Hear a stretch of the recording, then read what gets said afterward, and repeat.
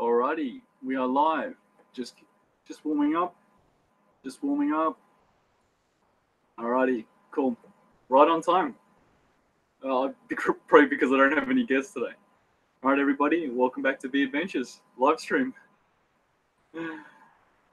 Great time to ask me questions. I'm just getting my windows set up. What's going on?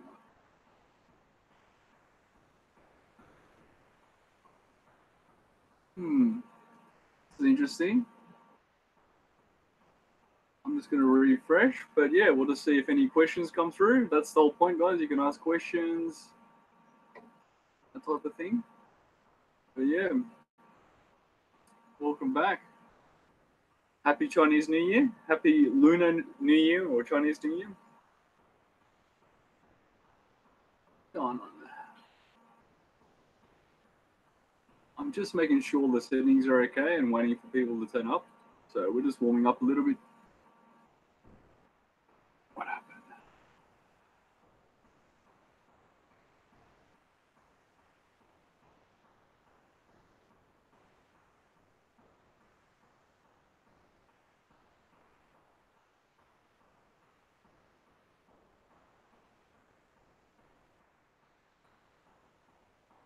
Yeah, it's weird. Just trying to see what happened because usually there's a comment section. Usually there's a side comment section. For some reason, it's not.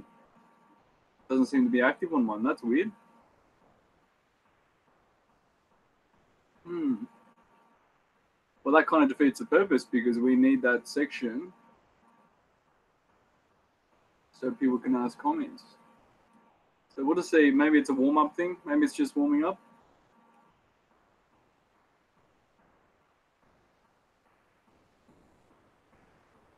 I'm just checking the settings, guys. It seems to be set up properly. It does seem to be set up properly. So I think that might be, I don't know, maybe some type of technical error. My apologies, guys, if that's a... My apologies if that's a technical error. But yeah, I obviously set this up a week ago, meaning just to give you guys plenty of warning. So you could have seen that on the Facebook page or here on the YouTube channel. You can check for updates and all that type of stuff. What the heck?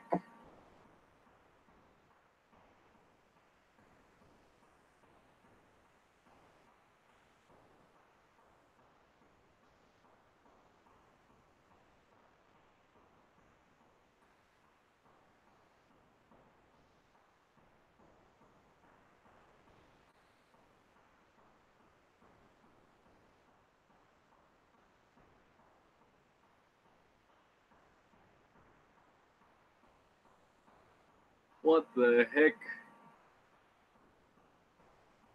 Alrighty, here we are.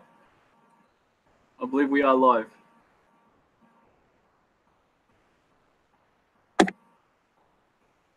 Common technology. Yeah, okay, good. Guys, what happened was I was here early. So welcome back to The Adventures. Welcome back to the channel. Thank you for joining the live stream. I was here early on time. I had a technical error. There was a technical issue, so I was live broadcasting. It just wasn't going through to YouTube. So for those of you who don't understand, you need two separate things going on. You need to record yourself somehow and then send that to YouTube. Now, you can do it through Google Hangouts, which is what I'm using. And there's also more third-party systems. So that's what, some people have a live talk show, but you need all this equipment and all this special software and stuff. So it's not that bad, but one of those things. All right, so welcome back, guys. Welcome back. Thank you for joining me, if anyone is joining me. Alrighty. So the whole point of this is live stream. So you can ask questions. Go ahead, please. That's the whole point. Ask questions, or if you just want to share things. And yeah, I'll just share what I've been doing. I was a little tired. I was binge watching El Chapo. I'll write that down. I was watching the El Chapo series. It's about the Sinaloa drug cartel in Mexico. That was cool. So I already watched the first season previously, and went, wow, I'm a big fan. And then I didn't know there was a second and third season, so I found out. And by the way, that's life now. We don't go on the TV with the remote control. You know, we go on the internet. You know, the Internet of Things or whatever. So that's entertainment now. Entertainment is right here in your hand. It's not bad, but a lot of people get upset and they don't understand what it is. So anyway, yes, I was watching El Chapo on the online, and that was really cool. It's a really cool series, and yeah, I know it's about drug cartels, but it actually covers their history. It actually covers a lot of history of Mexico and like the political history and, you know, other issues that were going on. So it's just, I think they did such a good job. One, it's entertaining. It's just a, you know, TV series or an entertainment series. But two, Netflix. It's on Netflix. Excuse me. So if you have Netflix, you know, go ahead. It's really weird in Australia. We're still working out the whole pay TV thing or online streaming thing. We're still working it out. And anyway, hopefully I can get Netflix at some point. But I have friends who have it, and yeah, they love it. It's fine. Coffee. So anyway, yeah. So I was watching season 2 of El Chapo. That was really good. So if you're into, you know, crime series or crime drama, that was really cool.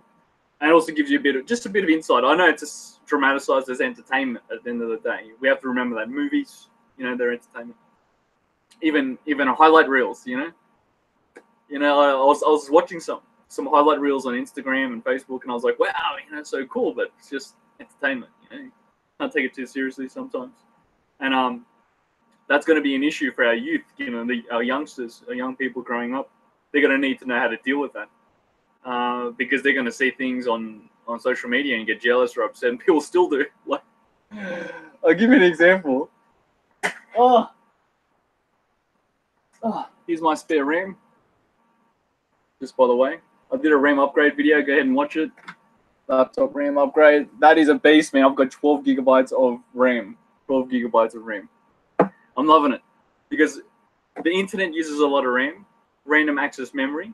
So just like by nature now, being on the internet or browsing or watching videos or going on Facebook, that uses up a lot of RAM. I've also noticed Amazon and eBay. When I'm online shopping on Amazon and eBay, uses up a lot of RAM. What else? Google Chrome, the browser, that uses up a lot of RAM. And I checked with some tech experts. They said, yeah, every year Google Chrome has gotten heavier and heavier and uses up more and more RAM. Now the reason why, it's more powerful, you know. An internet browser now is not the same as a program or app now is not the same as a program or app 10 years ago. So 10 years later, you know, you got to upgrade parts, you got to upgrade your RAM and your hard drive. But anyway, yeah, I was like showing this off. I showed this on. They're like, oh, Gucci. They're like, oh, you got an expensive hard drive. It's just a hard drive, high-speed hard drive, Samsung A50 Pro. It's a reverse image on the camera, I know. That's to do with photography. It's called a mirrored camera. It does a mirror image. That's how it captures the image. Anyway, that comes from the old photography days. And I've got an 850 as well. That's for my other computer, my other laptop. And I actually originally tested it with the 750. I just threw the box out. But yeah, all good. Samsung are the best, man. Do not buy any other hard drive. They are worth it, at least for now. You know, it's different time periods. But at least for now, they are making the best in the business. They are worth every cent, worth every penny. Anyway, yeah, so go check out my laptop upgrade videos. So the whole point is there's only so much you can do with a laptop. Usually you don't really upgrade them. That was always the traditional thing.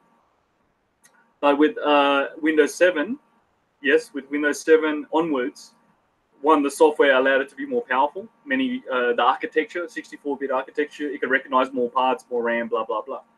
Fast forward to Windows 10, very much so, even more so, more powerful. Windows 10 can recognize even more hardware, even more capability, even more powerful. So yeah, Windows 10 is awesome. You know, you gotta understand, I was testing all this. I was testing the parts, testing Windows 10. Yeah, I'm very happy with it. For me, because I'm a business consultant, there was a lot of problems because we weren't allowed to use it. You know, we had to sort of use what other partners were using, you know, just work purposes, office work. And for God's sake, you know, some of the major partners were using Windows 8.1, and I said, guys, we can't keep using it. It's unstable. It's unstable. It's crap. Like, we're getting our work done, but it's really inefficient. So finally, I complained enough, and offered solutions. Like, come on, let's just roll over to Windows 10. It shouldn't be too bad. Most of our software and business systems should be compatible, and they were. It was to do with our VPNs. We had to make sure we had secure connections for the, just for working communication we're doing. And yeah, it ended up working. Windows 10 ended up working like just straight off the bat. It was our own. We knew it was our own business software and our own communication software that was the issue. Showed how outdated it was. So anyway, yeah, that was just my little mission with Windows 10. Worked out well. So, I'll write that down.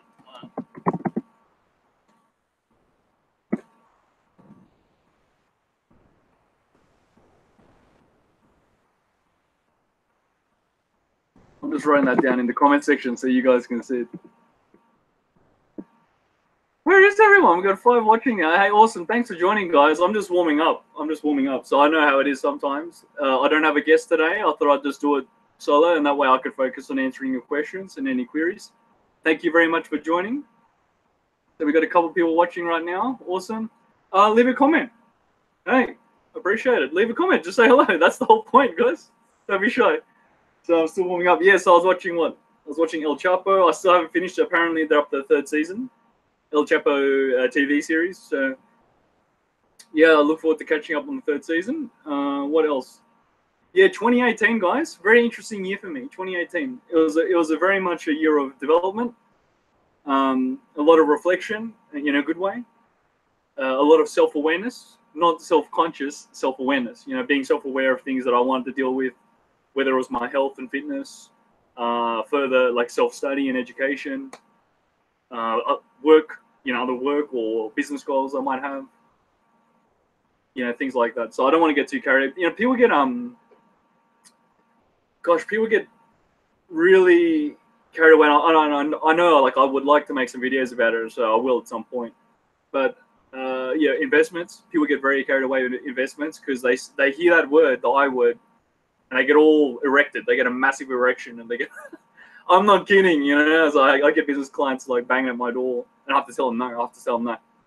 I'm not going to deal with you if you're going to get all weird, But yeah, I mean, putting cash in a savings account is an investment.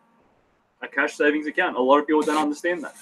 And what they don't understand, for example, right now, you can find a good interest rate of, say, 2% savings interest, 2% savings interest.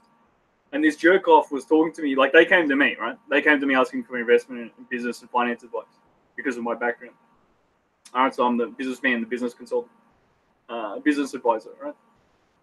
And again, I'm probably going to start sharing more about that side of my life. So I got a business finance background. And they came to me, the jerk off, and they're like, oh, tell me about investments, whatever. I said, well, how much savings do you have? And they weren't revealing it, so maybe they had something, maybe they had nothing. I said, look, why don't you get a cash savings account, look around, get a good one that you're happy with, and save what you can, whatever it is, $10 a week or $20 a week. Yeah, that's an investment. You have to start somewhere, right? You have to start with that. And they're like, oh, well, I'm already doing that. And I said, okay, well, so we'll keep doing it and see how high you can go. Can you save $30 a week or $40 a week? Whatever they get paid. And I think they were getting paid fortnightly, every 2 weeks. So I said, okay, so every payday, every 2 weeks, go ahead and save $50 or whatever you can. And they're like, oh, but I need capital growth and I need gains and blah, blah, blah, blah. And it's just like, are you kidding me? Google. At the power, Google what that means. I know I'm getting a bit pet peeved now, but I was like, Google what that means, because you don't even understand what risk is. Risk is not when you don't understand something. To spell that out. Risk is when you don't understand something. That's when you're in risk of something, right? That's the definition of risk. I'm gonna run that when And by the way, guys, I do this just for notes as well, just for documentation and notes for myself and for the viewers too. So I can always look back and then check what the hell we're talking about and look at the notes. You guys can too, especially if my accent is a bit heavy. Sometimes I have to modify my accent, speak like an asshole.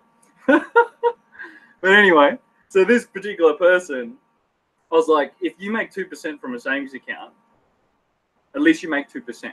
It's better than losing it all. And if you say the R word, recession, the R word, which we're heading for, recession means like crash, like economic crash, economic downturn. Well, then you lose everything, right? So it's like you're trying to be so cool and savvy and greedy, well, you're just going to lose everything, right? 2% is better than losing it all. And that's what a lot of the greedy idiots don't understand. They want gains, gains, gains, gains, gains. They don't understand the risk. And what's the risk? The risk is not understanding what the hell the subject matter. You know, it doesn't matter if it's toxic waste, property, or whatever. You got to understand what the risk is, and a lot of people just don't want to accept that. So I learned that from a professional friend, meaning he's not a property investor. Like, he knows his stuff. He works his properties himself. He lives in that area. He works on the properties. He patrols the neighborhoods. He knows what the neighborhoods are like. Is it loud? Is it high crime or not? Obviously, he goes for good neighborhoods.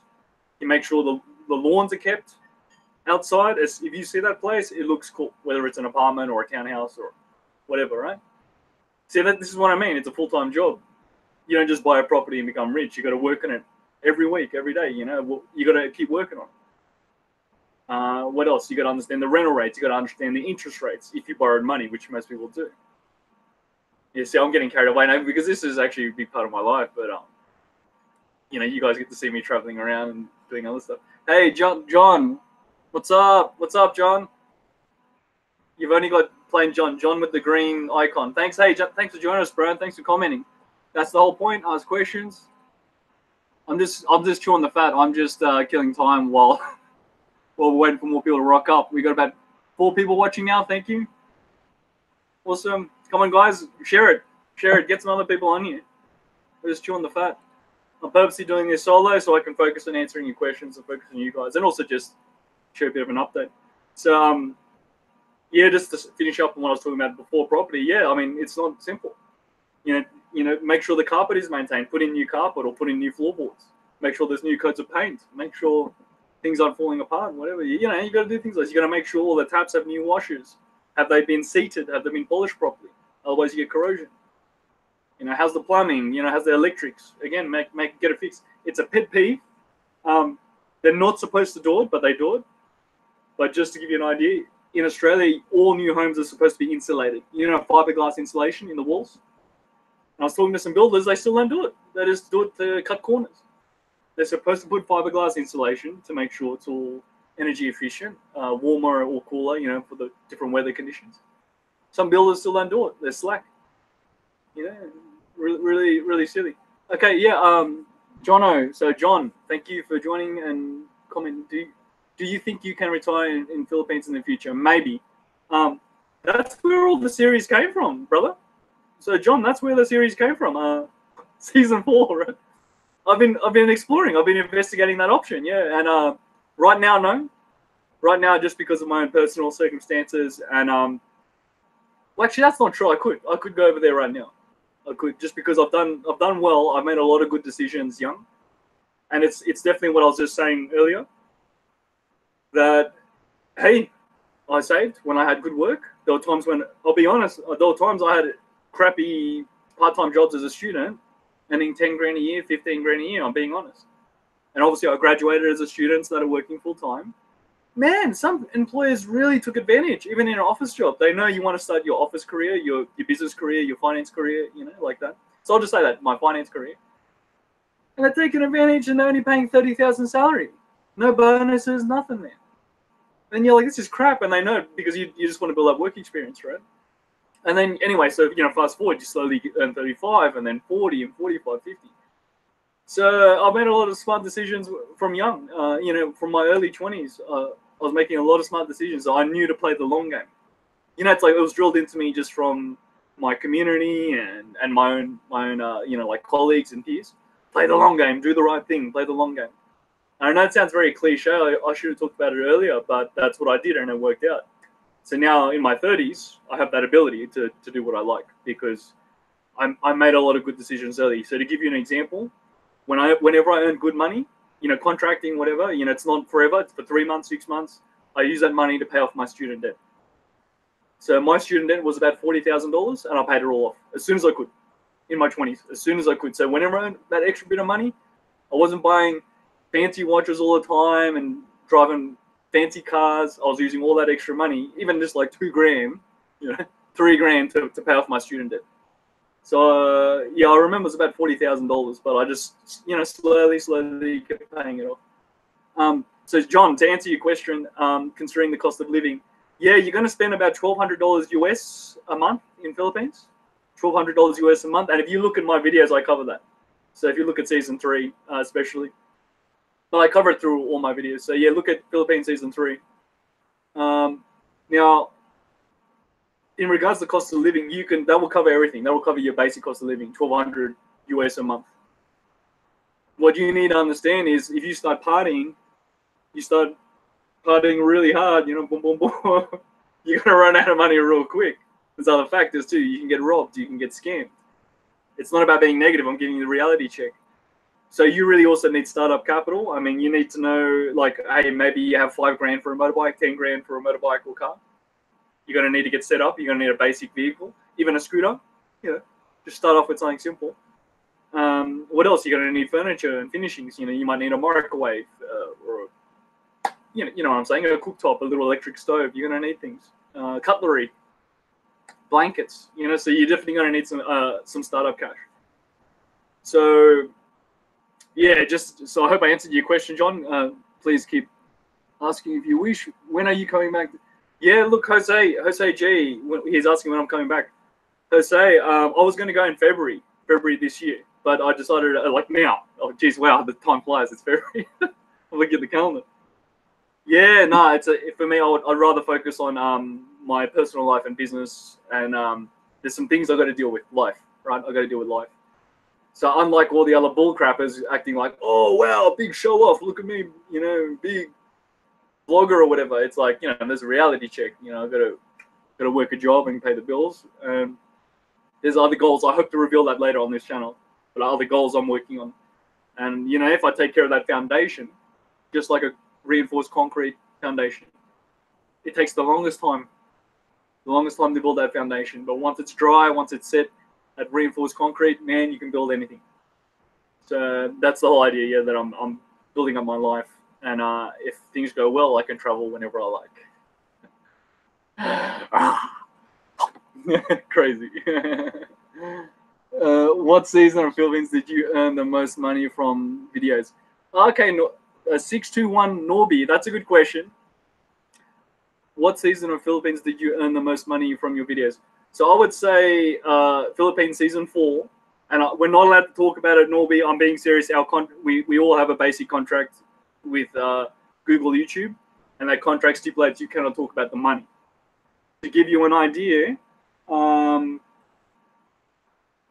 I earn a month from YouTube might buy an external hard drive. You know, you better be smart enough to work out what that means. So what I earn a month might buy me a memory card and a hard drive. I'm just trying to find a hard drive to show you. You know, like you know, one of these cheap external hard drives. Yeah. So Norby, you know, one of these hard drives you put in the computer, and I back up all my photos and videos on a hard drive. Just to give you an idea, right? So these aren't very expensive. So, right. So, you know, the big YouTubers, guys, you got to understand, a lot of people have this misconception, and you really got to get it through thick heads. You lose money by making videos. It's so expensive to make videos. It's so time consuming. You lose money, right? So a lot of people do it as a passion. They do it as just their hobby and their passion. And of course, Casey Neistat, he's a big vlogger. I love Casey. Man, he breaks a DSLR every month. Yeah, $1,000 DSLR. He breaks one every month. Just to give you an idea, he's breaking a camera plus the lens. The lens costs a couple of grand as well. The different lenses he uses. He's breaking a camera every month, man. So that's a full-time job. It doesn't matter what you guys think of it. He does it full-time, 60 to 70 gigabytes of filming every day. Every time he makes a video, 60 to 70 gigabytes. That means he has to buy a hard drive, a memory card, a new camera, a new lens because he keeps breaking them. Yeah. So, yeah, you don't make shit. So, look, I'm just going to tell you straight, Norby. The average YouTuber makes $30 a month. They make about $30 a month. You know, most will make around that. I'm being serious. And like I said, unless you're a big Casey Neistat, like you really know your stuff, you're breaking a camera every month, like a $3,000 worth of equipment. He breaks everything, that guy. But you gotta understand, that's his job. You know, he's burning all his money to make those videos, right? So I'm happy that he's successful. And it took him years. I think it took him 8 years. It took him a long time. He talks about it. He talks about it in his own videos. But anyway, are you dating? YG360, are you dating? Not at the moment. I was trying to, and that's part of me. I'm working on that. I'm not kidding. I'm working on that in the best way possible. Like, you know, working on myself. You know, it's a thing. Like, if there's better ways, interpersonal skills or communication skills. It's a difference between cats and dogs, but it's actually a thing. So, yeah, you know, the dating game. What else we got? No, but yeah, I wasn't curious about the amount, but what season was most profitable? Oh, brother, yeah. Okay, season 4, but it doesn't even cover like the accommodation, the flights. I pay for that all myself, guys. I'm not sponsored. I have to sponsor myself, you know. Maybe one day, right? That's the whole idea. I just do it for you guys to share with all of you, and maybe that gets more recognition later. You know, I've been interviewed on SBS Radio, which is a TV and radio, a media company here in Australia, SBS Media. Yeah, they interviewed me on SBS Filipino Radio, and that was cool. But that's all, you know, just because you get one or two interviews don't make you somebody. But yeah, that's the whole idea normally, that you build it up. I want to keep building it up. And yeah, it doesn't, what I make from advertising revenue, I'm being honest, doesn't even cover the cost of my videos. You know, it costs so much to make them. Yeah, it's mainly to share with you guys, sharing all that valuable information, sharing that value, and helping other people out. Because that was the whole idea. I was like, man, why doesn't someone make videos to help another person out? And that's why I started making them. And I was actually making them for my friends. So when I was talking to the camera, I was pretending I was talking to my friends in Australia, like, hey guys, this is what's happening, you know. But so that's how the whole vlogging thing started. And I didn't even know about Casey Neistat either. I didn't know, like, I'd seen his iPod video many years ago. He made a video where he was talking about the iPod and how it's designed to break every 12 months. You know, I kind of knew of him, but I didn't follow him. And then it was actually you guys, my subscribers, told me to get on, watch Casey Neistat. And I went, oh, right. So I was just figuring it out. I was just literally making travel videos, you know, for myself. And yeah, they worked out, and still make them, you know? And you know, I'm just making videos in general for fun. So yeah, keep asking questions, guys. These are good questions. You know, there's not many people in the room yet, so that's why I'm happy to just chew the fat. Keep talking. You got 8 people watching. Hey, thanks, guys. Thank you for the 8 people. Leave a comment so we know who you are. Just say hi. Just say hi, guys, in the comment section, or on the chat section. Excuse me. So yeah, but John, I like where you were going about cost of living. So yeah, so for me, you still got to understand it's a developing country, and it sounds obvious, but it's not. So you know, like the crime rate is different medical standard. So to live well, and I know people that have done it. To live well, you're probably going to need $2,000 a month. And the way they did it, they were already using some sort of pension system, meaning they're old, they're retired. So they already had some sort of pension income coming in, or a military pension. You know, all that type of stuff. You know, you see all these bullcrap entrepreneurs. You know, it's the new hip word, entrepreneur. So all these, oh, I'm an online entrepreneur. And you got to understand all these advertisements. I hate it. You see these advertisements on YouTube and Facebook. They're bullcrappers, right? They're bullshitters.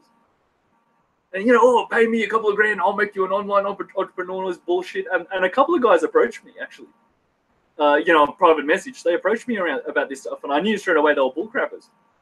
And I asked them, like, what do you guys really want? They go, I want to sit back on an island making money for nothing.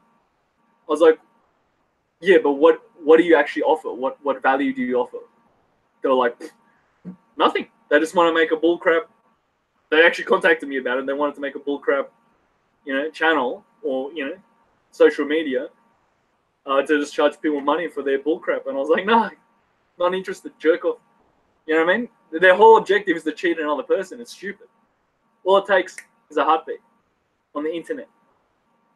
As soon as people figure out they're bullcrappers and scammers, man, they're down the tube. Everyone's going to know. The whole internet's going to know. It's stupid. Absolutely stupid. So, yeah, if you know the whole fake it till you make it, if you fake it, we all know you're fake. You're not going to make it. If you fake it, you won't make it. That's the whole point. Yeah, look, Jono's talking about he saw some cheap rentals like $250. I guess you mean $250 a month. Yeah. Keep looking. Keep looking, John. I've seen some too. I know what you mean. But the problem is real life, reality. You'll go down there. I don't know where you're looking. Put some more detail, John. I'm happy to keep this chat going. Like just say I was in Dumaguete City. I went down there. It's bullshit. You go down there and then they change the price because you're a foreigner. Then you look around. It's maybe not the nicest area. You ask the locals that it's a bit further away from town, or maybe you got to ask around, right? You got to go in the daytime. You got to go in the nighttime. See what it's like. There are a lot of barking dogs. Things like that. So yeah, absolutely, John. Keep looking, but you got to understand. Don't trust everything you read and see on the internet. Just I mean that respect, brother. Yeah, respect, but just don't trust everything you read on the internet. One girl, I was showing to one girl. I'm just being honest. She sent me all these pictures. Oh wow, she's good looking. It was her, but her when she was in her 20s. She's now in her 30s. She looks totally different, right? Just to give you an idea. You see what I mean? You can't trust everything on the internet. So, Las Vegas, Nevada, USA, flying machine. Hey, flying machine, Las Vegas, Nevada. You got Tesla out there, the Tesla Gigafactory, making Tesla batteries. That is going to be the largest battery factory in the world and the largest electric car factory in the world. So, Nevada. You also got SHOT Show sometimes, the gun show. SHOT Show in Nevada, I guess. Yeah, but I don't know. They move SHOT Show around, but yeah. Are you Filipino? Are you Filipino? Why you keep coming to Philippines if you're not? Baggy nag. Okay, baggy nag. Well, maybe I just like it, baggy nag. Do you like pizza? Some people like pizza and some don't. So they're baggy nag. No, I'm not Filipino. I'm actually Chinese. As you can tell, I grew up in Australia. Got the accent, baggy nag. Baggy nag. I grew up in Australia. Chinese. So I can tell because baggy nag, I don't know, maybe they're from Philippines. So I like it. Oh my goodness, ganda Pilipinas. Ganda guapa Pinay. Maganda Pinay. No, I like it. I like it, man. It's friendly. I like the culture. There's loads of them in Australia. Andy King, there's loads of them in Australia. All right. I don't know what yeah, don't be afraid to explain a little bit, guys. But yeah, I'm glad to hear from you. Guys, keep the comments coming. This is cool. This is cool. Yeah, and baggy nag. I mean, these names, right? That's the name this person put. Yeah, I like it. Also, the shooting sports. I mean, it's not for everyone, but I like it. It's so ridiculous. It's so ridiculous. It's easier for me to fly to Philippines and go shooting than it is to go shooting here. It's ridiculous.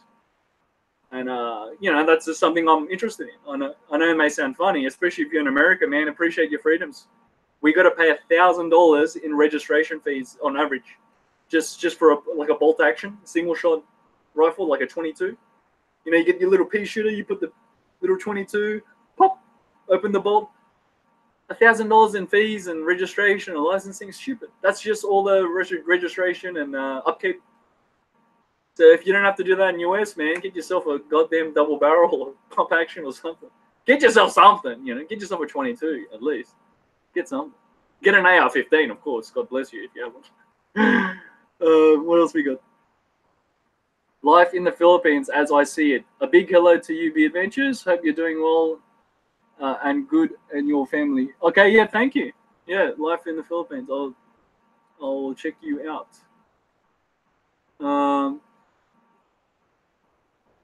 Yeah, I'm loving this 12 gigabytes of RAM. It's a laptop, but hey, 12 gig of RAM, man. Awesome. Value add.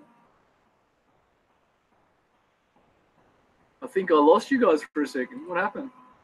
Hang on. Lost you guys for a second. Oh, right.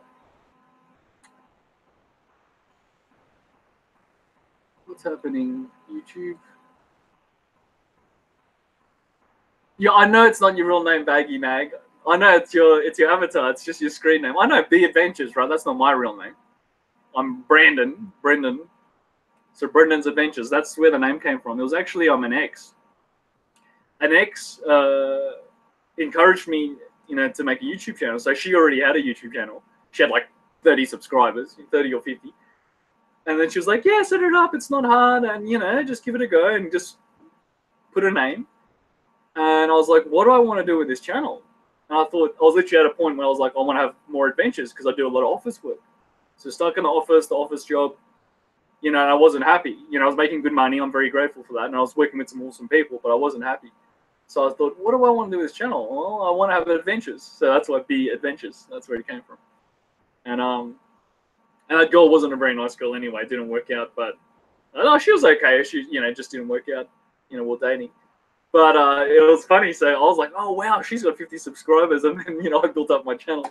And, you know, wow, look at me now, sort of thing. I'm going on 20,000 subscribers. And guys, yeah, share it. Please share the channel with other people. Help me get up to the 20K. You know, that would be really like a good milestone for me. So I know that, one, you guys are interested, and I'll keep making videos and series. Oh, you remember me, life in the Philippines, as I said. I remember you and Says Style from a while back, yeah. So, yeah, Says is gone for now. Says Style is gone for now. That's his own choice. He made his videos private or took them down. And, guys, I don't know why people are getting all weird about it. He was, okay, I'll explain it. I don't want to keep talking about him, to be honest. Because I know him in real life as well. Right? So I'm not gonna razz and diss another person, disrespect another person, especially when they're not here. But he announced on his channel that he had broken up with his wife, Lynn, and he wanted to keep partying. Right? So you make of that what you will, but he made his own decision. He's a grown-ass man. If he wants to keep partying, then that's his own choice. I mean, breaking up with your wife is a big deal, right? It's a serious decision. So best wishes, right? off he goes. So that's it, you know. And then he took down his videos, you know. So bit crazy. I'm being polite, and just hang around some dodgy people. There was a lot of accusations he'd been doing dodgy things, or hanging around other people, dodgy people. So again, accusations. That's on him and the community to work out. You know? I'm not interested in gossip and hearsay. Having my coffee. All right. Yep, he's in. This other guy saying he's in Philippines now since November 2017. Yeah. I checked out your channel, man. Yeah, I took a quick look. I was just taking a look. Yeah, cool. John said, I said somebody's a fan of she-males. Yeah. Lady boys, yeah. No, I kept razzing him. When we were friends, when we were traveling together, I kept razzing him, and he was cool about it. Like, he could take a joke. But it's a thing. They would go, I'm talking in real life, they would chase him. They would go crazy over him. Yeah, man, it's a thing. I mean, you know, they see a younger Westerner, you know, younger American guy. That means money. Let's get that straight. It means money. They're chasing money. And you got to understand, if they're lady boys, it's actually men. So that they could physically overpower him. They could beat him up and grab him. So, and that's the risk anyway, by the way. Thailand especially. It's an issue. People get robbed by lady boys in Thailand. It's a thing. I know it sounds funny, but it's something you just have to be careful of. Norby, 621 Norby, some really messed up rumors going around about Seth. Hey man, like, I think his Facebook is still active. You know, message him. That's what I'm telling people. Message him directly. You know, go straight to the source. And, you know, that's that. But it's also up to him, as in he could easily put videos up again or release them or speak to his own defense. It's for him. So let's move on. And guys, come on, wake up. Philippines, yeah? Boom, boom, boom. Right? There's a lot of action going on, you know, whether it's drugs, partying, this, you know, there's a lot of things going on. So that's for one to decide. And you can have an early grave there, man. It's sad you see guys in bars at 10 a.m. Like, that's why I did this video early, just so it's a bit more convenient for the different time zones. Sometimes it's a bit harder in other time zones. Usually I do them a bit later. But yeah, I mean, this, like, right now it's 11:30 a.m. in Australia, and there's people in the bars in Philippines getting drunk on Red Horse and cheap rum. It's crazy. And man, you'll hit an early grave. That's what they're looking for. The problem is they don't. The problem is they don't die. They just keep drinking slowly fading away and getting more and more miserable. Kenji Hitmaker. Hi, Brandon. When's your next trip to Asia? Yeah, I'm not sure, Kenji. I was just saying that at the start. I'm working on myself and my own personal life. I've got other things to worry about. I'm being very serious, but, you know, like work and other things. And if I get that squared away, then I won't have to worry. I can do whatever I like and travel whenever I like and wherever I like. But yeah, I was actually going to do it now, February, but I decided against it. There's too much going on in the business world, and you know, I'm a businessman. There's too much going on in the business world right now, and because people get upset when I talk about the economy. So I've studied economics, and I still follow economics. I mean, people get upset, but I could talk about it. I'm not sure how interested the audience is. But yeah, there's a lot of economic things happening. Yeah, so you might want to Google the economy wherever you are. I follow. I try to follow as many as possible because they're data points. You get more data by studying more things. But I follow typically the U.S. economy and Australian. I follow it because we're actually linked together. You know, we're allies and partners. And what happens in the US also impacts Australia. So yeah, so to answer your question, Kenji, I'm not sure. I was going to travel now, but I'll probably push it out maybe to later in the year. Because later in the year, if things go well, hey, I deserve a vacation. But we'll see if business goes well. Yeah. Otherwise, oh, by the way, I better post it. This is really serious. There's a measles outbreak, guys. I'm gonna post it. There's a measles outbreak in Philippines. So get your shots. Yeah, I'm glad I remember that. Right, get your shots before you go. Even if you're Pinoy, if you're Filipino, you can get a measles what do you call it? A vaccination injection for free. All right, so if you're Filipino, you can get it for free. Foreigners might have to pay if you're in Philippines. I think they're offering it for free too because they don't want more people to get measles. Right, it's highly contagious. It's spreading. Right, there's an outbreak. So guys, yeah, serious note, there's a measles outbreak in Philippines. Tell all your friends and family, get your shots, get your injections, whether you're in the country or going to visit. All right, it's serious. Yeah, so that's a serious thing, you know, public service warning. Yeah, there's also a lot of terrorist activity. You got Abu Sayyaf and you've got ISIS. ISIS is the Islamic State of Iraq and Syria. That's why it's got that weird acronym, weird name. And you got Abu Sayyaf group. Now the problem is ISIS are recruiting. They're absorbing a lot of these terrorists. So whether they call themselves local name Abu Sayyaf or ISIS, they're terrorists and they're doing like bombing campaigns, kidnappings, murders. So that's happening in the south, in the very far south, in like Jolo Island. So there's a military campaign going on there right now. And for the soft idiots who don't understand, they did a peace deal. The government offered a peace deal. They chose peace. You know, you get these uppity. It's really sad. You know, I shouldn't sound so critical. It's really sad because people don't understand. It's happening. You know, they got hard terrorists, man. They'll kidnap you and cut off your head and put it on the internet. They'll behead you. It's serious, you know. And the government offered a peace deal. They said, put down the gun. You know, we'll do a peace deal, and they're still active. The rebels and terrorists. So people get all uppity. They don't understand. It's not the same as Australia or America. You can't just say, oh, let's choose peace. They chose peace, and the rebels kept attacking. Right? They've kidnapped a couple of the last two I heard about were some Canadians. There was also some Malaysians and Indonesians. They got kidnapped, but these two Canadian guys got beheaded. Two young Canadian guys kidnapped, and then they took them south and cut off their heads. You know, it's not funny. You know, so it's not as simple as choosing peace. They chose peace. The government offered a peace deal and did choose peace. They broke the peace deal. They used the peace deal to rearm, to regroup and rearm, and then once they rearmed, they kept attacking something. So, you know, it was a strategic move. They just used the peace deal to regroup and rearm. And ISIS have moved in. You know, I've liked your videos. Kenji, I've liked your videos over the past years. Thanks for keeping it real. Great job.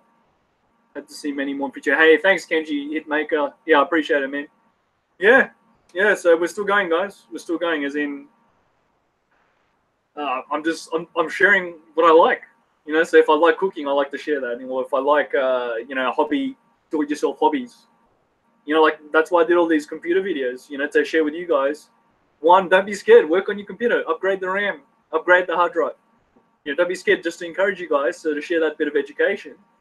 and also show you that that's what I'm interested in. You know, I'm into technology. I had to learn for work, and also I had to for making these videos. You know, I had to make sure my hardware was up to date. Yeah, it's dangerous in Mindanao. Yep. So guys, I'm not hating on Mindanao. I like Mindanao because I've been down there. Davao City and Zamboanga del Norte. You know, so across from Dumaguete City, basically. What was it, Tapitan and Dipolog. I liked it. I had a great time. I went with some Filipino friends. I liked it. It was great. But obviously, vacation. We're traveling around on vacation, having a great time, and then going back to a safer region. So, of course, it's not recommended. I mean, some people are very irresponsible, showing off. Oh, look at me. I'm in Mindanao. Okay, yep. We get it. You're there. And what they're not telling you is they're usually with Filipino friends. They're not just running around crazy by themselves. They're with a wife or a girlfriend, you know, someone close to them, or extended family and, you know, extended friends. You know, we've got to be responsible. You can't just go running around a war zone or a very dangerous area. You're going to get kidnapped and beheaded. You know, you got to be. I think we've just got to be that little bit more responsible. So I know it's different if you got a wife or a girlfriend or family down there, but yeah, don't go down to Mindanao. Try not to. Or Davao City. Go to the specific well-guarded cities. So Davao City is the safest city in the Philippines. Yeah, that's awesome. I've been there. You know, I enjoyed it. It was nice. I should go back. Friend of mine, Norby is saying, friend of mine in Ilagan said the Muslims came and said if you don't vote for Muslim, they will have war. I'm sure it was a scare tactic and hope nothing comes of it. Yeah, me too. Yeah, absolutely. And you got to understand, guys, it's not just the Muslim terrorists. There's also just rebel groups. They're just rebels. You got NPA, New People's Army. They're like communist rebels. They call them mountain police because in the mountains, there's nothing. There's no hospital, no schools. So they're literally the local security. So some NPA are just like, how can I say it? Well, that's what they call them, mountain police. Sometimes they're just like mountain rangers, you know, like local police, you know, local militia. So sometimes it's got nothing to do with ideology or religion, nothing good, you know, like sometimes they're just locals guarding their area, right? So that's how bad it is sometimes too. A lot of people don't understand. You got drug cartels, crime syndicates. Again, I'm not razzing, guys. I'm not saying this like to sound all bad. It's just a reality check because so many people get fresh off the plane and they're googly-eyed. I've been that person going, oh, well, oh, man, they get robbed. You get robbed. You know, you get scammed, you get robbed, you know, because you're looking around thinking, why isn't everything more like organized and like America or Australia? Because it's different. It's totally different. And that's why I like it. It's a great adventure. You go on this amazing adventure, but it is hectic. It is hectic. My American friends are like, what does that mean? Oh my, why does he say hectic? Then we'll look up the meaning of hectic. Google it. It is hectic, man. But it's quite amazing. I mean, you know, the shooting range videos alone, people don't believe it. Some girls here were razzing me, some Australian girls, they were razzing the shit out of me. You know, I knew them. Oh, why do you go to Philippines? You know, they're like being really weird. I go, watch my videos. I go to the shooting range, go to the islands, island hopping beaches, drinking fresh coconuts, eating seafood. Watch my videos, yeah. And I could tell they're being insecure, they're really jealous, they're really upset and jealous. And I was like, it's documented. It's there. You know, ATVs, quad bikes, you know, all that cool stuff. Yeah. I'm just chewing the fat. Andy King says it's all CIA mercenaries. I can't rule that out. We've got to be careful. Be careful, Andy King. We got to be careful because there's a lot of controversy that either CIA, either Google, YouTube are working with the CIA, or they're paying for the intelligence, which would make sense. Meaning, on all these platforms, Facebook, Instagram, Twitter, YouTube, Google, they gather your information. They're gathering data, right? And why would they gather all the data? Well, it boils down to business. They want money, so they sell it to who pays enough money for it. That's the reality check. It doesn't mean you need to get all paranoid, but you certainly do need to be careful, like two-stage authentication, things like that, just upping your security, strong passwords. It does matter because, you know, there's all these hacking scandals with Facebook. That's real. I have to change my passwords on Facebook. You see what I mean? Two-stage authentication means if someone logs into my, if I log into my email or Facebook or YouTube, I get another request on my phone like this, and I have to say, yes, that was me on my phone. So that way, if I get hacked, they know whether it's me or not because I have to verify on the computer and on my phone. So just for the people who don't understand what it means, everyone should be doing that, by the way. I know it's annoying, but you kind of have to. Like, I got hacked by these jerks in the UK. I got a warning. Warning, your account is being accessed by someone in UK, in London or whatever. Well, that's not me. I'm in Australia. So straight away, I just clicked it says, is this you or not? Yes or no? I said no. They said, yep, thank you for verifying. We just blocked them. So you see what I mean? That was just my email, my Facebook, right? But immediately they knew. I use Microsoft Outlook. Outlook knew straight away this is not Brendan because Brendan's in Australia. Well, it immediately asked, is this you or not? And Facebook knew as well. Same thing. Facebook knew, hey, Brendan's in Australia. Why is this person hacking him from UK? You know, like, or why is it trying to be accessed? And of course, it may be you. Maybe you're traveling. So you can also verify, yes, that's me. I'm traveling. Andy King. Muslims have become the world's scapegoat, unfortunately. Yeah, well, look, they need a, for what it's worth, my opinion, you know, my just 2 cents, they need to speak up more. I mean, if I have friends who are good Muslims and they need to speak up, and we need to hear from them because they're very quiet, you know, they're very, very reserved and quiet, but the bad ones are very local, very loud and terrorists and killing people. So you see, if there are good ones out there, we need to hear from you. You need to speak up, and you need to set a better example to those bad ones. And to give you guys an example, the word jihad has several meanings, and that's the problem. And it was actually a Western analyst who explained this to me, an Australian. So, you know, an educated first person. Jihad means holy warrior. That's the rough translation, but it can also mean spiritual warrior, like a monk, you know, a spiritual warrior. So it means someone who is spiritual, who prays, who is spiritual. It does not mean killing people in the name of God. I don't want to get too carried away, guys. I can tell this is going to get messy, but that's what, just a simple thing like that. Teaching people jihad means spiritual warrior. It means the battle of self. You know, battling against drugs and alcohol or gambling, battling against lying and cheating. It's spiritual. It's spiritual qualities. So that's what it means to be a spiritual warrior. So unfortunately, what they do is they target drug addicts, people who are low income, low education. They brainwash them and radicalize them and say, hey, you're going through a tough time, we'll help you. So they do. They help them. They get them off drugs, or they feed them, they clothe them, and say, hey, brother, now that we've helped you, you know, and they say, hey, we're going to teach you about jihad, you know, and it's corrupt, you know, and they're teaching him, hey, kill people in the name of God. No, that's not in the name of God. That's in the name of murderers. You know, you're just being a straight murderer, a killer at that point. Like, hey, if I smoke someone in the car park, well, I'm a straight murderer. But at least I own it. The adventures. Why is he talking about smoking? No, you see what I mean? No, I'm just joking. But it happens, hey. It happens. You know. So sometimes it's haters. I'm like, sometimes I'm a bit crazy. I'm like, yeah, well, meet me in Philippines. We'll finish it. This guy was hating on me. I'm getting loose now. This guy was hating on me. I was like, bro, have we met in real life? And this comment trail was on, you know, the videos. He was commenting, oh, I hate you. I was like, bro, okay, well, meet me in Manila. I'll be in Manila and we'll meet up. And yeah, so I didn't get it. And I was like, oh, he's just trolling. I was like, oh, right. Because he was just going spastic. So I just blocked him. You know, I don't like to block people. I'm being serious, guys. I want to encourage freedom of speech, but it's like, oh, he was just being silly. Like, and then another viewer told me he's like just some kid in his mum's basement. Like, he knows him. He goes, I know that guy. He's in the kid in his mum's basement. I was like, oh, right. I was taking him seriously because I do like to reply all comments, guys. I do try. You've probably seen that.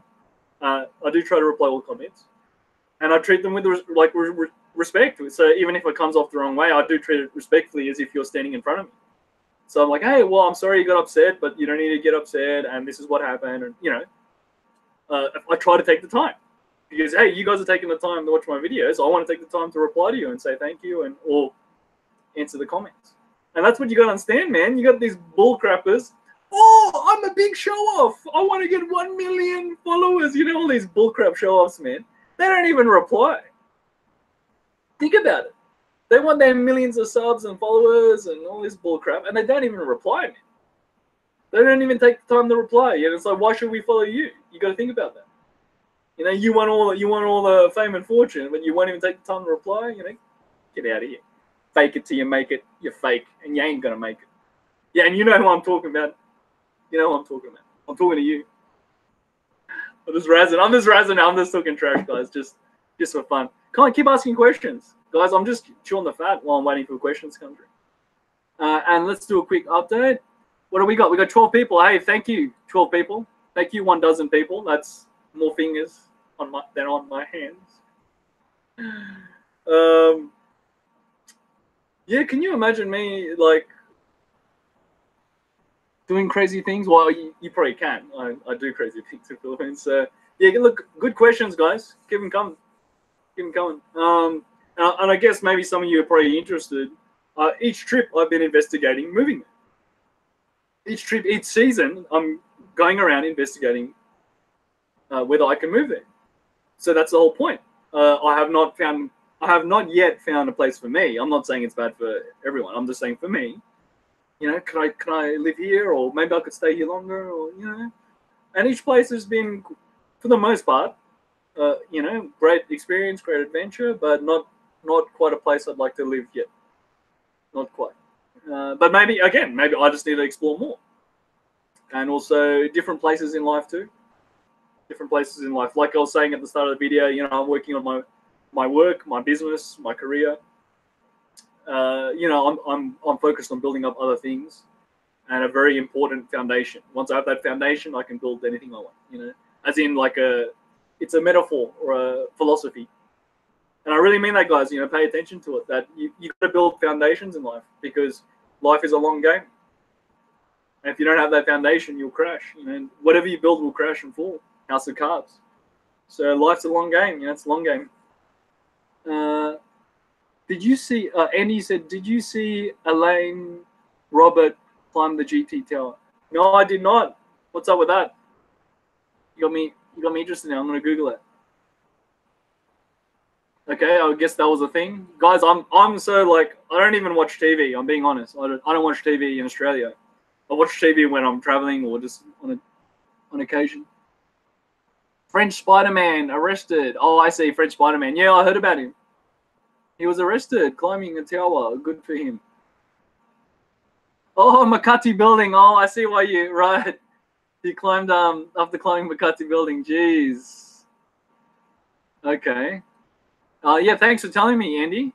You see, I'm a bit out of the loop, so that's also cool too when we do these things. And also comment sections. I get to learn from you guys. No ropes even. Yeah. Yeah, I'm looking at a picture. I'm just Googling it. Yeah, he's crazy, man. That's so dangerous.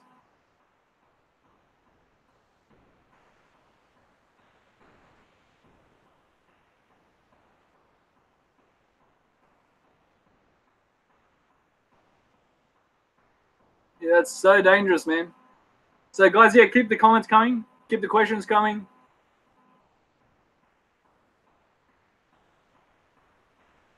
Right, so I'll look in that later. I might post that article or something. I'll look into it later. But yeah, cool.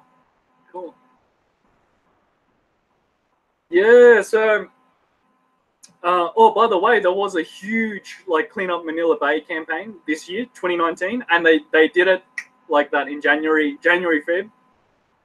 John, thank you for bringing it up, Erica. Yeah, we'll talk about it next, but I'll just finish up. And Manila Bay was disgusting. Many people have put videos on YouTube, like individual videos or even big vloggers, big YouTube names. And guys, just respect, it's just full of trash. Like, it's just disgusting. So all it took was one month January of volunteers. Like, big respect to the volunteers. And they all went down there with trash bags, and they got like 45 garbage trucks. They filled up like 45 trucks. They said 45 tons, but it's not really accurate because they're filling up each truck, right? So all the volunteers went down there with gloves and then picked up all the trash and driftwood. Night and day difference. So I posted that article on my Facebook. Check out my Facebook page, guys. The Adventures on Facebook. And you know, most of you probably know about it. That's why you're here. But yeah, it was just amazing. 1 month. So good on them, man. Good on the Pinoy. Good on Manila. I really mean it. To all the volunteers, respect, huh? Big respect. It shows you when you work together, they got it done like on a weekend. You know, like they all helped each other. They got it done on the weekend. It looks just clean now, at least. They said the water is still toxic, but it's a good start. It's a good start. This is how you improve the quality of the water. You got to pull the trash out, stop dumping trash. They're also fining the businesses that have been dumping trash, and the squatters. There's the people squatting around there that have to clean them up, and they also have to fine them. You know, but that's the whole point, right? People would drink a coffee and throw it in the sea.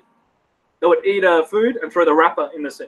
It's like, no, you got to collect the trash. You can't keep destroying your own country, you know? I mean, that's why I never went back to Boracay. I didn't like Boracay when I went in 2013. I had about, like, it was nice. It was nice enough, but I wouldn't want to go back again. It was because it's very expensive and heavily polluted, you know? Those sewage, you know, poo and wee. You could smell the poo and wee in the water. I'm not kidding, and that was in 2013. So finally, they cleaned it up. Good on them. You know, President Duterte said, hey, no more. We got to clean this up. So good on them. So yeah, they need to do a lot more, but I just, you know, well done to all those people involved, like cleaning up, whether it's cleaning up Boracay or cleaning up Manila. Keep doing it. It's worth it. Otherwise, people will think it's just this disgusting, destroyed island country. It's meant to be beautiful island country. That's what it's supposed to be, and it still can be. Right, so keep it up. Yeah, Erica. So I met Erica at Apollonia Hotel. I realized, I keep making these references. Maybe it's a bit hard for you guys to find. Let me just Google it. But I met her when I first went to Apollonia Hotel, and that's it.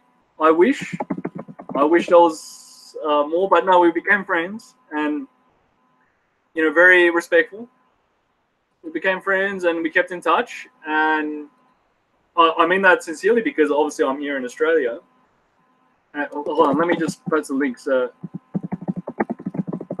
I was talking about this at the start, guys. I'd like to do this for documentation for myself, and also any other the viewers who come in late. I just posted the link. That's the Apollonia Hotel and the laundry day, and say if you want to see her. And yeah, she was a nice girl. Now, because of contractualization, most people lose their contracts after 6 months. The reason why the employers don't want to pay extra benefits, you know, like medical and insurance. So all they do is they hire people every 6 months and then fire them, even if they're good. And of course, a smart employer would keep them because you keep the experience and the training and a good stuff now. So yeah, so Erica had to keep moving around, working in different hotels. She now works like in like office job. Tech industry and like tech support, you know, call center and whatever. Yeah, we kept in touch. She's a good girl. We kept in touch, and we built a good friendship. And I'm being sincere because there's no way I could touch her, if you know what I mean. There's no funny business going on. And she just told me, look, she was straight. She just told me she's interested in friendship, and she didn't ask for money. You know, she didn't ask for money or anything like that. She just said she'd like to keep in touch and keep our friendship. And also, you know, it's sincere. You know, she went through some hard times. I was there for her. I went through some hard times, and she was at least nice to me. You know, like that's what life's about. And yeah, but and she's obviously going through a gym journey, so she was cool. So because we built this trust and friendship, you know, sincere, she was showing me her gym videos, and I was like, look, we don't have to. I got her permission. I said, why don't I, because she was just showing me short clips of her gym journey for herself. I said, why don't I make a video just for fun, just for us? You know, I'll put music and I'll edit it, you know, just for fun. So, you know, she's just doing these amateur videos with her phone. And she was like, yeah, okay, just you know, let's take a look. So I made the video. I showed her first. I didn't post it. And she said, yeah, that's really cute. Okay. You know, she could see what I was doing. She goes, yeah, okay, go ahead and post it. So she said I could post it on YouTube, but she didn't want me to post it on Facebook. So because, you know, maybe she doesn't want people stalking her or swarming around on Facebook. So I said, I'll do it for you, meaning not for my channel. I'll just make the video just for you, you know, for your own personal thing. And she said, no, yeah, you go ahead. She liked it. You know, it was just fun. You know, why not? We wanted to keep making more, so we'll see. You know, if you guys like it, we'll keep making more, just for fun. But it was really for her, as a gift to her as a friend. Like, I wanted to encourage her, keep going. you know, she went through a lot of personal problems. You know, I don't want to talk too much about that. That's her private life. But she had a lot of personal problems and relationship problems. So she dealt with it by going to the gym to get fit, but to get over the stress and the upset. And I know a lot of people that have done that. I know guys too. Guys who had to get over stress and upset. They went to the gym and ended up getting really buff. You know, I want to start buffing up too. Or at least fitness, just for my fitness. Anyway, so yeah, that's the story with Erica, and she is a nice girl. I mean, we've had chats. I even asked her, like, what are you after? As relax, what are you after? And she is like, well, how about a meal? like when you're in town, let's have a meal, let's have a dinner date, you know, like that's it. Like she's like, I'm not after money or whatever, you know. You know, she works. She's got a full-time office job. I mean, it's hard. It's not, guys, they don't earn much. It's hard, but you know, at least she's doing it honest. So yeah, you know, the temptation to get involved in more illicit things is always there. But anyway, so I hope that was enough for you, John. Oh, cool, bro. Yeah, yeah. Keep asking questions, guys. So who else we got? We got John. We got Andy. Baggy Nag, Kenji, Flying Machine, YG360. YG360.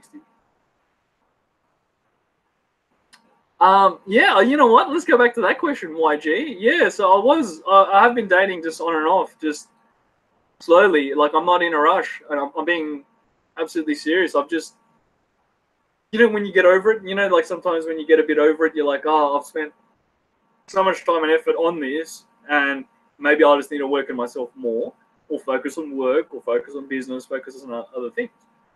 And you know, I'm just saying my experience has been very different. That you know, we all got to grow up. It doesn't matter how young or old. We all have to grow and mature. And there's many types of maturity, be it financial maturity, or spiritual maturity, or intellectual maturity. You know, there's many ways to mature. And for me, I guess, whatever. One, I'm working on all of those things. But two, I don't need the drama. I don't need the drama, brother. Sometimes it's just like, I just need to focus on myself in a good way. You know, so getting work done, getting bills paid, fixing my own health and well-being. And that's what you're supposed to do, whoever you are.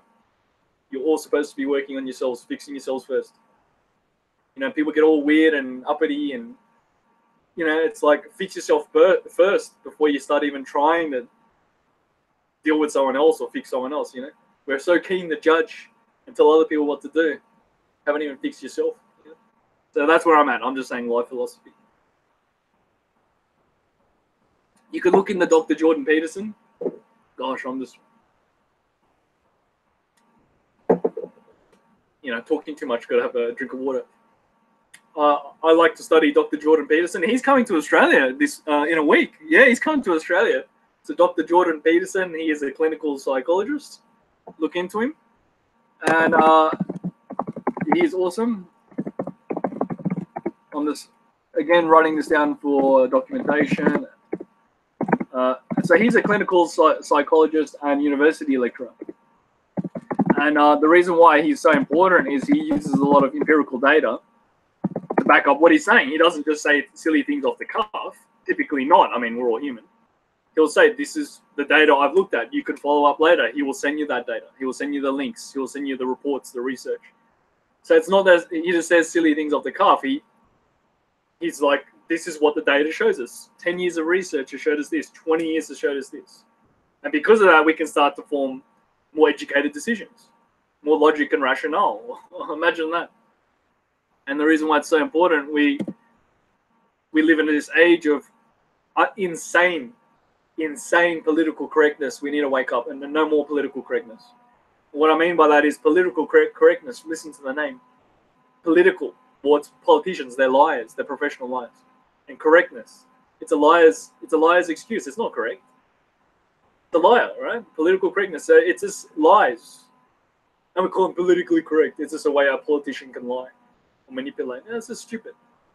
It's stupid. I mean, to give you an idea, we're becoming more gender neutral in Australia. If we become gender neutral country, it is so stupid. It means you won't be able to say hello, miss, because it's gender. Right? stupid. So it means you won't even be able to shake hands with a girl or a woman. You have to say, hello, oh, I can't touch you. Hello, gender neutral. You look very clone today. And you look like a clone because we're gender neutral. Do you understand how stupid that is? We'll have to talk to each other like clones because we're not allowed to address gender. You know, it's just stupid. Can you see how out of control it is? And a lot of them are soft. It's companies and politicians. They're soft. They're just scared. You know, and people don't understand, and they don't understand. We can call them out on the internet now. We got the internet. We can call them out. We're supposed to be. We can vote them out of office if they're politicians. We're supposed to. We're supposed to vote them out of office. Get rid of them. They're being idiots like that. And if it's companies, we can say, hey, we don't have to do business with you. You won't get our money. And we can leave bad reviews online too. You know, the power of the internet. In just a few moments, thousands of people could share that or put bad reviews and bad comments online. I was very interested to see that with another company. I was just looking into it, like it was a food company, and I won't say who it is. It's like a food chain, and they're getting all these bad reviews online. People were hating, like, oh, we hate your food and whatever. And it's like, it's popular food. People still buy it, like junk food, like fast food. And I was just like, wow, people were just hating on Facebook, hating on Google, like, and it just goes to show, like, for all their fancy marketing and advertising, that the market was already deciding. People were just hating online in Australia. People were giving a lot of negative feedback on a certain food chain. And I was like, wow, okay, yeah. they're probably losing. They're going to lose sales at some point, or they're going to get into trouble at some point. But yeah, and what made it worse was how they were dealing with it. People were calling them out as liars, saying that was where the controversy came from, where they were saying that this food chain had lied about their products and blah, blah, blah. Who cares, right? Just fast food. But customers felt that upset. They were like, you're liars and whatever. So, yeah. It was a thing. So I was just like, wow, the power of the internet.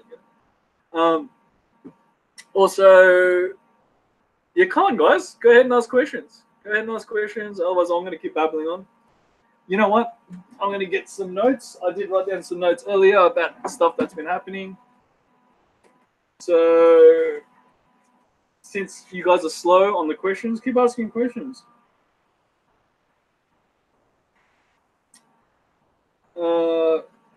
Yeah, I've been vaping.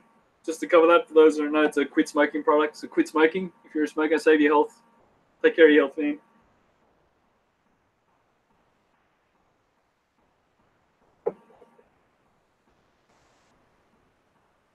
Oh, okay.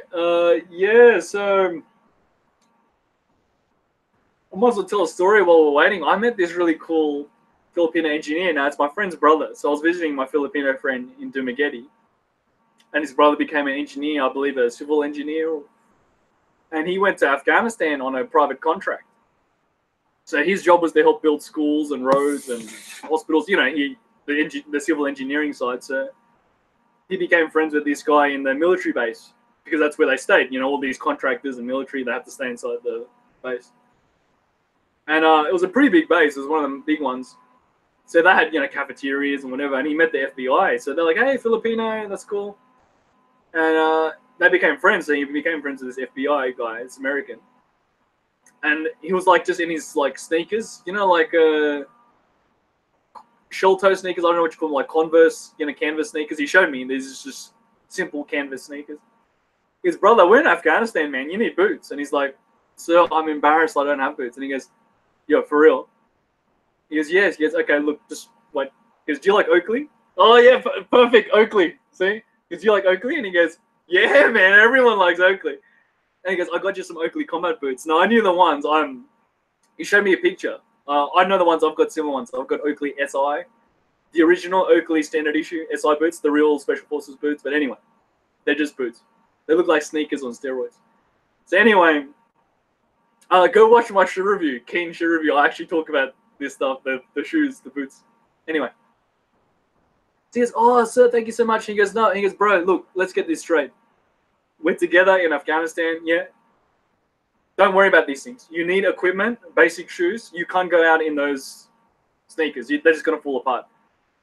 All right, so he goes, yeah, I know. I didn't have time to buy proper boots. And, you know, I just took the contract and jumped on the plane. I need the work, you know, from Philippines, from a poor family. And he goes, yeah, look, here's brother, I understand. Like, we're friends. Just don't let it be a problem. What else do you need? He goes, maybe just gloves and safety glasses. He goes, done. He got him some Oakleys, some nice Oakley shades, and of course just some leather gloves, just like, riggers gloves, work gloves. He goes, okay.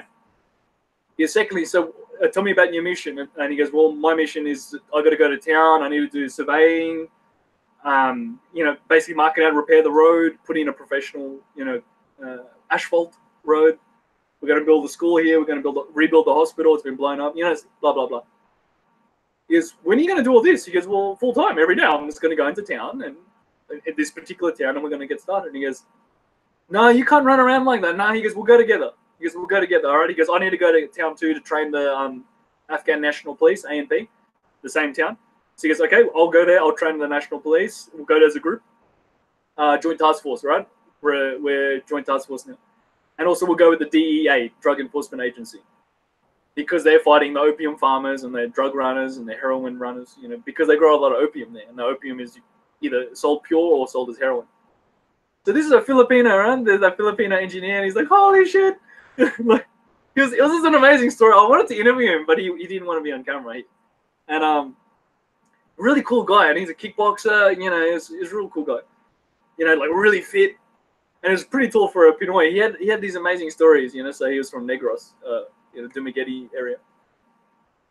And then anyway, this was before Duterte too. This was back in, season 2? Season 2. That was in Philippines season 1 and 2. I was hanging out with him. So anyway, so he'd come back, and he was earning good money. I think he was earning $50. I'm not sure if it was $50 a day or $50 an hour. All he said was $50. So maybe it was $50 an hour as an engineer and dangerous in Afghanistan. Maybe it's even less. Maybe it's $50 a day. Anyway, you get what I'm saying. Yeah, it might have been even less. So that's why it's like to the DEA and to the FBI, he's like, guys, like, I need this work. I'm from Philippines. I need it. They go, yeah, we understand, brother, but don't run around by yourself. We'll go with you. And you got to understand, DEA are heavily armed. They look like soldiers. They got the Kevlar helmet, the body armor, the M4s. And they're chasing the drug runners, right? So, and then you've got the normal NATO security force, like ISAF, International Security Assistance Force, or NATO.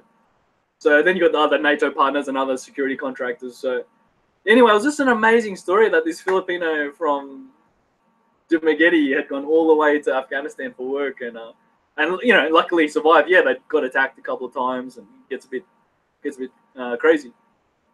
But yeah, it was just he wasn't showing off. You could tell he's like, man, like, it's not fun getting shot at, it's not fun risking your life, for whatever. I think it was $55 a day. I think it was a day, because the construction company are like, yeah, that's cheap labor, and for him, he's like, yeah, that's good work.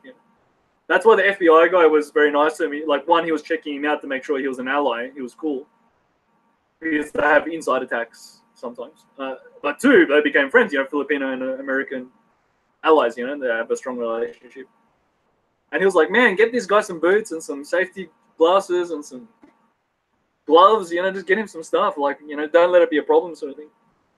Anyway, so that was just a nice story I wanted to share. But anyway, so, I think he's okay. I think he's still okay. I think he stopped taking their work. It was too dangerous. Okay, Lee W. I have a question about a visa extension in Philippines, going for 3 months. Have to go to immigration for extending. It's okay if return ticket is 3 months out, right? Yes, Lee. So Lee, I'm not sure what country you're from. You need to go to your embassy in your country. So just say you're in Australia, you can go to the Philippine embassy here, and you can ask them for an extended visa, right? If you don't get that sorted from the start of the trip, they can reject you on entry to the country. No visa, no trip. Okay? So this is what guys do. They do a throwaway, a throwaway. So some guys go there with a round trip ticket, or US, yes, Lee from the US. Look, US is still an allied country with Philippines, so they could probably extend that to 60, sometimes even 90 days. But you got to go get approval from the embassy, right? So just regarding the burner, the throwaway ticket or the burner ticket, what it means is you have a real ticket to go to the Philippines, and you have a second ticket to go to Malaysia or Singapore, or a cheap local flight to leave the country. you use that to get into the country because you must have an exit ticket. Okay, you must have an exit ticket. So that's the catch. If you don't have an exit ticket, they can force you, like they won't approve your entry into the country. They can force you to leave. The grubby pirate, nice. I jump on at the first word I hear the political correctness. This could be good. Yeah. Right. Yeah, okay, whatever, Corey. So I'm just reading the question. So Lee says, allowed, I go all the time, but less. Yeah, exactly. That's what I'm saying, Lee. Because you have a round trip, a ticket to leave the country, 30 days visa free. Okay, 30 days visa free. But if you want to go longer, you're going to have to extend your visa. So I'm telling you how the guys do it, right? So just clear your mind. I'm telling you how to do it. You go into the country and then you just keep extending once you're inside the country, right? But you have to have a throwaway ticket. You have to have an exit ticket. No, it won't for 3 months. No, it won't. That's why I say just. I know it gets, maybe you're getting confused. Go to the embassy first, Lee. Go to the embassy first. Call them, email them. It's not hard. Call your local embassy first, meaning whichever one is yours. Ask, how do I get an extended one, and how far can I extend? Right? No visa, no trip. I actually know a European girl. I think she was Norwegian. I mean Dutch. Yeah, she was from Norway. You know, nice, very nice girl. She came here for a wedding. You know, our friend's wedding. Like, yeah, she's coming. You know, please. We'll pick you up from the airport. She didn't have a visa for Australia. She just got on an airplane to come to the wedding. No visa, no trip. They held her at the Australian airport, Sydney airport, and said, no, book another ticket, go online, use the internet for free. But we don't care. No, go back. Go somewhere else. So she went to Thailand. She flew from Sydney airport to Thailand, you know. No visa, no trip, man. Yeah, so especially a long stay like that, just know what you're doing. I think I've answered you well enough, Lee. So yeah, you can go 30 days or less, visa free. The visa is the stamp. When you enter the country, the stamp is actually a visa. Like when they stamp it to say, yep, you've entered the country, that's your permission to be in the country. But if you want to go longer, yeah, you get an extended one, man. In Australia, I know of Australians, they talk about they get 60-day ones. So they apply before they go and they get approved. You know, we're allies and friends. So yeah, as Australians, we can get longer ones too. But what a lot of guys do is they just extend once they're in country. Sometimes it very go with the flow. Like, oh, you know what? I might stay longer, and they go to the local immigration office and extend longer. You know, their local Filipino one. So that's what all of these expats do. A lot of these expats don't have a long-term visa. They're actually on visiting tourist visas, and they just extend every 30 days or 60 days, whatever deal they work out.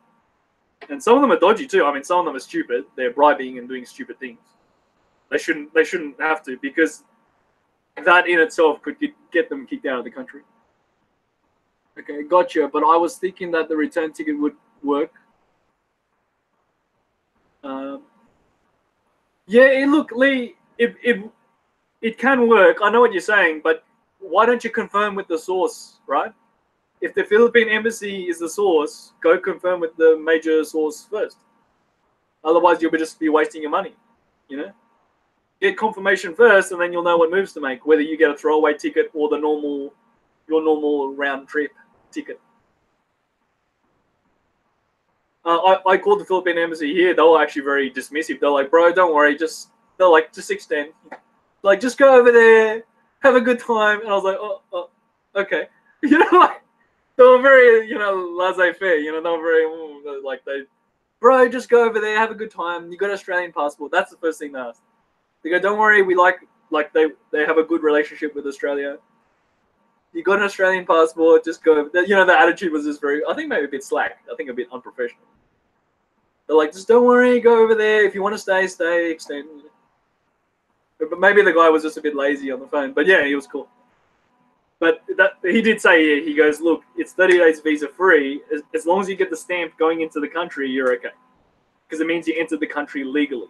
That is your visa.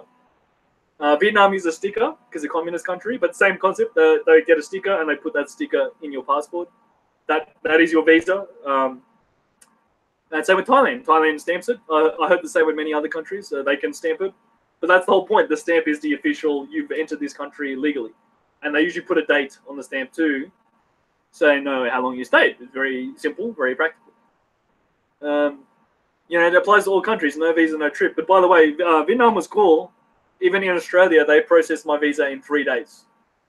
They said 1 week. They said, sir, be patient 1 week. They did it in, 3 days. I just applied. I just call them and, fill out the form and apply it. And they said, yeah, done. And like I said, they gave me a sticker. They said, come in with your passport, or you can post it to us, depending, how you want to do it. But they do need your passport, and they just put the sticker in there. You're good.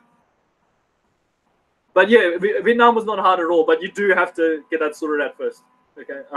If you're lucky, they might do it at the border. If you try to cross the border into the Vietnam, like on a bus or something, or if you're backpacking, or if you just fly there on the fly, they can still process you in the airport, but you have to be patient. You might be stuck in the airport for a couple of hours or a couple of days. But they just say get it first. You'll get it easily, whatever country you're from. Just get your visa first. Yeah, Lee saying thank you. Okay, yeah, thanks, Lee.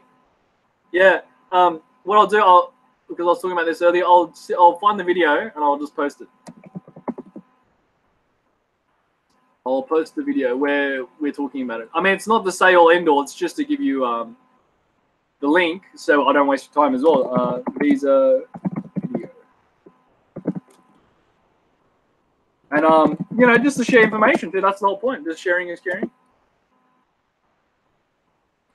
That was with Says Stoll. That was the video, and Says and Lin talk about their Balik Bayon visa, meaning because he married a Filipina, he got an extended Balik Bayon visa or partner visa, and they had to show their marriage papers. So they played it safe. They brought their marriage certificate, and it's discretionary. So the immigration officer went, "Yep, here's his passport. Here's the marriage certificate. Here's his wife." Okay. So and it gave him a 12-month. I'm not sure if they paid. I think they got it for free. So I think it was a 12-month visa for free. So I'm not saying go get married just for a free visa. But it may help the guys who are married, who have wives or husbands, partners who are Filipino. Yeah, good questions. Good questions, Lee. I'm glad you're asking them, man. They're all good. Keep asking questions, guys. How many? We got 14 watching. Thank you for joining, 14 people. That's the whole point. Ask questions. The throwaway ticket is not confusing, Lee. I just want to clarify that. Maybe it's the way that I explained it. The law, I'm just saying the very basic immigration law is, if you're visiting, you have to prove you are visiting. Proof that you are visiting is a ticket to leave the country. You have one ticket to come in on this day, and then you have another ticket to leave the country on another day. They don't care how you leave. Airport, seaport, they don't care how you leave, but you got to leave. Right? Some guys will literally leave for 24 hours. They'll literally just fly to Malaysia or Hong Kong, 24 hours, and then just fly back, Or Taiwan, they'll just literally take a trip somewhere for 1 day and then come back. But that's what the law says, right? It's the same with many countries. If you have to keep your word, it's about keeping your promise, keeping your word, and that's really something we should all do. So if you made a promise that you're only visiting 30 days, well, you have to keep your promise, right? You have to keep your word. It's just about that. So having that ticket is proof that you're going to leave. Now, you throw it away and say, oops, I overstayed. I better go to immigration and extend. See, that's legitimate too. That's also legitimate. But you see what I mean? It's to discourage people from overstaying. It's the same in Australia. If you overstay in Australia, immigration will come after you and kick you out, right? They'll deport you. So people try. People try. A friend of mine, I'll tell you an interesting story just while we're chewing the fat. So guys ask questions, just chewing the fat. A friend of mine, Anand from Fiji, he's so stupid. He overstayed and he kept applying different ways with immigration. He tried doing the partner visa. Oh, I fell in love with this girl in Australia. And the immigration officer was so nice. He goes, Anand, I like you, brother. I've been to Fiji. Right? I don't have a problem with you. Don't do this. He said, if you put in these papers to extend your Australian visa for your partner fall in love bullshit visa, he goes, brother, I'm going to investigate you and you're going to get kicked out of the country. He goes, don't do it, man. You know, and this girl, she's like 18, a young girl, you know, just young and trying to help him stay in Australia. So it's not real. She's just pretending to be his lover. He goes, brother, you're going to get this young girl in trouble. She's only 18. She's young. She's going to get into big trouble, right? You can't cheat the system. So that's why he backed out. And he spoke to her father. The father said, look, I know what you guys are doing. I like my daughter's trying to help you, but just don't get her in any legal trouble. You see, so stupid. Nearly got her in the big legal trouble and nearly got himself kicked out. So anyway, the point is he just kept overstaying. Like, he kept making up more excuses. Oh, I want to do a student visa. And terrorists are trying to kill me in Fiji. Such an idiot. So the immigration officer investigated. He said, okay, you want amnesty? You want a refugee status? Yes, I want refugee status in Australia. So the immigration officer investigated. He checked with the Fijian police. He, of course, checked with the Australian police. And, you know, it took a few months. And he said, Armin, we've investigated. We found no evidence of any cases against you in Fiji. No death threats, nothing like that. So you've overstayed. You're now being deported. And you can't come back to Australia for 5 years. You got banned from Australia for 5 years, idiot. He said, man, you should have just gone back to Fiji. You could have come back the next day. You see what I mean? So, yeah, don't overstay. Don't overstay, especially in Australia. You get into big trouble. Hello, Joseph, my life in Metro Manila. Brother, that is a long channel name. But hey, if it's working for you, it's working. Joseph, yeah, Joseph, also known as Ed. Brother, you got to get that corrected. I'm just being honest. Man, I like you, but you got to get that shit corrected. If you prefer to be called Joseph, call it Joseph's Life in Manila or something. Or if you like to be called Ed, call yourself Ed. Five isn't bad, yeah? Yeah. But here's my friend, Anand, right? You know, he's my Fijian friend. He was so bad, man. Like, even just like, it was so ridiculous. Oh, I fell in love with this girl. And the immigration officer goes, you've been here like, what, 1 year and you're going to marry this girl? Come on, man, knock it off, you know? He's like, and he goes, bro, she's 18, she's young. What are you doing? You know, 18 is legal adult in Australia. He goes, what are you doing? You're going to get her into trouble. Don't do that, man. Oh, terrorists are trying to kill me, you know? You just came up with the biggest bullshit. Anyway. Yeah, right. No, hey, look, Joseph's channel's done well, man. You got sick motorbikes and you cover all that stuff, man. It's cool. That's the whole point. It's cool. You know, we talked about this before. Like, it's not about showing off. It's about attracting people to common interests. Like, if you like cooking, I make cooking. If you like guns, I like guns. If you like motorbikes, Joseph's got a cool motorbike channel. So you see what I mean? Same with Corey. Corey, the Canadian Komooti rider. And it's cool because I'm learning. It's like, oh, Komooti is like a squid, like the badass rider. So he's like a Komooti. He's a badass. Man, he took his Kawasaki Ninja on a dirt road in Canada. It's a street bike, and it was on these dirt roads, going over bridges, doing all this crazy shit, running up a mountain. And I think he damaged his bike, but yeah. I'm trying to get away from that a little too much motor stuff. Yeah, that's the point. Like, well, that's the whole point, brother. It's flexible. Like, you know, it's the inside joke I talk about. You know, I say Legos AF.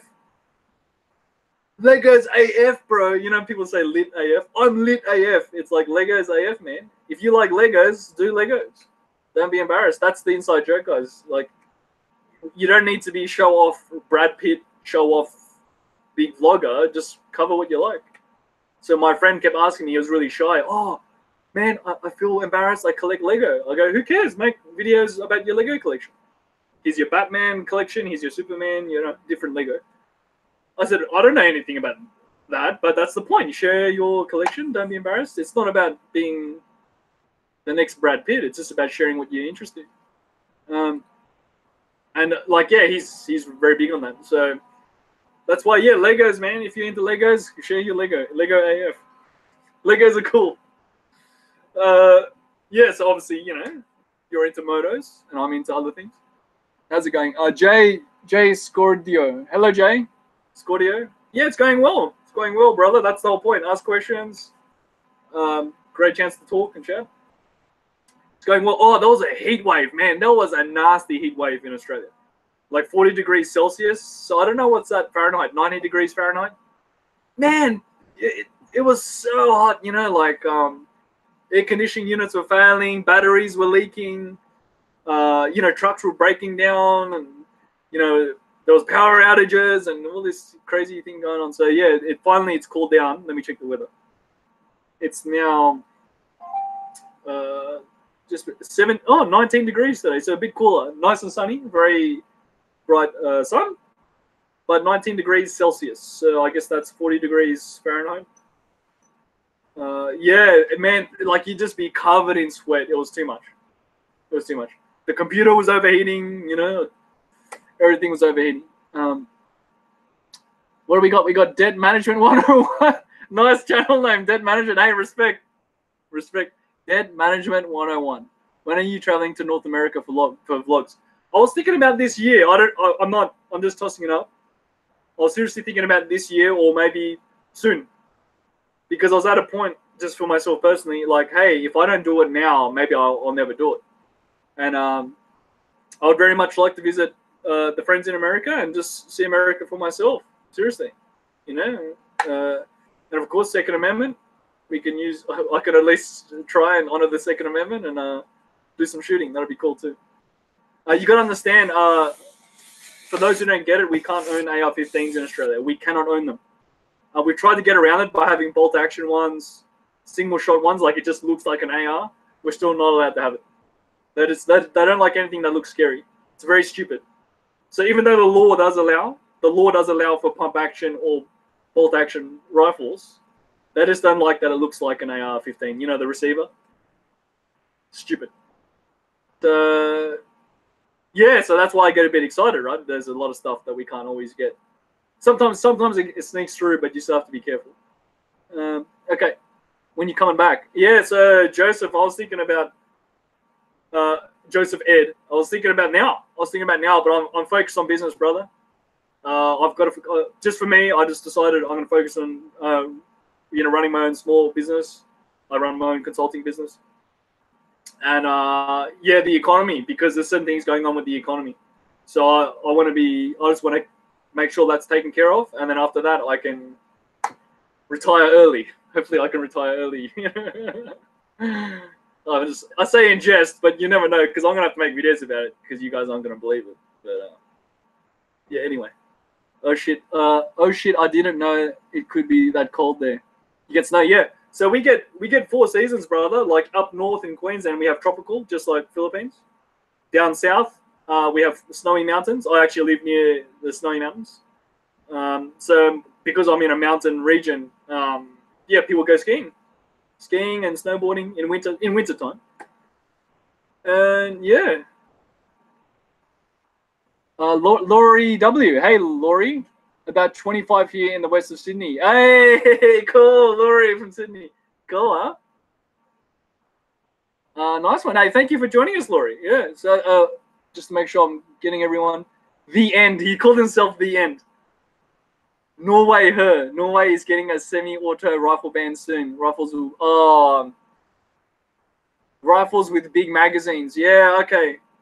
That's sad, The End. I'm sorry to hear that, brother. I hope you can still get something, man. Seriously. I'm not talking like crazy. Look at Switzerland. Switzerland has a perfect model. Look at their history, just to sum up. They were invaded in World War I. They were invaded and occupied. They said, we want to be neutral. We choose peace. They were still invaded and occupied. So they made a law that they were allowed to have reserves. And those reserves were allowed to keep rifles at home. You lock them up. They're not stupid. You lock them up at home. But if you ever need to defend the country, you have a rifle at home. And because they couldn't afford a whole army, that's the truth. They couldn't afford a professional army, so they had to rely on local reserves. You know, people like you and me who had rifles locked up at home. So Switzerland is the most armed country per capita, not by population, by per capita. So I think they're 50% armed. So I know America's population is bigger. I'm just saying in Switzerland, 50% of their people are armed, because they've had 100 years of this reserve culture, which I think is very brilliant. You know, they're very peaceful, very wealthy country. You see, you can't invade Switzerland now. half the country's armed. That's why they did it. So they're very clever. You see, the people would help pay for the cost of defending the country, and that way they would never be invaded. That's why they weren't invaded for World War II, because they had the best riflemen in the world. It became a thing. They were known for having the best riflemen and rifles in the world. They're very expensive Swiss rifles. You know, they're like Swiss watches. But anyway, enough about my history. As you can tell, I love history. I love studying it. I studied it in school for myself as extra credits, extra classes. And then my primary study was finance and law, accounting and law. See, you know what I just said? Yeah, if you've listened this far, my primary background is accounting and law. I chose to specialize in accounting. So it's all coming out now. Oh shit, I didn't know that. Okay, what else are we talking about? We have good gun laws here in Australia. No, we don't. Oh yeah, we do. Yeah, excuse me. Let me correct. Yes, we have very strict gun laws in Australia. Law EW. Norway. Okay, yeah. I'm sorry. I'm just trying to go through the comments and catch up with you guys. Never heard of that. I thought Australia was hot always. No, brother, we get snow. I made videos of ice just to prove it. There were hailstorms, ice, snow, yeah. But obviously in the mountains, you know, because it's cold in the mountains. But even here, even on the street, it just depends how far north or how far south. The further south, the colder it is. Yeah. The End is saying, that's such a confusing name. The End is saying, yes, I have 12 guns, 3 pistols, 3 revolvers, 1 rifle, 1 pump, 12 gauge, 4 semi-autos. Awesome, man. I wish I could hang out with you, brother. I wish we could go to the range and train, man. That would be cool. Oh, retired army. Right. He's retired army. Yep. Hey, cool, man. Hey, maybe you guys have a similar policy that when you retire from the military, you're allowed to keep some things as a reserve, or that you encourage it. But I mean, yeah, look, Europe is changing too. The map of Europe is changing. You got the Brexit, you know, economic things going on. The Brexit, the British exit from Europe, different European Union members failing, and yeah, so Europe's going through a bit of a very tough economic time. Come to Norway, yeah. Hey, come to Norway, yeah. Why not? Beautiful women in Europe, yeah, beautiful Vikings, huh? Descendants of Vikings. You're Nordic. But anyway, hey, there's very famous martial artists in Norway too, like Bas Rutten. Bas Rutten, he's a Dutch kickboxer and all these things. Yeah, there's a lot of famous martial artists in that region, the Dutch. Yeah, and I've watched a lot of Dutch TV series. Funny enough, they're just like fictional. But the Eagle, they call it the Eagle, and you got Ragnar Lothbrok, Ragnar the Viking. Yeah, they're famous. See, famous Vikings and explorers. Ragnar. We say Ragnar in English. Ragnar Lothbrok, Ragnar. Anyway. Come on, guys. Ask questions. This is cool. That's the whole point. Ask, would you like 16 people watching? Hey, thanks, 16 people.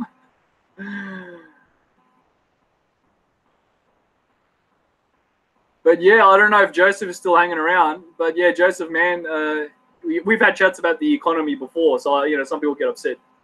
But yeah, so I'm keeping an eye on the economy. I'm keeping an eye on both US and Australian economy. There's some things happening. And the main thing, if you don't have debt or you pay off debt, you won't be impacted. You won't be impacted by any type of downturn. But yeah, it's a thing. So I don't want to get too distracted. Yes, so the End is saying I have Tiger Mini 14, 2 Ruger 1022s. Oh, Ruger Mini 14. Yes, that's, yep, okay, 1022s. And a 308 Browning bar. Oh, no way. A 308 Browning BAR. No way. Is that the Browning semi-auto rifle? I remember Browning made a really nice semi-auto Fabrique Nationale. FN of Belgium made a really nice 308. And it's like a BAR, the design. I think I know the one you mean. It's a very nice rifle. Not Fancy is a YouTuber. He did a review on it. He calls it the anti-pirate rifle. Because pirates still attack ships around the world, especially in Africa or Asia, Southeast Asia. Yeah, that'd be great at defending against pirates. Yeah. I think I know what you mean. That's a nice. if it's a BAR, you're crazy. If it's truly a BAR, but yeah, hey, Browning make good stuff because Browning is FN, Fabrique Nationale or National Factory of Belgium. They make good stuff, man. You got a Glock 19 now. I thought you had a Glock 17. Joseph's saying he's got a Glock 19 now. Whatever. What, in Philippines? Is that what you mean? My brother has tons of guns. Yeah, your brother's cool. He's actually a shooter. You're just the guy who can't hit anything. I raz you. Hey, it's on camera. You missed the target, man. That's on you. That's on you. I'm just razzing you, man. Relax. I'm just razzing my brother. You know, I have a 33 round mag for my Glock. I know you do. Oh, so yeah. See, you don't even know what model you got, man. Learn your shit. But no, I know. I'm just razzing. I'm just joking around, guys.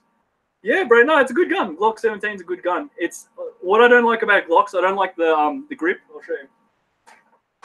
They've got a very blocky grip. So the nature of the grip, this is just a training tool, right? Just a training tool. Obviously for training. See, it's very square, very blocky. Very, very sharp edges, very blocky. And those finger grooves are very annoying, right? So the problem is when you hold it, it doesn't fill up the web of your hand. It doesn't fill up that web. You get this weird block like that. Okay. So anyway, I can use them. You throw me a G9, I'll use it. It's not a problem. I've got videos of that shooting Glocks. All right, it's not a problem. But they're more suitable for people with big hands. If you have big hands, you wrap your big mitts around it. Yeah. And then there's different grip modifications. I don't like that. I don't like having to modify it too much. Some guys even file off the finger grooves. So if you threw me one and said this is yours, like if you gave me your Glock, I would file off the finger grooves. Not much. Like you just get a file and carefully take that off. And I would actually put one of those extra pads back here, just a bit more of a grip pad. That's if you gave me one. If you gave me one for free. Otherwise, I would spend my money on something else. Anything. There's a plethora of choice. There's so many good options now. So I'm not saying one is necessarily better than the other. I'm just saying there's lots of choices now. I'd rather go something else. Yeah, I saw that video. Joseph has a Glock Airsoft video. Yep. Laurie W. Oh, sorry. And the end is saying I have a Walther 9mm P99. Hey, that's an expensive gun. They weren't successful because they were so expensive, and now you got the PPQ. The PPQ is the new version, which is a bit more affordable and still very accurate. Yeah, they're very nice. That's James Bond. P99 is a James Bond gun. HK Mark 23, SOCOM 45. No way. That is a very physically big gun. It's a very good one. That's a very big handgun. US Special Forces. SOCOM stopped using it because it was so big.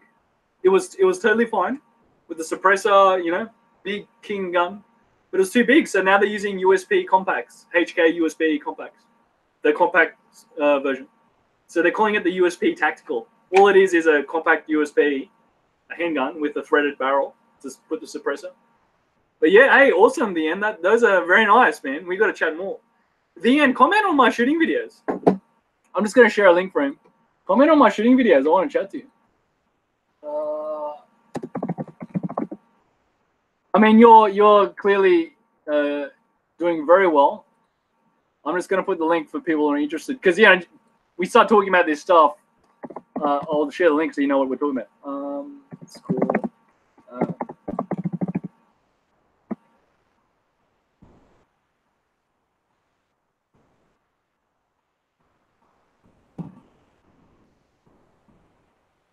Yeah.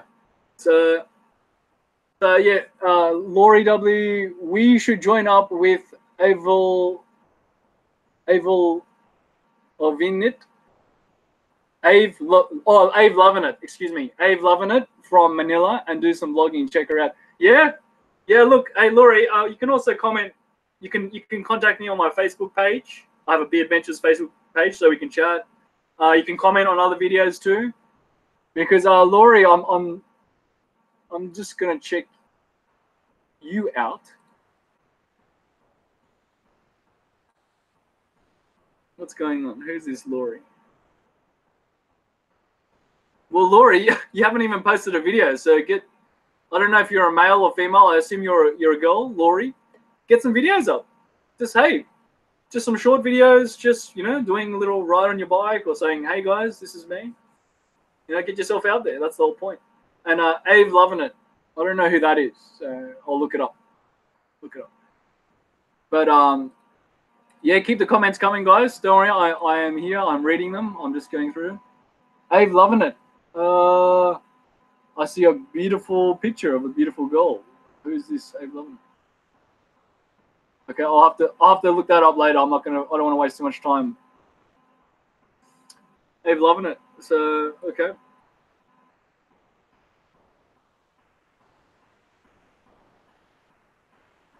Okay. So back to the comments. Yeah, you got a Glock 19 airsoft. I saw that was actually a good video where you covered the difference between the airsoft and the real one. Yeah.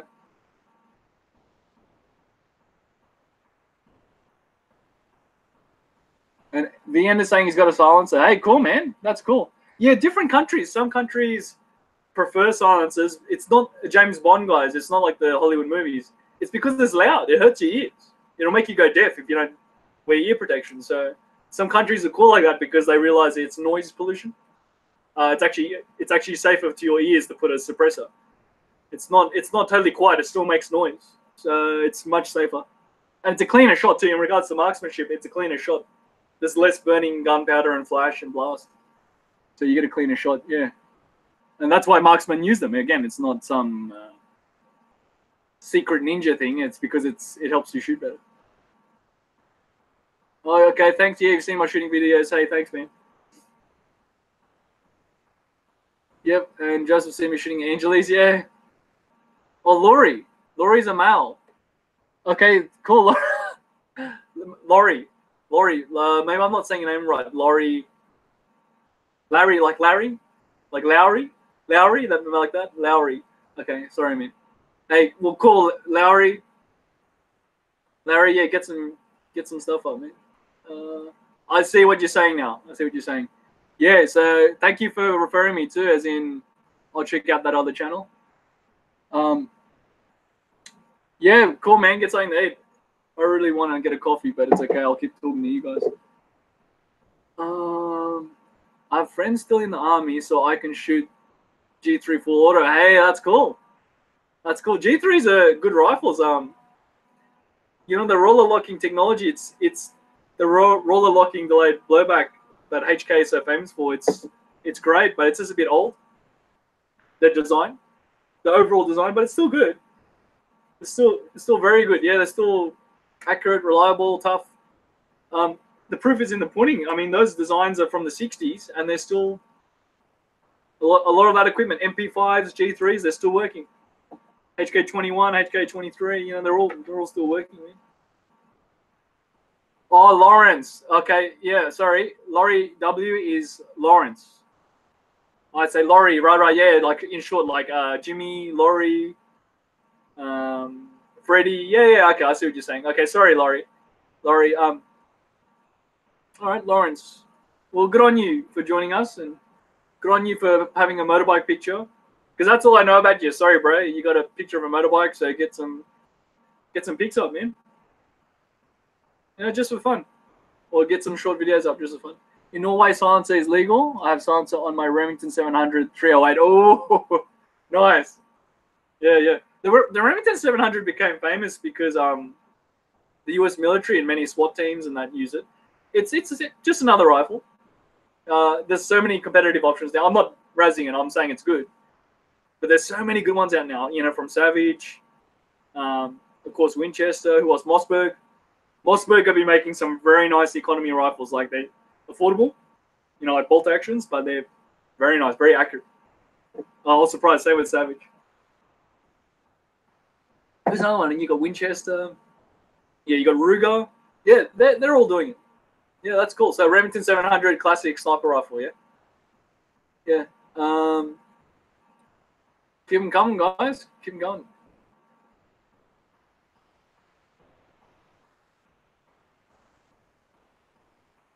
I heard he's saying the new Norway army rifle is the HK 416 and 417. Both very nice. Both are very expensive. So typical HK over-engineered. They're very reliable, very accurate. Both of them too. The 417 especially in 308. Yeah. I've seen the civilian version, meaning just guys demonstrating it, and very accurate. Very nice. It's meant to be a DMR, designated marksman rifle, but it shoots MOA. Guys have proved it shoots MOA. Very accurate, yeah. So, dead management. As you can tell, look, I'm going spastic. As you can tell, I'd probably like to visit USA, probably. The most. We'll see. Unless maybe I'll go to Norway and meet beautiful women and shoot guns over there with it. My new friend. For real, bro, keep in touch. I'll come over and we'll go shooting. Yeah, no, probably USA. Just because, you know, historically there's so much rich history. I have American friends. You guys speak English. I can modify my accent if it's a little too strong. Speak American. You can go to the range and do some plinking. Michael Strong, question. When you visited that gun shop in Cebu, did you notice if they sold full auto trigger groups? Do you mean the handgun range, the handgun video? There was an old, maybe if you're good, Michael, I had a very old video where I did go to some other stores, but very brief, and my camera work wasn't good. So to answer your question, no. No, but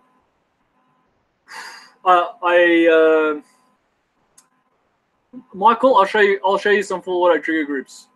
No, actually I did. I think Michael, I did show you some videos. Yeah, he's saying the repper. Yeah, the LWRC repper, REPR. No, Michael, hey, you're clearly a precision shooter. But for the military, all they get is what they issued. So if you're like, here's your military rifle, off you go, they don't get a choice. So at least they've got it in the armory. You know how it is. They don't get to choose the best precision rifles like you can, you know. So, yeah. So no, to answer your question, no, that was Arms Corps Cebu. They don't typically sell full auto trigger groups. I did see spare like 1911 triggers. You know, so as a part, they might have some parts, but not the full auto receivers. I have seen full auto receivers though in Philippines. Car 15. The Car 15 is the cut down M16 from that Vietnam War period. So yeah, I saw a Car 15 and I saw an M4, a more modern M4 full auto, and a M16. The M16 had a AR-15 full auto trigger group before the ban, before the US ban. So obviously it's a historical type of lower receiver.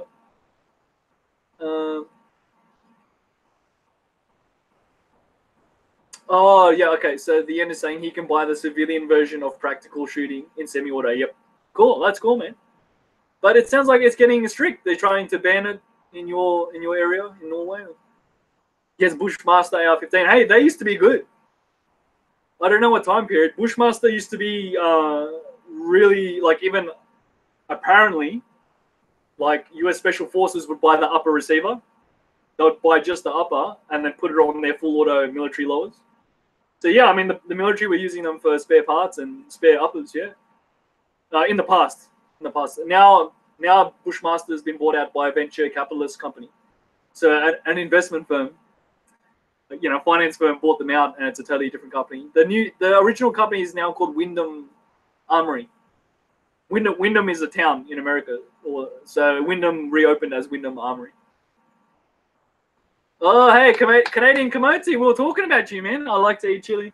Yeah, we're just talking about you, man. Legos AF. A Canadian gay Lego.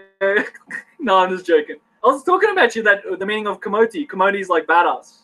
He's a badass motorbike rider. So yeah, if you're into motorbikes, check out Canadian Kamoti rider. I was just talking about your Kawasaki Ninja. How you went on the dirt roads with a Kawasaki Ninja, which is a street bike. That's cool, hey, Kamoti. Yes, just hunting semi-autos with big mags. Yes. Yeah, I see. So they're doing magazine restrictions. Yeah. In Europe. He's talking about Europe. Michael Stronger lives in California. So, yeah, it's depressing here when it comes to high speed. Cordless drills. Yeah. Yeah, I understand, brother. California. Hey, at least you can still get some stuff. I've got my training tools. This is a good training tool, though. Seriously. This is a good training tool. It's good for martial arts. That's why I have it. You can do like disarming techniques, and it's much easier to train people too, because clearly it's inert. It won't do anything, so it's much safer for training people and instructing. A past life. Anyway. Yeah, okay. Yes, he did. Oh, Craig K. Hello, Craig.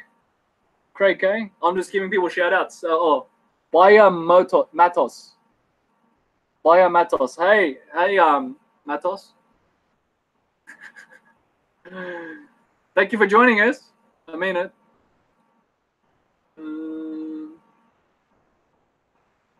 Oh, I see. You've got a little bit of a channel too. You got some videos up. All right. It's 3 a.m. in Norway. Oh, well, thank you for joining us. Hey, you look. Yeah, that's why I did it this time, because the time difference with the Americas can be so different too. So hey, look, I appreciate you joining us, man. I'm hoping it's like Saturday in Norway. Let me Google it. I'm in Norway.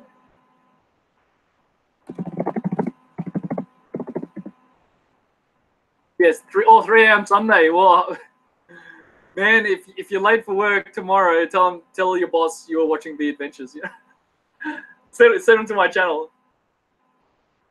I'll give you a shout out and say, yeah, Norway was represented.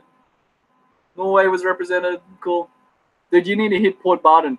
I was going to, Craig K. Thanks. I was going to, but the locals wouldn't take us. I'm not joking. We were in El Nido, and man, skip El Nido. It was a waste of time. It was just a fishing village, rundown fishing village. You know, the electricity didn't work, the water didn't work. There was constant outages, power and water outages. There was no phone signal, no internet signal at the time. You know, and they wouldn't take us. The locals didn't take us because they wanted us to spend our money in El Nido. And that type of attitude, you know, that type of corrupt, disgusting attitude, you know, we're like, hey, we'll pay good money. Please take us in the van to Port Barton. They go, no, we won't take it. Jerks. You know, I know we should have come up with a better solution, but we're like, gosh, man, you know. And we said, why? Why wouldn't you take us? They go, there's nothing there. Stay in El Nido. You see what I mean? They got very petty. You know, they would rather trap us in El Nido and we'd be unhappy. So you leave El Nido with a bad impression, you know, and you got to understand that a lot of people are bullcrapping. It's not that I'm hating on El Nido.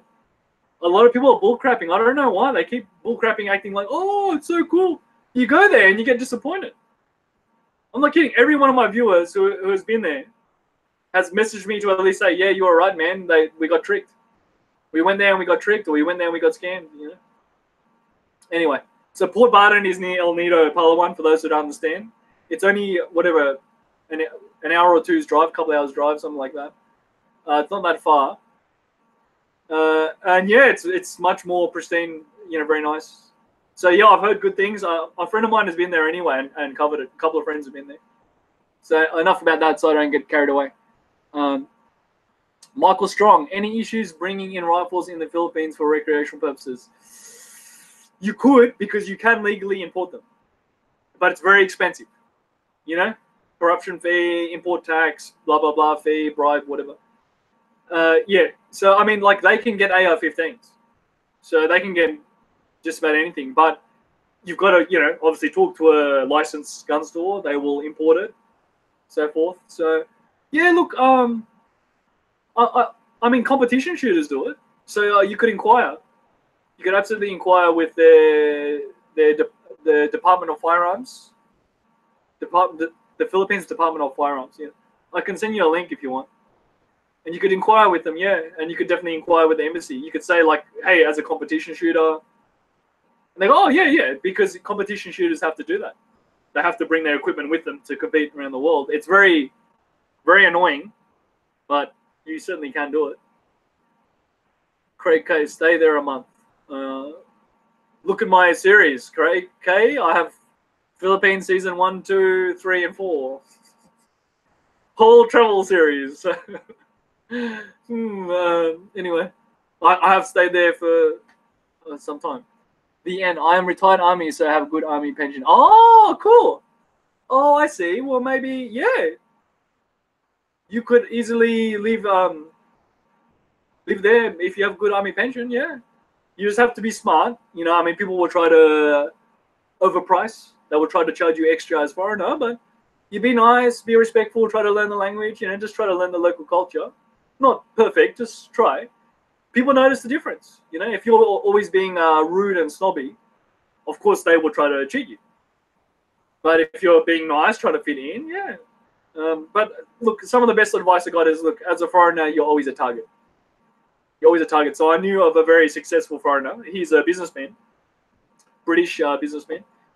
He said, mate, look, I'm 42. He's very successful. He goes to the Philippines 6 months.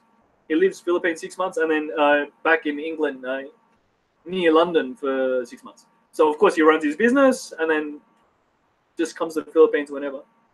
And it's better to have that option, because sometimes, how can I say it? Sometimes you miss the Western standards, the good medical, you know, good living standard, clean. So for him, it's a good mix, even though he's flying back and forward like that. So yeah, the point is to have options. Don't make any big decisions. You know, rent out. If you have to leave in a hurry, if something happens, earthquake, super typhoon, you can just quickly leave. They have a lot of natural disasters. Or if someone targets you to try and kidnap you or rob you, you know, if you're getting harassed, yeah, you need to leave very quickly.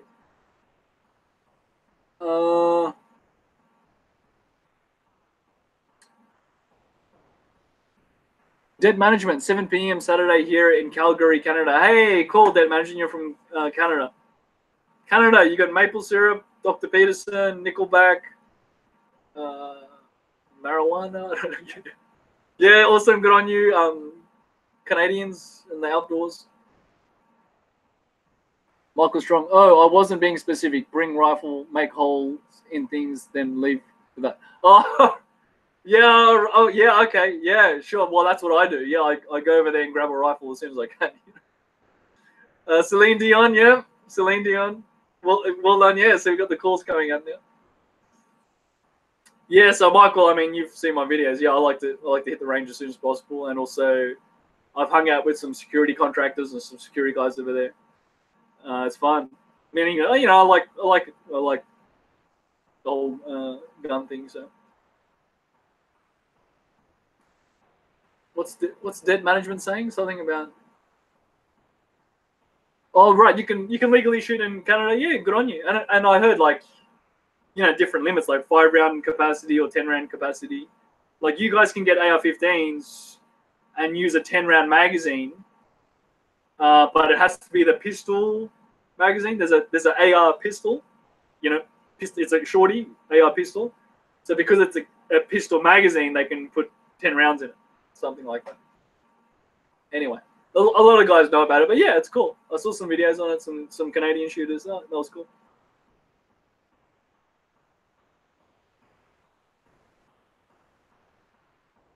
Ask questions, guys. Yeah, no, but you can get around it. There's a workaround, and it's legal.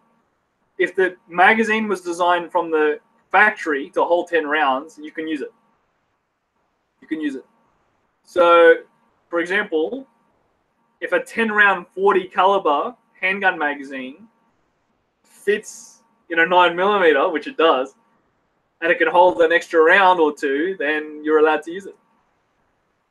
So if you have a 10-round AR-15 magazine that was meant for a handgun, a pistol, a cut-down pistol, because it was classified for a pistol, you're allowed to use it in the rifle. It's silly. It's a workaround. It's silly. They should just allow it. They should just make it legal, but Canada, you know. Provincial governments and your Bill C-16, your bullcrap gender pronouns. We were talking about that earlier.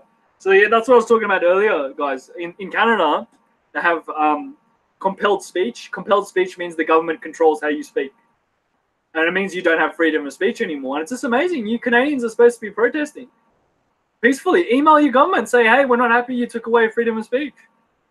You know, like, you guys need to wake up, because if you don't have freedom of speech anymore. In Philippines, not that I know, excuse me, getting excited.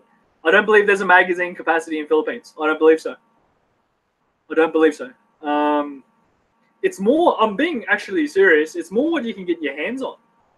Scarcity is always an issue in Philippines. You know, it's not what people think. Hollywood, brrr. Guns are expensive and scarce, so just finding the parts is a problem. And I learned a lot from that. You don't get to choose. It's not like, you know, in America you get to pick all these accessories. If all you have is a rickety old M16 from Vietnam War, like, I didn't believe it until I saw the serial number. And when I saw the markings, and I was like, oh man, this is old. This is M16A1 or M16, meaning original. I didn't realize how old they were. So yeah, if that's all you have, that's all you have, man. Even getting a new recoil spring is a problem. I was like, damn, guys, you need new recoil springs. Like, they're so old. They don't even clean the barrel sometimes too. They're very naughty. You know, maintenance, you know, different attitude towards maintenance. They clean the outside, but they don't clean the inside. You got to clean the internals, guys. You got to put some oil in there. Anything, put motor oil, just put something in there. Guys get so weird about oil and lubricant. So yeah, Michael, yeah, it's what you can get away with. It's not even like even if you can find a drum. Even a Magpul PMag is so expensive. You know, in America they're $10. It's about $10 or $12 for a Magpul PMag, which are excellent magazines. They were created from polymer to make them affordable. In Philippines, they're like $80, man. They're like $80 for a PMag. It's insane. In Australia too, by the way. In Australia, they're about $90 to $100 for a PMag. It's insane. See, price gouging because of all the taxes and regulation is stupid. Corruption. You know, it's sad, man. You know, Magpul PMag should not be $100. It's an affordable polymer, you know, plastic style magazine. And they're very reliable, don't get me wrong. They're high reliability. But they were designed that way to be disposable. So semi-disposable. So you can use them, reuse them. But if you lose it, break it, throw it away, lose it in combat, that's the whole point. You're not worried. That is why I'm asking, because I was thinking about bringing the Reaper to Cebu, drop the full auto trigger group. Oh, right. Yeah, you could try. You would run into a lot of issues, Michael. And I think that you would sooner get ripped off. People would try and cheat you or steal your rifle. Yeah, you could do that. You could absolutely do that. Yeah, I see what you mean. Bring your rifle and then work on it in Philippines, like swap parts, have your fun, swap back. Because, I mean, technically, it's like a competition shooter. You would bring your rifle for the competition, complete the competition, and then go back. Yeah, it's just a lot of hassle, brother. A lot of hassle, and everyone's going to want a commission and a fee, and everyone's going to be trying to charge you $1,000 for some bull crap.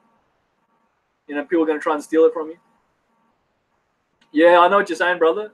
I mean, Michael, you might want to go do the tourism thing. Just go there and enjoy some ranges as a tourist, or even locally. You know, Nevada. Don't you have some full auto ranges in Las Vegas or whatever? You see what I mean? You know, if you want to have some fun, you can have some fun. But yeah, I wouldn't bring your own equipment. It's just too much of a hassle. Unless you're competing. If you're doing a professional competition, obviously enter and try to win the competition. You know, represent your country. Everything in Australia is expensive. Yes, Corey, Canadian Commodity. Yes, that's why we have the magic of eBay and Amazon. I mean, I was talking about it before. I was talking about the SSDs. You know, look, I'm gonna keep doing it. I was talking about the hard drives. Oh, and this is a show and tell. This is a CD case, CD-ROM for the computer, laptop, or any computer, and that way you can put a spare hard drive. So if you want to back up a hard drive, if you never use your CD-ROM, your optical disk drive, yeah, you can put in one of these and put in a spare hard drive. They're cool. Cool solution. I was gonna do that, but I think I won't bother. We'll see. We'll see. You know, chime in, leave feedback, chime in. See these SSDs? Ha ha ha! High-speed hard drives. This guy was razzing on me like, "Oh, you're rich. You bought a Samsung." It's like, it's just a hard drive. It's just a computer part. And this guy was razzing me like someone I knew. "Oh, you're rich." Like in Australia, and I was like, "Bro, save up." Like, bro, you drink cases of beer, you party, you know, stop drinking, save up and buy some hard drives. Because he's a gamer, he likes playing computer games. So I wasn't razzing him back. I was like, "Man, you're my friend. Just, yeah, they're cool." But it was causing problems. People acting like I'm rich because I got Samsung SSDs, but they're cool. I did pay a premium. Oh, so back on point, I paid a premium. The prices recently came down just this year, I noticed.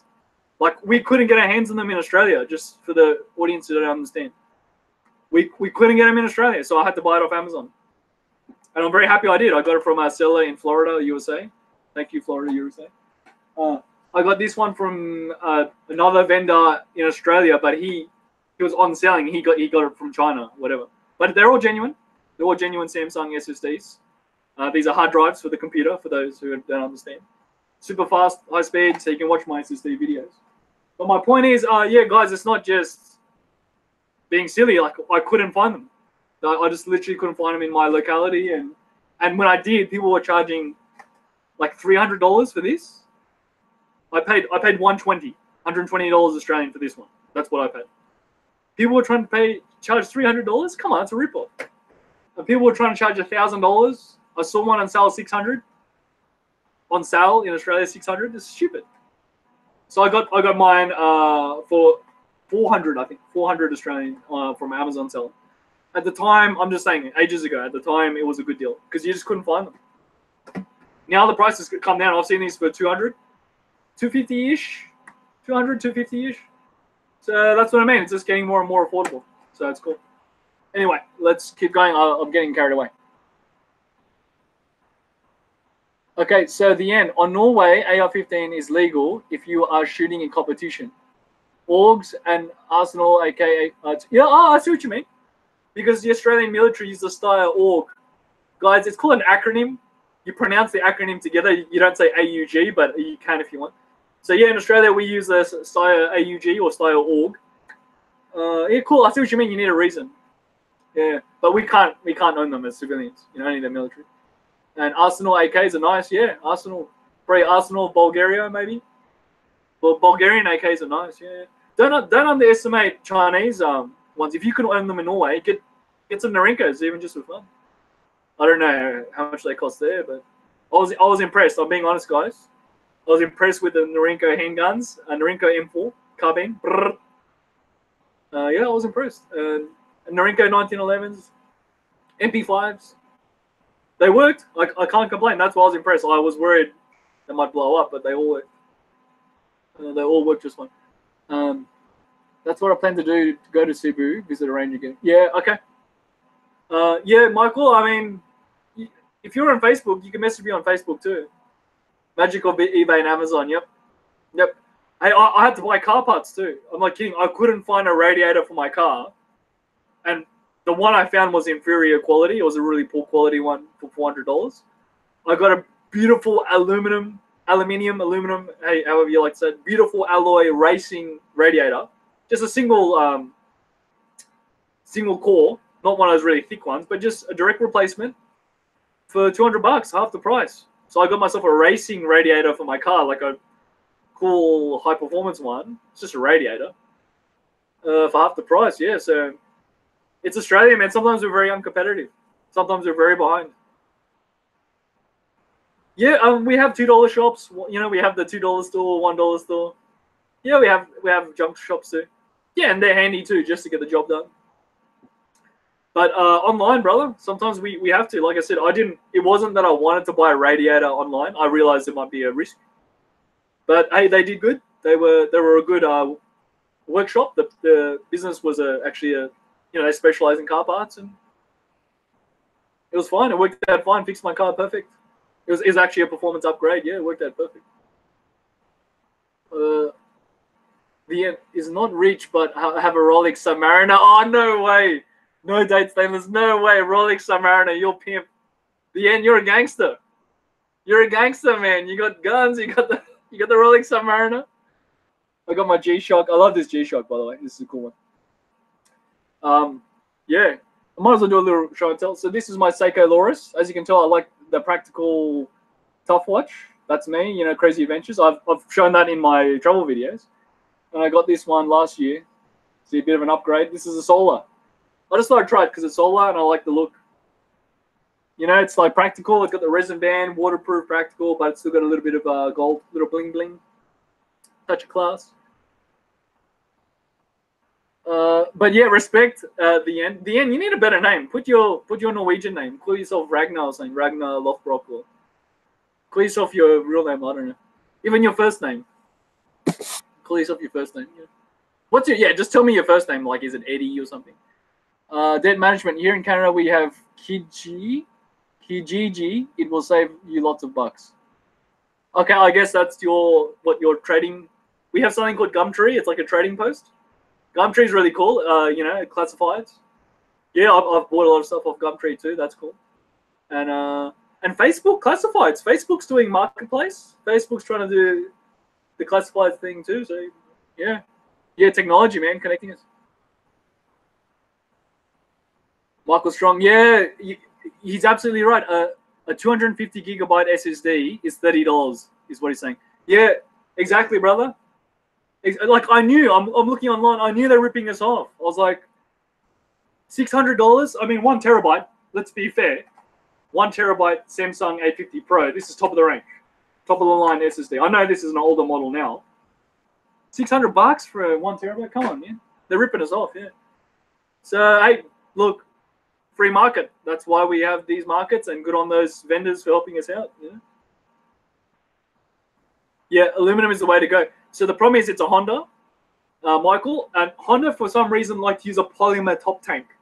So the radiator body is aluminum, and then they put a polymer top tank, and it changes color when it gets old and cracks. So it's a bit counterintuitive. So that's why I went, no, I don't want to get into these polymer radiators. They crack. 400 AU is 370 Canadian. Yeah, well, I'm a baller, man. Hey, Legos AF, Corey. Legos, Corey, I'm a baller, bro. I'm a gangster. I got a Pro SSD. Yeah, I'm slapping down the big money. Ain't no one sponsoring me. I'm paying my own way. No, I'm just joking, guys. Come on, relax. But that's what I mean. It's a thing. My friend was raising me. Oh, you're rich. Oh, you know. I was like, bro, stop drinking. He takes drugs and he drinks. I was like, bro, stop drinking and taking drugs. Yeah, how many gigabytes? So this is 1 terabyte, and this is 500 gig. And for anyone who follows me, I tested the 750, the 750 Evo, the entry level version. Also excellent. Samsung stopped making it. Samsung are cool. They went, you know what? Let's not make this 750. Let's just make the good stuff. So yeah, save your pennies, man. Get a Samsung. In hindsight, I should have just got the Evos because they're more affordable, and they're just as good. I wanted to test the Pro because I do a lot of video editing, and that's well worth it for me. Just me, you know. Gucci, okay, you know. So I wanted to get the good ones. I wanted to get the Louis Vuitton, the Gucci bag, you know. Anyway, I'm getting distracted. My name is David. Yeah, David. Well, thank you for joining us, David. Yeah, you're cool, man. David from Norway. David the Viking. Australia has a huge racing industry, right? Not anymore, because we shut down our Holden manufacturing. Made like a lot of muscle cars, V8s and V6s. Yeah, so Holden shut down. Ford Australia, I think is shutting down. They made Ford V8s and turbos, and yeah, they made some good cars actually. A friend of mine had the Ford FPV. Oh, muscle car, big V8. Oh, man, I had 2 friends, actually, had FPVs. And another guy had an XR6 turbo, 6-cylinder turbo. Oh, man, yeah. And so the Holden fans, they got, plenty of Holden V8s, Club Sports, HSVs. Yeah, so we used to have a lot of these muscle cars and that, and just the manufacturing died off. So we still have races, like sports events, if you want to attend some race car events and stuff, yeah. But yeah, sad, man. We're losing the car manufacturing. Like not just to be like support Australia. It's sad, man. It was nice. It was nice that we made cars here, but the companies fell behind. That was the problem. It's the good old thing of they forgot how to adapt. Those who survive are not the strongest, and not the smartest, and not the fastest. It's the ones who adapt. They didn't adapt. And they went out of business. It's a very cliche, but hey, that's life. Okay, so let's keep going. I'm getting spastic. I'm getting carried away. Getting excited. Yeah. Okay. Debt management. Yeah, you like eBay? Yeah, nothing wrong with eBay. Like, eBay changed the world. I'm not kidding. In a good way. It connected us. I don't care. Like, we could have been doing business, and helping each other out, like awesome, connecting people. That's too much is what I meant. Oh, right. Well, Corey, I don't know. Maybe one day you'll man up and get an SSD. Corey's my friend. Canadian community. Corey's my friend. I'm just razzing him. Corey, man up, brother. Come on, look on Amazon Canada or something. Look on Amazon. Look on eBay. You know, don't you have classifieds or something? You know? Whatever. So that is true. Plastic. Michael Strong is saying that is true. Plastics will crack eventually. Usually, when it cracks, the thermostat is sticking. Yep, that's what happened. The thermostat was sticking and the pump was overpressuring. The other side, yeah. Hey, you know your stuff, Michael. Yep, that's exactly what happened. And I paid $30 for a new thermostat. That was okay. I sometimes catch the Australian V8 supercars. It's good. Yeah, I used to watch it too. Not anymore. I don't really watch TV. I mean, I just, you know, on the internet. That's what guys got to understand. These things are cool. Smartphones. Entertainment has been decentralized. No one watches TV anymore. I mean, people use TVs to put the internet. They're putting the internet on there, but yeah, the internet killed the TV. I was just saying at the start, you know, I was watching El Chapo, a TV series, El Chapo, but I was watching it on the internet. I was watching it on my computer. So that's why computers are so cool. You can do so much with them. Work as well as entertainment center. You know. Cool. Yeah, so keep them coming, guys. Keep the questions coming. I sometimes catch, yeah. All right. But as you can tell, I got a bit obsessed with the whole SSD thing just because it's a technology leap. For me, it's really increased my work efficiency. So whether it's office work, typing up reports, emailing, just blah, blah, blah, blah, blah, blah, you know, hundreds of files. The nature of what you do on a computer, the computer must always access the files on the hard drive, right? So the computer, the brain, the CPU must always access the hard drive, you know, of the operating system. So obviously my operating system is installed on here. So if this is super fast, SSD, hey, awesome, the brain can work faster, you know, so it increases your work efficiency. And a lot of the techos don't realize that. Like I have had 6,000 files transferred in a month because of video editing, because of my business work, office work, 6,000 files. So your average person may not transfer that many photos and videos and editing. So when you're transferring that many files, you need the efficiency. Yeah, I mean, you know, not everyone will go that far. Same with me. I don't do that much files editing and transferring all the time. But yeah. Yeah, man, El Chapo is awesome. Jay saying it. Yeah, it's a good series, bro, and it covers Mexican history. Like respect to Mexico. It just at least helps foreigners like us just see that little bit more history as well.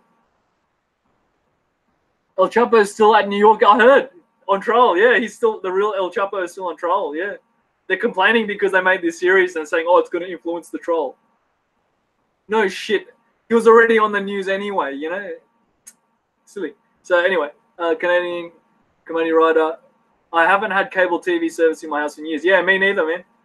Me neither. I've never had cable. My friends have. We used to go to their houses to watch, you know, the sports game or a cool TV show. You know, as a catch up as well. So it's like, oh, Thursday night, let's watch Sons of Anarchy at this person's house. You know. Laurie. Sometimes I switch the TV off and watch episodes of BJ. Yeah, thanks, man. Well, that's people are telling me, and I do it too. Like, oh, if I'm on a TV, like a smart TV, I don't watch TV. I watch the internet.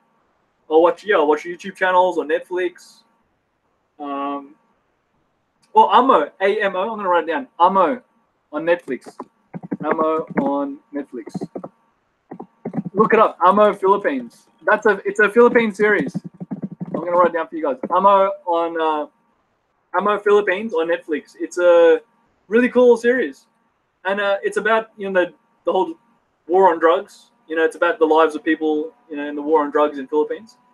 But the reason why it's so important, it's just, you know, snapshot for the people who don't understand what's going on. But it shows they can make a professional Netflix series. I mean it. Respect. So to the Filipinos, don't get upset. It shows you can make a professional Netflix series. The whole world can say, hey, at least you're making something to contribute. You know, Mexico making El Chapo and Narcos. There's a TV series Narcos, you know, for Colombia. It's not to say they're bad countries. It's to show they can make professional movies, professional entertainment. So, still going. Yeah, Joseph, you're back. Yeah, still going. Oh, crap, man. I've been talking for a while. How long I've been gabbing for? My goodness. Oh, my goodness. Because I started at 11. 12, 1. Oh, geez, 2.5 hours. So, guys, I'm going to thank you to the people watching. I might wrap it up. If you guys don't ask much more questions or not many more people are going to join us. I'm just going to recap too, guys, because, you know, I'm going to start summing up. Happy Chinese New Year or Happy Lunar New Year. I put a link on my Facebook page so you can choose your lunar symbol, your star sign, so to speak, and then see your forecast or your fortune, you know, like the fortune telling. So I'm born in Year of the Pig, and 2019 is Year of the Pig, so it's going to be hopefully a prosperous year for me. Retire early. What else we got? Yeah, we already talked about the laptop upgrade, so check out my RAM upgrade videos and my SSD upgrade videos. Just to learn what the hell they are. You don't have to be an expert. Get it done. Yeah, so also we're talking about some other popular themes. Look, guys, I'm not kidding. 2019, look at Gary Vayner. There's so many really good public speakers and like motivators and all this stuff talking about it. Man, it's all about honesty now. It's all about honesty online because these things exposed us. Phones. These things are good. Smartphones, iPhones, whatever. They exposed us. So if you keep bullcrapping and lying, you're just going to get exposed at some point. So, you know, honesty is becoming a good trend online and social media. I know it sounds so hokey to say it like that, but it's like finally we're going to crush those bullshitters. We're going to crush all those people that kept lying and bullcrapping for their whatever, their fee, their monetization, their bullcrap. You know, I'm talking about, you know, the 22-year-old life coaches. Oh, I'm a 22-year-old life coach. Pay me a fee and I'll tell you how to get rich. You know, they do weird things too. They rent mansions to show off. It's not really them. They just rent an expensive place to show off, or they rent a Lamborghini to show off. Yeah, weird things like that. Really weird. You know, con artists. Yeah, that's what I'm trying to say. The con artists, the scammers. Yeah, the scammers, we're calling them out, man. So it's become a thing. So Gary Vayner, his real name is Gary Vaynerchuk. He's a very big YouTuber and social media expert. He actually runs a media company. So he's a millionaire, this guy, right? He's a multi-millionaire. So Gary Vaynerchuk's been talking a lot about it. I've been following Gary V. So he uses Gary V for short. Yeah, he's cool, man. All right, then, Gary V.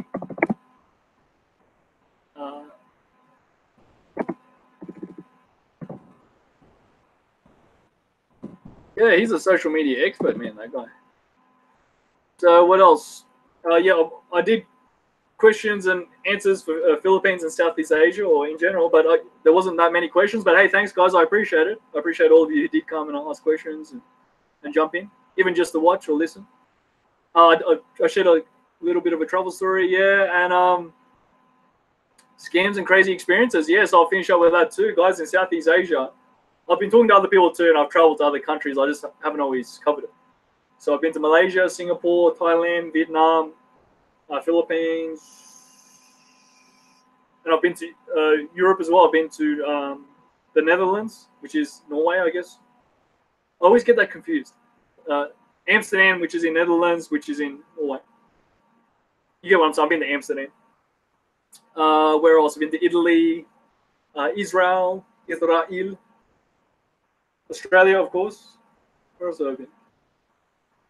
Yeah, I think that's it for now. So yeah, you get the idea. But I wasn't vlogging back then. I wasn't always covering it. But yeah, you always got to watch out for scams when people are skimming cash. Anything to do with cash. And you guys know it must be the same in Europe, in America. I've seen cash scams here in Australia. That's why we shop online now. That's why we use credit card and bank card. We don't use cash bills, cash notes anymore. And because it causes so many scams and corruption and crime. And a Chinese businessman, Jack Ma, I think it's Jack Ma. He's a billionaire. He went to the Philippines to talk about business and just to give a conference. And he said, guys, best advice we can give you: internet. Go online in Philippines. Go online, do everything online, internet or digital. You can do it all on your phone. But the reason why, it'll reduce corruption, all those cash scams and skimming. So for those of you who don't understand, they'll purposely jack up the price in cash, no trace. They purposely won't give you a receipt, always ask for a receipt. And you'll get upset, like you pay for your hotel cash. You don't get a receipt next day, because just say you paid for 2 days or something, or 3 days. Oh, sir, oh, ma'am, excuse me, miss, you need to pay for your hotel. Like, no, I paid on arrival, I paid yesterday. Oh, do you have a receipt? No receipt, no pay. Pay again. You get very upset. Same with the tour. You go on a tour, you got no receipt, oh, you have to pay again. Same with the restaurant. See, it gets annoying. You have to pay again, you know, or they keep changing the price. You see, so things like that. You know, the price on the menu was 500 pesos for the meal, or 200 pesos. Suddenly it's 1,000. What happened? You know, so, and you got to be tough. So you just pay what you think is fair and get out of there. You might cause an altercation or whatever. Or get, like I said, get a receipt. Always get a receipt. And I ask them to itemize it.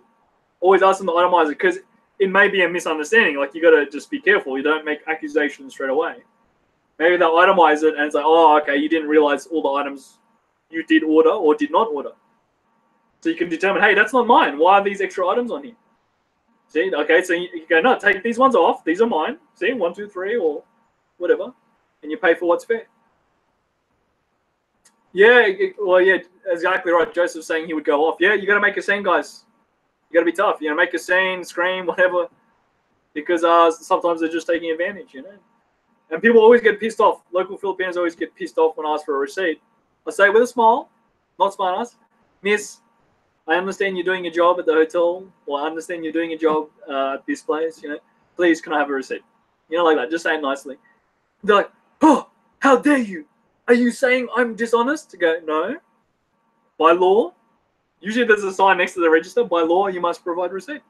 No receipt, no pay. You see? Just say it like that. They can get pissed off. Let them get pissed off. Don't worry. Because otherwise, like I said, they're going to say the same to you. Oh, no receipt, no pay. You pay again. You know, you pay more. Anyway, I just wanted not to stir anyone up, just to get that out of the way. It's a common problem. But, hey, to be fair, you can't be uppity. You can't be snobby, because that happens in Australia. I've dealt with people who try to do that in Australia too. And I said, oh, it's okay. No receipt, no pay. Well, I just told them, guys, if you want to do this, like, I know what you're doing. You're trying to scam me. I'm going to leave a bad review online. They just went quiet. I said, if you do this, I'm going to leave a bad review online. Okay? I gave them fair warning. I put a bad review. Crushed them. That bad review crushed them, man, because, you know, people were like, oh, man, they're dodgy. You know? So you'd be surprised, the power of the internet. No, I didn't do that to be mean. I was very nice to them. I said, guys, be cool. We had a deal. Charge me what's the proper price and give me a receipt. No problem. And this is in Australia. They want them to pay? Okay, they got to pay.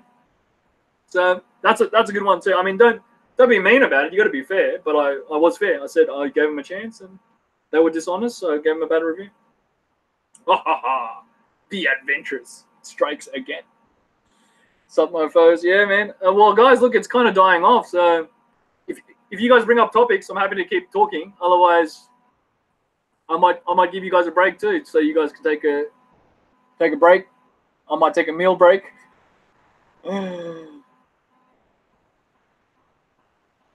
I'm just looking at the comments. Guys, come on, last call for drinks. Last call for drinks. Bar is closing. You can ask questions or... Platypus, yep, platypus is a native Australian animal. It looks like a beaver with a duck's bill, with a duck's beak, and it's real. Yeah, platypus. Oh, I see, you're razzing me. Ha ha ha, Canadian, you jerk off, maple syrup jerk off, Canadian. Yeah, ha ha ha. He's razzing me. Whatever, Corey, go play outdoors, or whatever Canadians do. Go play in the snow, or... Yeah, I heard it's snowing hardcore, though, seriously.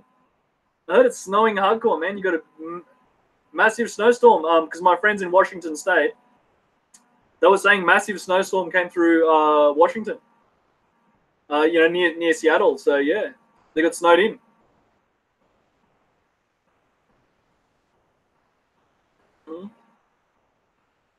Okay, yeah, I'm happy to stick around if you got questions, whatever.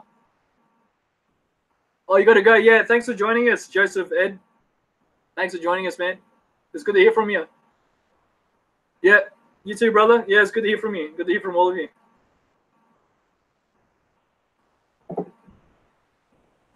Michael said he's got a consent. Edward Hope. Hey, Edward Hope. Good to hear from you. What's up? What's up? Not too much, man. Just working, busy living and working in Australia. So that's why I did this, so I can keep in touch with you guys and answer any questions too. Oh, you got to go. Okay, see you, Corey, Canadian Commodity. Check out his motorbike channel if you're into motorbikes. He's cool. He's got a Kawasaki Ninja, which I think he's destroyed. He's working on. All right, man up, Corey.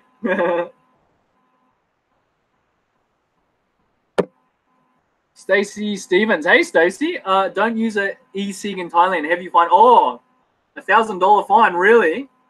That's a bit excessive, Stacy. Really? What, you mean in buildings? I think she means in buildings or something. Because Thailand's pretty cool. Thailand's a popular tourist destination. People smoke all the time. So maybe you mean indoors, or maybe you mean in the airport or something. Stacy? And Stacy, tell us where you're from. Are you from Australia or America or what? We've got a Laurie here, as in Lawrence. We got a Lawrence here, and I thought Lawrence was a girl. It's a guy. Sorry, Lawrence. So anyway, so Stacy, yes. Nope, all over, and they changed laws regulating cigs. Okay, so they're trying to be a non-smoking country. USA. Okay, thank you, Stacy from USA. I'm guessing that's your avatar. I'm guessing you don't really look like that. But maybe you're what, Pinay? You're Filipino or something? Cigs are cheap. Yeah, absolutely. Cigarettes are so expensive in Australia. We have packs of 30 and 25. We just prefer bigger packs, more smokes. But even a 20 pack of Marlboro Reds, meaning like for like, because it's the most common cigarettes in the world. A 20 pack of Marlboro Reds is like $30, man. $30. Man, you got to be rich to smoke tobacco. You got to be a drug dealer. You got to be a troublemaker, you know? Yeah, so like in the Philippines and Thailand, it's like $1, $2 for a packet. Yeah. Yeah, most of that's taxes, by the way, guys. That's stupid. It's spastic, huh? $30 for a pack of cigarettes. Edward Hope, when you're going back to Philippines. So Edward, you must be chiming in a bit late. Same with Stacy. Yeah, I was thinking about February, but I'm busy with work and business. I've got other work and business to take care of here, and I'm playing the long game. I'm better off taking care of my long-term life. You know, my dealing with life. You know, building up my life. Everything that goes with that, and then hopefully I can travel whenever I like, or maybe I could retire early. I know I'm gonna have to flesh it out. I'm gonna have to make a new vlog series and flesh that out. But yeah, because I do a lot of finance work, and keep an eye on the economy, US and Australian economy. So it's something I do like as a job, and I also don't mind it and enjoy it. It's not something people should be scared of. You guys should really be researching the economy and things too. But yeah, I'm keeping a very careful eye on it. So there's some things going on. I just want to be around to keep an eye on. And yeah, you know, be responsible and just be responsible, do the right thing. And that's why I want to make some videos and flesh it out more for people who are interested. So yeah, so to answer your question, Edward, maybe later in the year, maybe Christmas time or something, maybe later. But I've got other things to worry about. So prioritize, and then I can do what I like later if it goes well. So Stacy, yeah, okay, thanks, Stacy. Well, thanks for sharing so much. I'm just reading through all the different comments. Stacy Stevens, Michael Strong. I told her she needs to be careful and not trust anyone. Now I just found out she's going to El Nido. I was like, man, she can get scammed. She's only 22, first-time traveler, mind you. Yeah, just tell her to watch my El Nido videos. I'm not kidding, not just a shameless plug. Go there. She can have a great time in El Nido. But it's not going to be what she thinks. It's not going to be the bullcrap slow motion. Oh, showing off. Because that's everything looks better in slow motion, you see. Guys are putting up beautiful videos. Professional, great videos. I respect how good they are. But they're just showing off. El Nido is a fishing village. And you get scammed there, man. So go there, have a good time, guys. I'm not saying it's all bad. Just go there, have a good time. But don't think it's going to be what, some highlight reel, that's called entertainment. That's called video editing. Very good professional editing. Because I'm not kidding, guys. I actually have friends who have been there, friends in real life, and they got so upset. I was like, what's wrong? They go, well, we went down, we thought it'd be something else. So they wasted their 2 weeks leave. They wasted their savings, you know, Filipino friends. It was very expensive. They got very upset because they felt they wasted all their time and money going there. And also foreign travelers. You know, Australians, Americans, they got very upset. I said, why? They said the same thing. They felt like it was a tourist trap. They just went there and wasted their time and money. So that's what I mean by if you go there knowing the truth, at least you don't get upset. You go, okay, have a couple of days. So drink cheap rum, party on the beach, piss in the water. That's what the tourists do. You know, do your stupid thing in El Nido and then keep going to Puerto Princesa or Coron. You know, travel around, go to Port Barton. So I'm not saying it's bad, guys. I'm saying go there with a more realistic and practical mindset. Because people get so upset when they go down there and find out. And I don't razz them. I don't make fun of them. I don't, you know, they're my friends. I'm like, well, you know, I'm sorry you had a bad trip. I hope you're okay. And lesson learned. You know? I try to be nice about it. I'm not razzing anyone, I promise. Because I know what it's like. Because I went there and I was tricked. I felt let down. So I'll keep going. Sorry, I went on a bit of a long one there. Yeah, such a rip-off, Jay Scordio. Yeah, man. Look, you can go there and have a good time, but just understand what it is.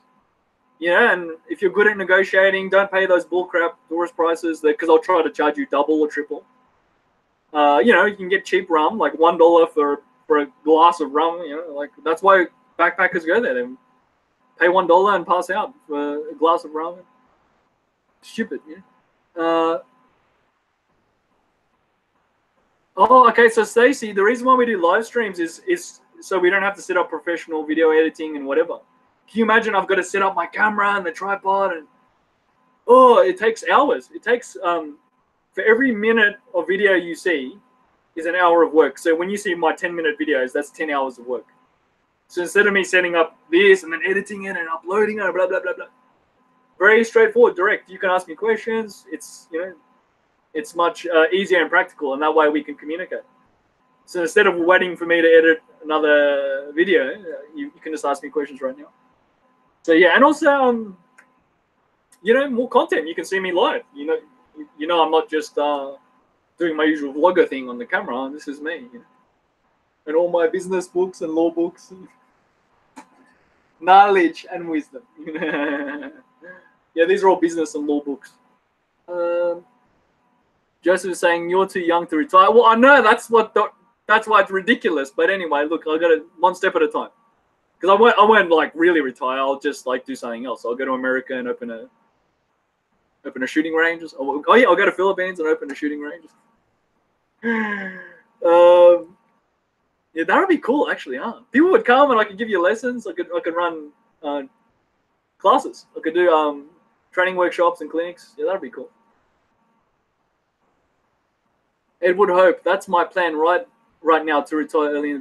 Well, Edward, I got to clarify. It's like, there's nothing wrong with having big goals, but you also got to understand what stepping stones are, right? I could retire there right now. I'm not trying. It would be simple. I'm being practical. It'd be simple. I'll retire with very little, and it'd be a very simple life. I'll be living on my kalamungay and rice or malunggay and rice. You know, like soup, chicken soup and rice, and I would eat out every now and then, but that would be a very simple life, and I would be happy with that. But if anything went wrong, you know, that would be an issue. You know, what about vehicles? What about transport? Whatever. So the whole point is there's stepping stones. So whatever you need to do, brother, I think you need to focus. This is my whole theme too. I'm really being this because I went through this 2018. That's actually what I was doing the whole of 2018, sorting out my own life. Because I could have traveled again and I didn't. And just like now, I purposely chose not to travel. I got to sort out my own life. Yeah, you got to build up those stepping stones, man. Whatever that is. Whatever that is, you get good at your job or find a job that you can like and get good at. And it takes years. That's what I did. It took me years, man. I've been working professionally for 13 years, brother. I know I look young. I've been working professionally for 13 years. And before that, you know, part-time jobs, working in a retail store, working in a restaurant, working in blah, blah, blah, you know. and I've still done those jobs on the side for extra cash. You see, so there's no shortcuts. So I'm not playing. You know, I mean, like what I was saying at the start of the chat, 40,000. I had 40,000 in student debt. That was my goal, my first goal, pay that off. You know, I still come from that older generation. You know, when we went to uni and did bullshit degrees. Now it's a big business. I mean it. Now it's just a big business. So 40,000 was cheap. I checked my study pathway because I did a lot of study, degrees, advanced diploma, master's degree. I have a master's degree, right? And I checked if I was to do that all again, it would cost $120,000. $120,000 in Australia. I was like, that is bullshit. Can you imagine that would kill a young student to build up that much debt at 21, 22, 23? You know, even if you get a bit older, you study slowly. Man, can you imagine you graduate, whatever, 22, 23, 25, 120,000 debt? Fuck that, man. Excuse my language, because I didn't realize, because Joseph talked about it. Because in my time, because I did it a long time ago, it was about $40,000, right? So a bit more affordable, and I paid it off. I paid for it myself slowly. You know, slowly got a good job and paid it off. Man, I didn't realize how expensive it is now. Like 100,000, like that. Wow, yeah. Sorry, I'm getting distracted, but yeah, just to share where I'm at as well. Can you see why I share these things? So that's why I say stepping stones. My first one was paying it off, the student debt, and then now I'm debt free. I have the ability to sort of do what I want. And I have savings. All right. Yep. So Joseph is saying live streaming is good and fun way to chat with your viewers. Yep, exactly right. And meet meet some of you as well. I'm not sure how many of you watch my videos or not. And I'm learning. Like, we got this guy from Norway. He's really cool, Dave from Norway, and we now have Stacy from US. Stacy, I'm pretty sure I've seen your comments before, but. You are a straight up guy. That is why I like you. No bullshit. Oh, well, thank you, Stacy. Aren't you sweet?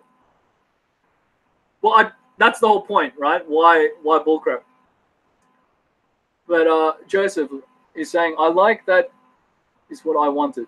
I thought that is what I wanted. I miss America. I wish I could do 6 months each. Well, you should, brother. That's what I was saying. We call him English John. Because he didn't want to be interviewed. I really wanted to interview him. He had such good stories and tips. Yeah, English John lives half in UK and half the year in Philippines. And he's very successful. He has a company. He's earning good money, a construction company. Yeah, he earns top dollar, man. Well, he earns British pounds. Yeah, he's earning good money, and yeah, he does what he wants. Sometimes he has to go back. He has to go back to UK to watch the company just to make sure the guys aren't doing stupid shit. Want to keep clients, customers happy if they have a big project. But because it's project-based work, construction, you know, they finish this school, they finish this office, they're fixing the office, you know, they finish the work and the project's finished, and then you can take a break and then come back for the next project, you know. So I'm the same too. I do a lot of project-based work. So I finished my project. That's how I did the travel, guys. I took a pay cut. I did my projects. When they finish, I go travel. And then come back and then try and find a new project. But employers don't like it. They really don't like that. They don't like that you have freedom. They try to enslave you. It's really a thing. It's still a thing. They try to, you know, like, no, we don't like how you go somewhere and disappear. We don't like how you got qualifications and you're independent. And yeah, they don't like it. But by the way, hey, they're always waiting. Employers always need staff and they're always waiting. So it's a thing, you know. Like I said, I took a pay cut. There's no shortcuts.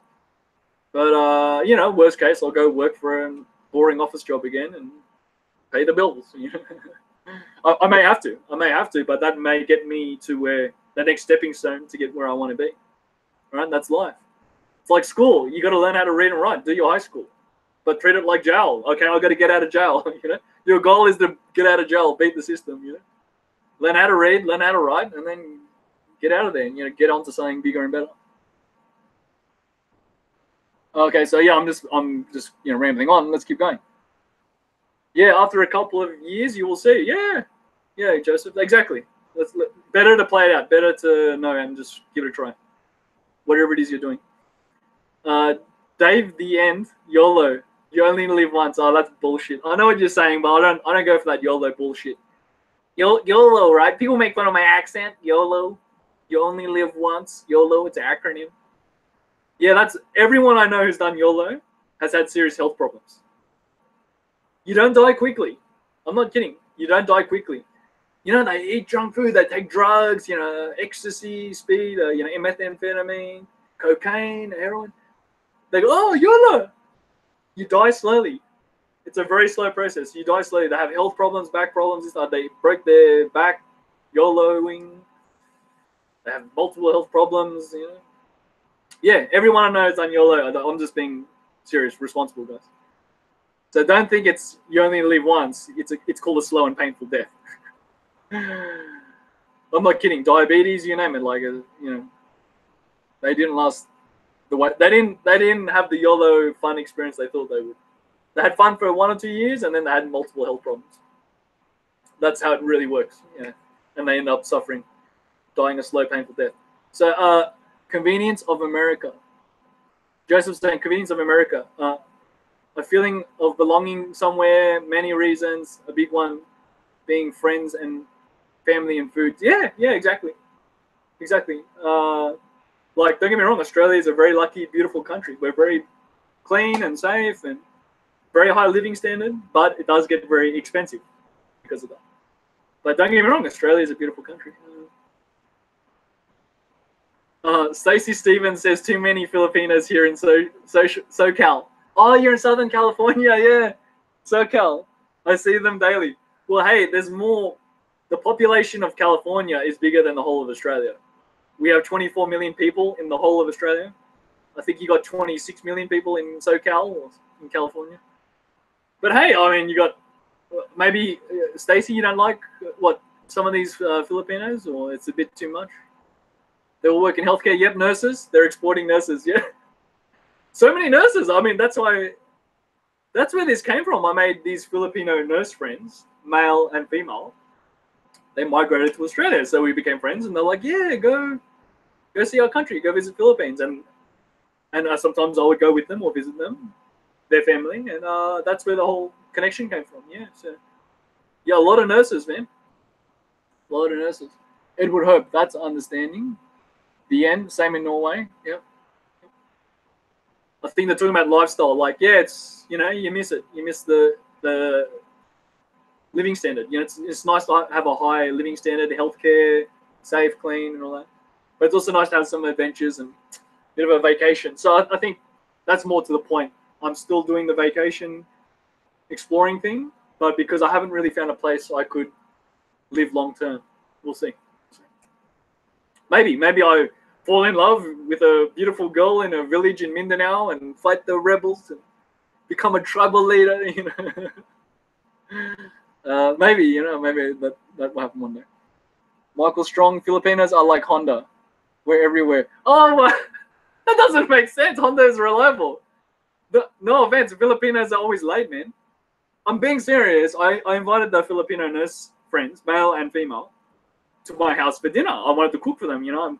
If you see my cooking videos, so I made Chinese and noodles and all this stuff, and they turned up 3 hours late. I said, guys, dinner was 6 p.m. I told you, Facebook text. I called you. I thought they dissed me. I thought they just ditched me, right? They turned up at like 9 p.m. I was pissed off. I was like falling asleep, and I was already getting the keys to go out. I was like, you know what? They ditched me. I'm just going to go out. I'm going to go out and, you know, party. It was the weekend. And then finally they're turning up. It's like, are you kidding me? Filipino time. You know, we're not talking about Manila traffic. We're talking about Australia. You know, they're just being, you know, late. Island time. They think they're in the islands mucking around. They don't take it seriously.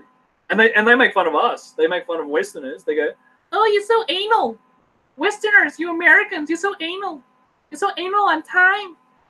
You Aussies. You're so big on time. You know, like, they make fun of us, man. They think we're crazy because we care about punctuality and time. I mean, yeah, we get obsessed with work time, but you know, it goes both ways. We could chill out a bit too, but they could turn up on time. That would be nice. This is not Manila traffic, no. This is not Naya Airport. This is not Manila Airport. Don't get me wrong, I love Philippines, but moving somewhere forever is a bigger thing than people think. Yep. Guys, best advice, no big moves. Oh, there's more comments. Sorry, I'm scrolling down. I've got to keep answering questions. No big decisions. If you ever go to Philippines, whatever, 6 months, 1 year, take your time. No big decisions. None. Don't go rushing buying a property or a land or a lot. Don't. Check it out first, because guys they get scammed, they get into trouble, you know. They get robbed. Because someone figure, oh, there's a foreigner here, let's rob him with a gun. And now you just sunk in all your money buying a lot or buying an apartment, you know. Stacey Stevens, okay, thank you. Now I understand you and others. Okay, well, I'm glad. I was rambling on. Thank you. Okay. You're the real deal. All good. Thanks much. Well, thank you, Stacey Stevens. Maybe you should start vlogging or making some fun videos. Guys, it's not about showing off. This is what people don't understand. If you like baking, I was telling that to Corey, my Canadian friend. If you like baking, make videos about baking, like baking your cakes. Like, cool. You don't need to show off. It's just about sharing your thing. So if you're into baking, you know, or if you're into Lego or motorbikes, so whatever you're into, yeah, I mean, get into it. Just sell the market short, put options. Stacy, very, very clever. You figured it out, huh? I have a friend here who is. Joseph is saying he has a friend who is a pro shooter. Yeah, whatever, man. Whatever that means. What? Pro airsoft shooter? Pro, I don't know. Pro basketball shooter? Whatever, man. Document it. You know how it is. You got to document it. Document it. Seeing is believing it. Just sell the market short. That's a good one, Stacey. Yeah. That's a good one. You know, be very interesting to have a real chat with you. Yeah.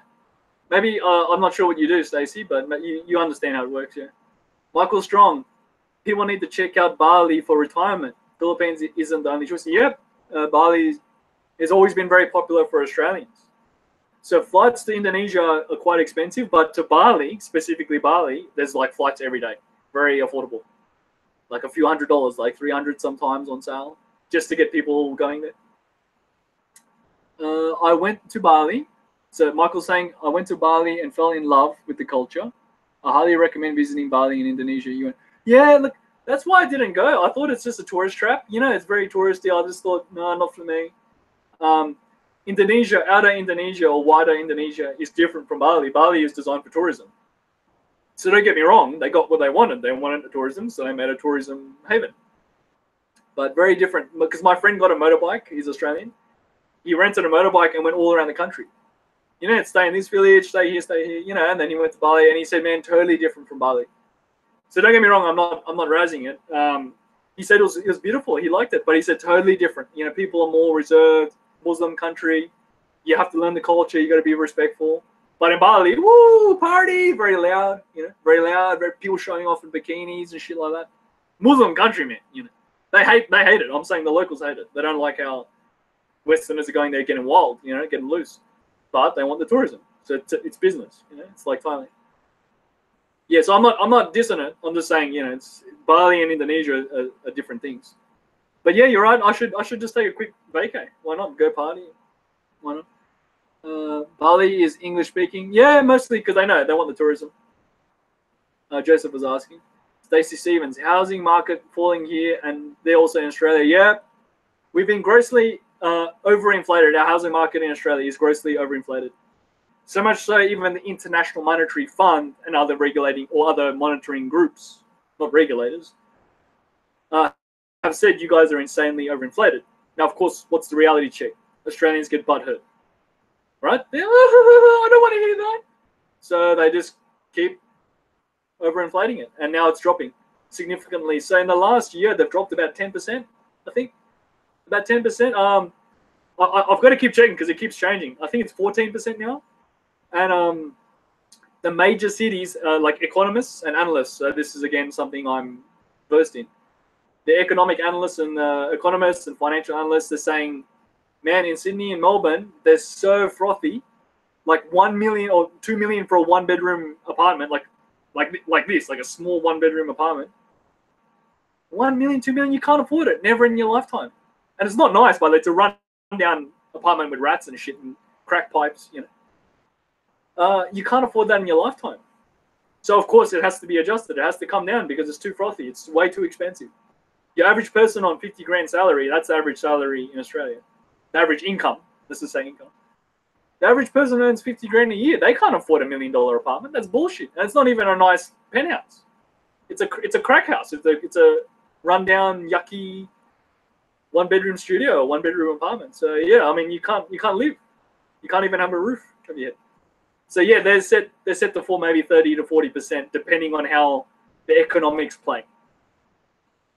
It's to do with the interest rates and bonds, and I don't want to get too carried away. Like I said, I should probably make a separate video about that. But yeah, depending on how the market plays, they have to drop at least 20%, maybe 40. It just depends on how the economics play out. Different economic situations, scenarios. But yeah, so like I said, if you're earning, it's probably the same in America. If your average income is 45, 50 grand salary a year, or income, some type of income, man, you can't afford it. You can't afford the repayments. And you got to buy groceries, food, electricity, water, taxes. You know, you can't even afford to live, brother. You know? So, anyway, I'm getting distracted. Hi from Canada. Oh, sorry, Frank Bopper. Hey, Frank Bopper or Boper. Frank, hey, good to hear from you, brother. Yeah, this is it. I like it when you guys tell me where you're from. Chime in. Jay Scordio, it's all about sacrifice a little now in order to look up later. Yeah, brother. Exactly right, Jay. It's what I've been ranting about this whole time. Thank you. You said it very well. So I'm trying to find the comment again. I just lost it. Yeah, exactly right, man. I mean, to give you an idea, when I was 20, I'll tell you guys an awesome story. When I was 23, I'd saved up some money, right? I saved up a bit of money because I got a job at 21, 21, my first office job, and I got a pay rise. Doing awesome, good on me. I was only on 50 grand a year. I was only on 45 grand a year, you see. I'm being honest. I was only on 45 grand a year, but I'm like, yeah, awesome. I'm finally earning full-time money. I'm not a student, you know. And I was like, I really want to get a Mercedes, just a C class. What was it? No, what was it? A C220D, like a diesel? Was it? I think that's the name. Anyway, it was a 220D, the diesel, turbo diesel. And it was a good-looking car, C-Class, with the twin headlights. Really good-looking car, early 2000s, so that's maybe a 2006, model. 2003, because at the time. Anyway, I found one for 40 grand, and I was like, yeah, I want to get this car. I want to show off. Because I'm young, right? At the time, I'm in my 20s. Ladies getting in my Mercedes, you want to show off to girls, I'm being honest. And I went, nah. You know what? No, I had a Honda Civic. I'm gonna stick with my Honda Civic. I don't care. People were razzing me. Oh, you got a Honda Civic? Why don't you get a BMW or something? And I had a company car. I had a company BMW, by the way. They lent it to me. It wasn't mine. It was the director's. But as a reward, if you did well, he goes, hey, take the company car. Just, don't waste your money. You work for the company. So I'm driving around in a BMW 3 Series. Still a nice car. 353. Still a nice car.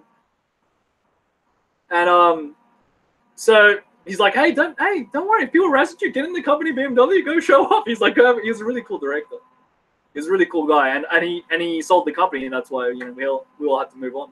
Otherwise, I'd probably still be working for him to this day. He was a really cool man.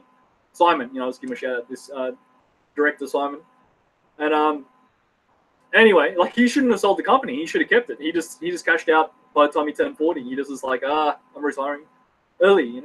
Silly. He should have kept his legacy going. But anyway, the whole point was, I made that decision already in my early 20s. I don't want to just waste money on a car to show off, So yeah, it sucks now. So I'm better taken care of later. You see what I mean? So remember how that Mercedes-Benz was like $40,000? Well, instead of putting $40,000 in that Mercedes-Benz, I put it into my education and paid off my student debt. You see what I mean? But it's not really correct to say that because I kept studying. Even at the time, I was still studying. I was doing postgraduate certificates, diplomas, masters, my master's degree. Meaning, I've been studying for a long time, professionally. It's a thing when you become a professional. You have to keep up to date and you have to keep retraining. It's the pathway. It's this what do they call it? Learning experience, the journey. And it used to be, you know, as you can tell, it used to be. Now it's just money. It's just schools trying to make more money from it. So anyway, yeah, I'll stop babbling on. It was just, yeah, absolutely right, Jay. It's about sacrifice. I made those sacrifices early, so I wasn't suffering later. And I'm living well. I'm living well later. That's why I wear Oakley. No, I'm being materialistic. It's like, yeah, that's why I got this awesome watch. No, what's true actually? Yeah, because I paid off my debt, so that's why I get to have awesome stuff. Anyway, see, I'm being too materialistic, but yeah, look, I meant what I said. So I chose between investing in myself. I know it sounds very cliche, or a stupid car. You know, don't get me wrong, it was a nice Mercedes luxury car. But you see what I mean? At that point in life, I was like, nah, I better invest in myself and then take care of my future. And you know, people razz me, man. People razz me, made fun of me, but hey, it worked out. At least for me. I'm just saying it worked out for me. It sucked then, but I'm not struggling now, at least. I'm certainly grateful. Okay, Michael Strong. In this dense Passar, people can speak English. In Passar. Right, he's saying in Bali. Yeah, okay. Yeah, cool. Man, look, you guys are making a good point. Bali is so affordable from Australia. Yeah, I might get one of the sail flights. I'll look at a sail and just jump on a flight. I know guys that go on a weekend. I know it sounds crazy. They just go for like 3-4 days, a long weekend, and just go party or even just relax. Just relax, yeah. And I have other friends who go to Bali, but the outer Bali, not in town. They go to like a villa or a beach house. You know, they rent a villa and just chill out. You know, in their own little sort of private villa or beach house, yeah, or resort. You know, a bit less hectic, a bit less loud. Crazy. Joseph, haha, who retires in Canada? Well, what? Oh, yeah, Joseph's razzing some guy who's retiring in Canada, whatever. Edward Hope, my very most important thing I'm focused on now is saving money just to be comfortable. Yep, absolutely, Edward. Absolutely, brother. I mean, don't be too cheap, and I mean that respectfully. You know what I mean? You got to find a balance. If you need to get bills paid, if you want to live well, like live well, you know. But yeah, you just don't live beyond your means. Yeah, you just don't overstretch. But yeah, good on you, man. Good on you, brother. Because, like I said this at the start of the video. You know, even if you put $100 in a savings account, 2% savings, 2% savings interest rate is better than losing it all. It's better than losing it all. So, okay, Stacey Stevens, my physician pays $4,000 a month in student debt. She owes $150K, and you must pay it back. Cannot go bankrupt. Yep. In Australia, the ATO manages it. The Australian Tax Office, they manage student debt. We call it Higher Education Loan Program. It's an acronym, HELP, Higher Education Loan Program. So in Australia, it's technically a tax debt. It's technically a tax debt to the federal government, so you better pay it. You don't pay it back, they can crush you. They can take away your passport, they can crush you. They don't want to. They're like, just pay it back slowly. You know, just whatever you can afford, pay it back slowly. There's also a table. There's a threshold table of income, a clip level. So depending on your income, you have to compulsory pay back a little bit, like 1% of your income a year. So I think it's 50 grand. If you earn 50,000 income, you have to pay 1% of your income to pay back your student debt. So most people just do it that way, compulsory repayments through their taxes. But yeah, so again, you know me, just being me, I didn't realize how much I saved because I paid off my student debt so quickly, so early. It saved me all the interest fees and charges. Because that's where they get you on a loan. Any loan, credit card, debt, it's the interest fees and charges. So because, you know, badass be adventures, I'm paying off my student debt quick. They don't get to charge me all those interest and fees, you know. So I probably saved myself about 40,000 in interest and fees. Yeah, badass, right? Yeah, winning, long game. Yeah. So you say there's a reason why you play it out. There's a reason why you play the long game. You know, you win long term. Anyway, so let's keep going. Like I said, look, but guys, like I said, Joseph was the one who woke me up. Joseph in Manila, because he was talking about his son going to school, EJ, where I didn't realize how expensive school is now. Going to university college is so expensive now.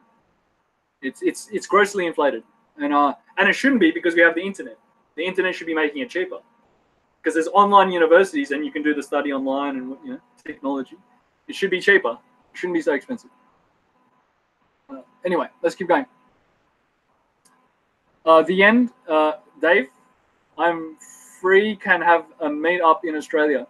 Yeah, I really should. People have said they've seen me in Australia and they knew it was me. They heard me speak and they saw me with the camera. They went, okay, it's Be Adventures. And they didn't come up. They were very shy. So and I told them later, I was like, because they were messaging me, I was like, hey, just come up and say hello, like just to be friendly.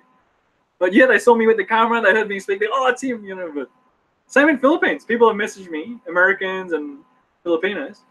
It's like, I knew it was you. You were vlogging in the airport, and they saw me with the camera, and they're too shy. Sometimes they're shy to meet up. But yeah, I should do a meetup. Yeah, in Australia and Philippines and Bali, wherever.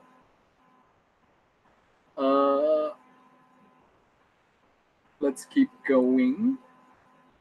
Have a baby makes that really hard to do. Yeah, having a baby. Yeah, well, that's why I haven't had a baby that I know of. So.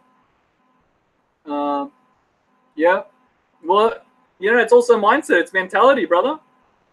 It's mentality. Like I said, I've got friends who have, for some reason, they always have $200 a week for alcohol and cigarettes. Because remember, cigarettes are very expensive here. They always got $200 a week, rain, hail, or shine, for cigarettes and alcohol. Plus, they have another $100 for crystal meth and marijuana. Yeah, because they like drugs. So they always spend $300 a week partying.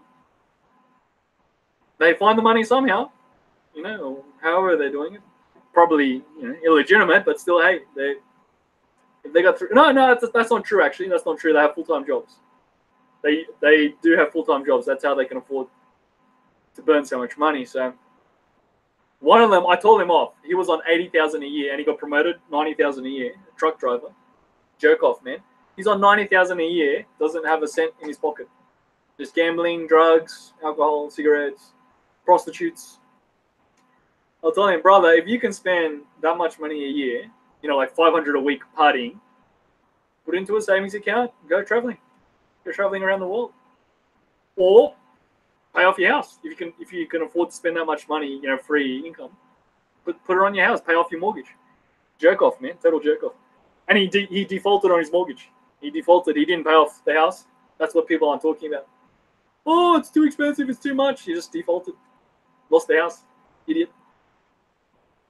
Anyway, so we'll keep going. No, because I tried to help him. I'm not being too harsh. I really did try to help him. We tried interventions and stuff like that, like drug interventions, gambling interventions. His father, his brother, we all tried to help him.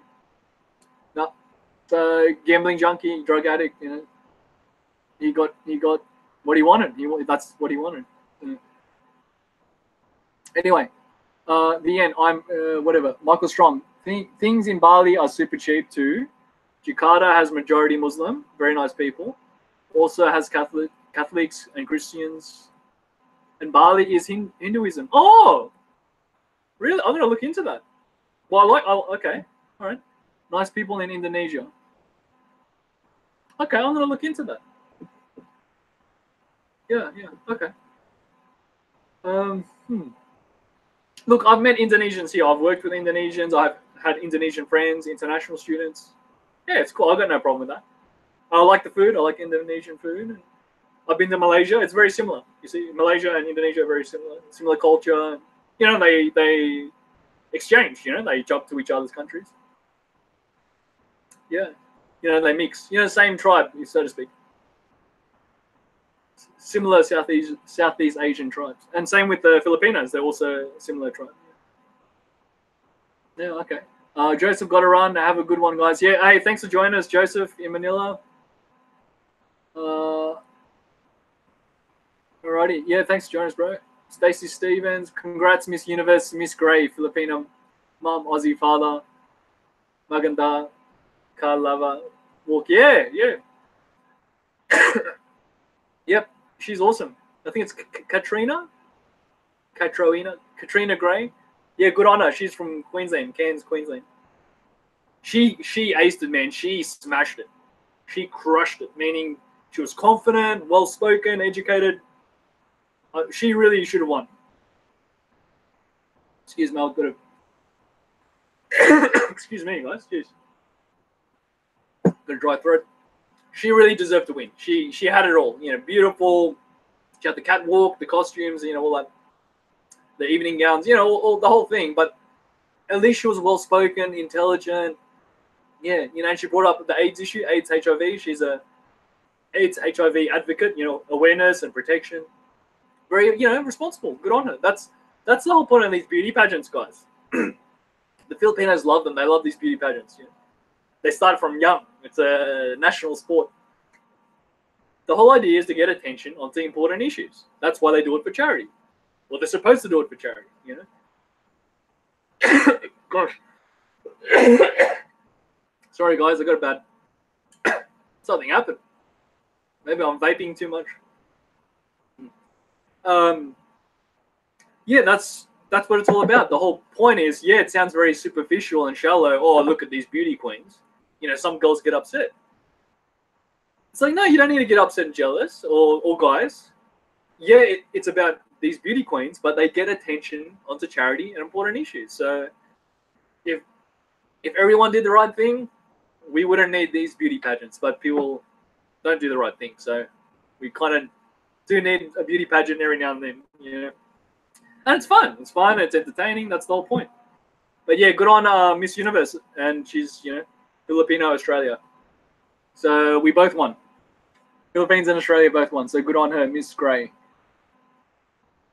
To Miss Gray, if you ever see it, keep it up. I love how you're confident and educated and very responsible. Keep it up. Responsibility. That's what it's about. Oh, Michael Strong, you got to go. Take care. Just oh no. Yeah, Stacey Stevens. Yes, Stacey Stevens. 33 mil. Too much drama. Oh, I think you're talking about the population because I was blabbing on. Population of Southern California, 33 million people. I think, yeah. Michael Strong, what's too much drama, Stacey? I've been with many of them. They work in old retirement homes all over. All of her local Filipino community in Southern California. Yeah, okay. That's annoyingly true, man. I've been, okay. Stacey saying the video you made long ago about the Aussie Pinay who was trying to get you to go with her was great. Okay, El Hooker. El Hooker, I'm gonna, well, we call it, guys, you know what, I'm gonna find it. Let me just keep asking questions. I'm just gonna find it. The reason why, whenever we get a reference like that, I'll just share the link to keep it convenient. Because people are like, what are they talking about? Yeah, El Hooker, that was a true story. I wasn't bullcrapping. Like, I know people razzed on me and hated me. That was a true story because I was green. I was so green. Like, you know, it was my first trip to Philippines, very first. I never experienced anything like it. I never experienced the country before. I've been to Malaysia, Singapore, Thailand, Vietnam, you know, Europe, Israel. I've been out everywhere, and then I'll go to Philippines. It was just, it was culture shock. It really flipped me up. It screwed me up. But that's why I keep going back, because it's like, what else is there? Like, maybe there's other cool things to, you know.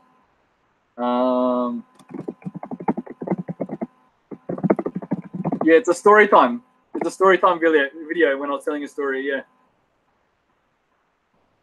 I'm guessing you're more mature, Stacey Stevens. I'm still going through. Sorry, guys, I got to catch up. Thank you for all the comments, guys. I got to catch up now.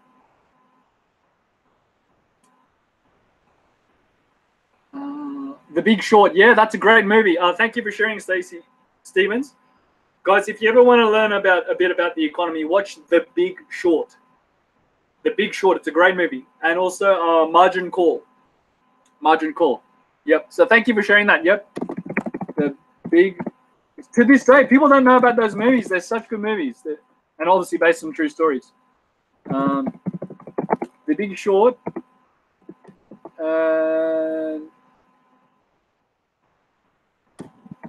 Margin Call. Margin Call, yep. You gotta understand they're just dramatized as movies, but it just helps maybe the average person understand what's happening, you know. So anyway, not to scare anyone. It's just, you shouldn't be scared of it. Learn. Just like, you know, a silly computer part, RAM. This is RAM for a computer. Learn what it is and put RAM in your computer and call it good. You don't need to be an expert, just get it done. You know? So Michael Strong, the main tourism spot in Bali is Dens Pasar, yeah. But once you go out of it, you see the countryside. It's absolutely gorgeous. Yeah, that's what my friends are telling me. They go to the countryside. Yeah. Scuba diving too. I got a trip to Australia to check out the GBR. Okay. Oh, Great Barrier Reef. Yeah, yeah. Michael, you sound like you've got a lot of experience traveling already. So that's cool, man. Respect. Yeah, yeah. So no, look, thanks for sharing Bali because yeah, maybe why not? I'll take a trip there. I should have because people go there all the time from Australia. Stacey Stevens, here it is 3,000 for an apartment, 1 room in a new place. Right. You're talking about like repayments or rent? I think what she means. Okay. So Michael Strong, yeah, in West Hollywood, an apartment is a friggin' ripoff. That's where my office is at. Okay, I see what you mean. At Santa Monica Boulevard and La Concierge, Cienega.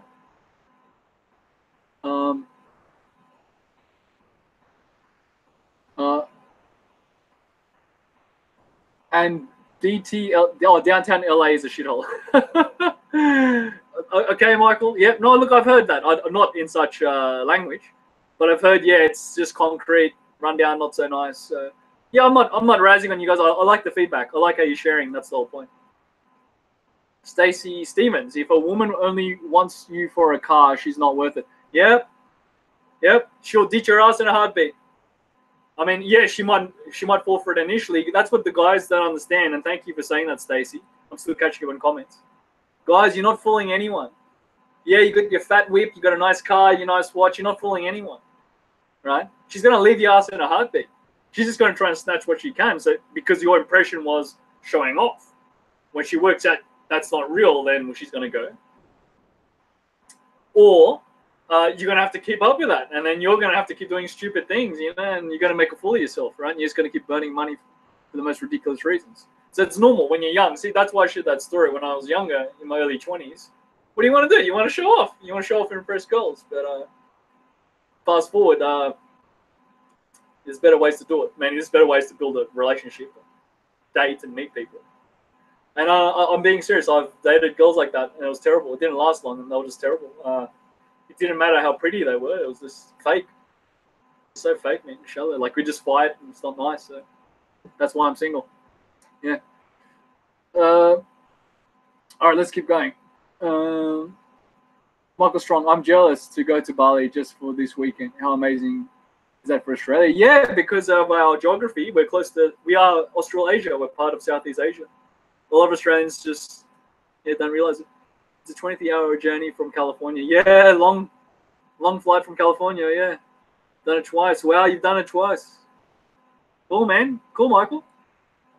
Stacy, crushed. Perfect. You said it. She owned the runway. Yeah. Yeah, she slayed it. You were talking about Miss Universe. You know, it's like, oh, she slayed it. You go, girl. Oh, she crushed it. Anyway, yeah, but she did. Right, I'm still catching up. El Hooker was a classic. Yep. Jay. Yeah. Yeah. I'm not kidding. I was very embarrassed, but I was getting over it too. I showed that video to a couple of her friends. I didn't do it to be mean, because they asked me, why aren't you friends with her anymore? They knew. Can you see the problem when we're too nice? There's too much bullshit. I'm being serious, right?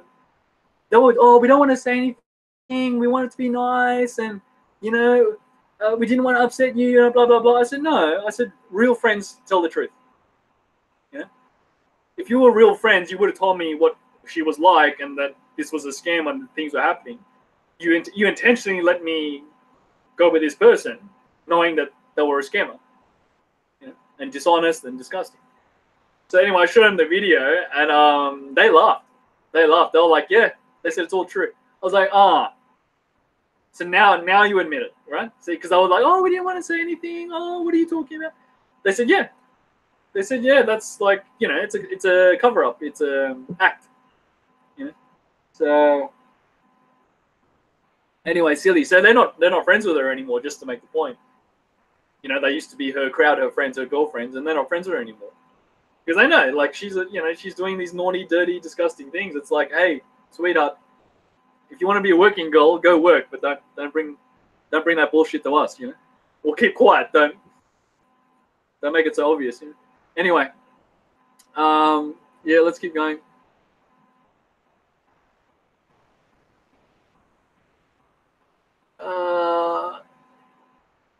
Yeah, The Big Short, Margin Call. Yep, The Wolf of Wall Street. Yeah, The Wolf of Wall Street. The end. Yeah, that's a good movie too. That's more entertainment. Great entertainment. Leonardo DiCaprio is a great actor. Great movie, but just it didn't really cover so much the what's happening with the economy.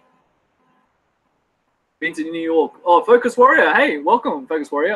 No, I haven't been to New York yet. I would love to. New Amsterdam. So the story I heard is the Dutch founded New York. They called it New Amsterdam. Then the British came and took it over and called it New York. Because the British like to say York, and the Europeans like to say Amsterdam. You know, so anyway, so yeah. Anyway, interesting story. So no, I have not been yet. I would love to one day, hopefully. Stacy's saying downtown LA is tent city after the dark side. Oh, I see. A lot of homelessness, drug addicts, squatting. Yeah. Focus Warrior, can you say hi to Kai, Melina, and Shani Rose, my kids? Yeah. Hey, Kai and Shani. So Kai, Melina, and Shani Rose. I'm not sure if that's their full name or four names. But yeah, hey, cool, Focus Warrior. Yep, not a problem. 2B, how's that housing in Australia? I heard of the news about Sydney might turn into slums. Yeah, they're obviously exaggerating. They're obviously sensationalizing, but there is great truth to it. Now, the problem is you got the economic factor and you got the human factor, right? The human factor being the deciding wild card. The economic factor is our interest rates are too low. And because of those low interest rates, people over borrowed. So their current Reserve Bank rate, that's our Federal Reserve. Our Reserve Bank of Australia has the cash rate at 1.5%. The problem is the banks are greedy. They're not listening to them. And the banks are charging like 4%. And they're slowly getting higher, you know, 3.7, 3.8, 3.9%, 4%, 5%, you know, they're slowly increasing interest rates on mortgages and loans. So that's already happening. Can you see the problem? So the market's already getting squeezed. So again, like I said, that's more I'm just sharing the economic and the facts, the finance. Well, what about the human factor? Well, people want to get rich quick, so they buy these stupid $500,000, $1 million properties, and they're not worth that. Now that prices are falling, they're getting stuck. Oh, how do I pay back this property? You see? And then what do? They either have to try and renegotiate, hopefully they can, or maybe they renege, they default. I know people that have defaulted, like real people in person, they defaulted. You know, so what do you do, right? So it's being sensationalized in the media. Yes, that's the media's job, but they are reporting the truth that we are heading for some very, very wild territory. We're going to be on a wild roller coaster ride, if you want to say it nicely, or you could say we're heading for a very big mess. We're heading for a very, very big mess. Again, so that's part of why I haven't traveled. That's a big part of why I haven't traveled yet. I'm just keeping an eye on things. But yeah, like it was what I was saying earlier, 2B. I'm just responding to 2B's question. I mean, you know, your average person on 50,000 salary a year cannot afford a $1 million apartment. And we're talking about a one-bedroom shit apartment. It's not like nice. I've seen some. My friend bought one. I said, why did you buy it? She said, well, it's in the city. It's close to my work. But I said, sweetheart, you can't afford it. She's on 50,000 a year salary, you know, her income. $1 million apartment, crazy. That was before prices started cooling down. So silly as well. She's stuck in that boat. She paid 1.1 million before the prices came down. Now it's probably 800,000, 700,000, like that, and falling more. So I mean, use your practical common sense. Your average person can afford a property for maybe 300,000. Tops. 350, 400,000 tops. So you see what I mean? It's just not practical. You'll never pay it back in your lifetime. You don't have enough time to pay it back because you got interest, fees, and charges. When you borrow 300,000 on a mortgage, you pay back double. You pay back 600,000, right? Because they got to make some money. The bank wants to double their money. It's very basic math. So if you borrow 100,000, you pay back 200,000. If you borrow 300,000, you pay back 600,000. So if you borrow 1 million, remember that bullshit 1 million. Okay, you borrow bullshit 1 million, you got to pay back 2 million. See, it's not fair. You'll never pay back in your life. So it's impossible. It's not possible to have such high property prices. And we're a smaller country. We've got a population of 24 million. See, I'm getting carried away. I'm becoming an economist now. I'm getting into the economist mode. So yeah, just for people who don't understand what I'm talking about. Yes. So how do you pay back 2 million in your lifetime? You'll never pay it back. You never pay it back. You know. So anyway. So let's keep going. Michael Strong. That's not overnight though. That's estimated to be 20 years. Yes. Thank you, Michael. Yeah. Over the coming years, yes. It's a very wide estimate. Yep. So I think realistically they're going to drop at least another 20%, at least, because again, in practicality, no one can afford it, and then they're probably going to drop another 20% too, depending on how the wider economy behaves. Meaning, an economy is many things. Just to give you an idea, you have gross domestic product, like what people earn, what people contribute, productivity, taxes, you know, equities, bonds, fixed interest, property. There's so many different factors, gold, silver. There's so many things, and that's the problem. A lot of people don't want to spend the time to study each piece of the puzzle. So if you want to understand economics, you must study each piece of the puzzle. No one wants to spend the time. I spend the time. See the difference? So everyone wants the answer, like, give me the magic answer. It's like, brother or sister, like, buddy, study it full time. Study each piece of the puzzle full time, then you'll understand. If you're not going to do that, then you're not going to understand. Right? There's no short answer. But yeah, so depending on the economic factors, I think they'll drop 40% long term. Long term, they'll drop 40%. Yeah. Anyway, the property prices, just because no one can afford it. As I said, no one can afford $1 million 1-bedroom or studio. Yeah. Anyway, so yeah, keep asking questions, guys. Keep asking questions. Well, gosh, we're still going. I didn't expect to go this long. 2B, favorite Filipino food. Oh gosh, I kid you not, I love tinola manok because it's a very Filipino thing. Tinola manok is chicken soup, but there's different types. You can put mung bean. They call it bongbong. There's a different name. You can put mung bean or barley, but it's basically chicken soup.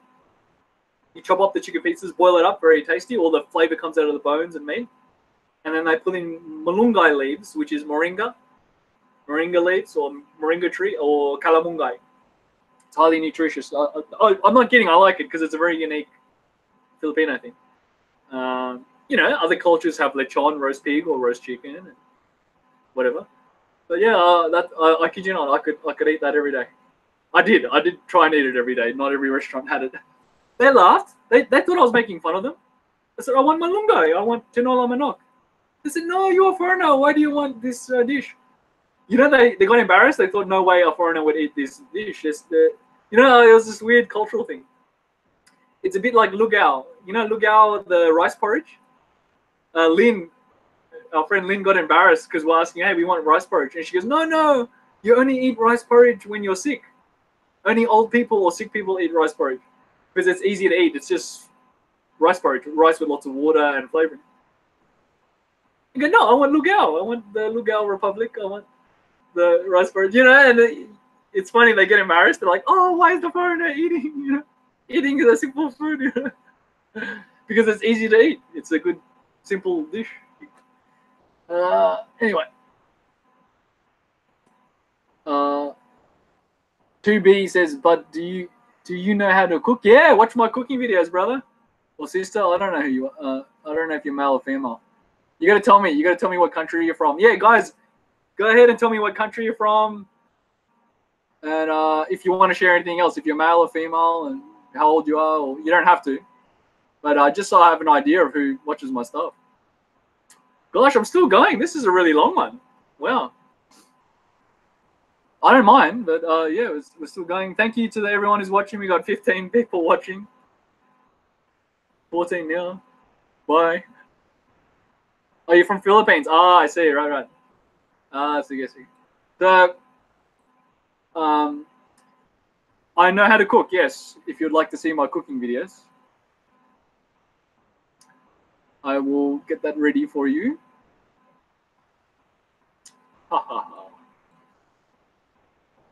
Yeah, no, I enjoy cooking, and for people who don't understand, especially the guys, you got to learn. You got to learn, guys. It's a life skill. It's a life skill. What the frig? I'm trying to find my cooking videos for you. Yeah, it's a life skill. So it's excuse me, survival skill. It's a survival skill. You got to learn how to cook, guys. You got to learn how to cook.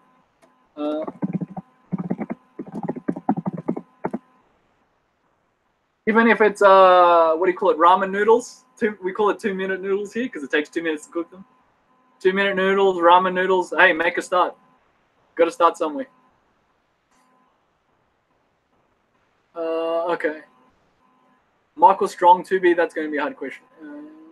Whatever. But do you know how to cook it? Yeah, I mean, I know roughly because I know how to make chicken soup. I just throw in the malunggay leaves if you want to do it like that. But I'd be happy to learn. Don't get me wrong. I'm happy to learn from a local. Or I've seen other locals do it. They put in okra or, cabbage or spinach. Yeah, you can put other vegetables in there. So it's a delicious, tasty soup. Jay from Perth. Hey, that's cool. Hey, excuse me, Jay. I think I've seen your comments before. Yeah. Hey, that's cool, man. Jay's from Perth, Western Australia. You guys got the mining boom. You got some mineral boom going on over there. Adam Ramirez, El Nido, Coron tips in motorbike rental from Los Angeles. Okay, I have made some motorbike rental tips, but yeah, okay. I guess I could share that. But specific, I mean, they're the same tips. They apply anywhere. But negotiate, brother. You got to negotiate fuel when it comes to motorbikes. How much does the bike cost to rent? For how long? And how much is the fuel? Or do you pay for the fuel? You have to work out all those details. I know it's so annoying, but you have to ask. They won't tell you. So you'll bring it back and you'll play all this extra crap. Or they'll say, oh, you're always for that scratch. Maybe they try to scam you, things like that. So you got to be tough. You got to be tough and say, no, that scratch was already there. Or inspect it first. Inspect it, make sure it's working, make sure it's not scratched.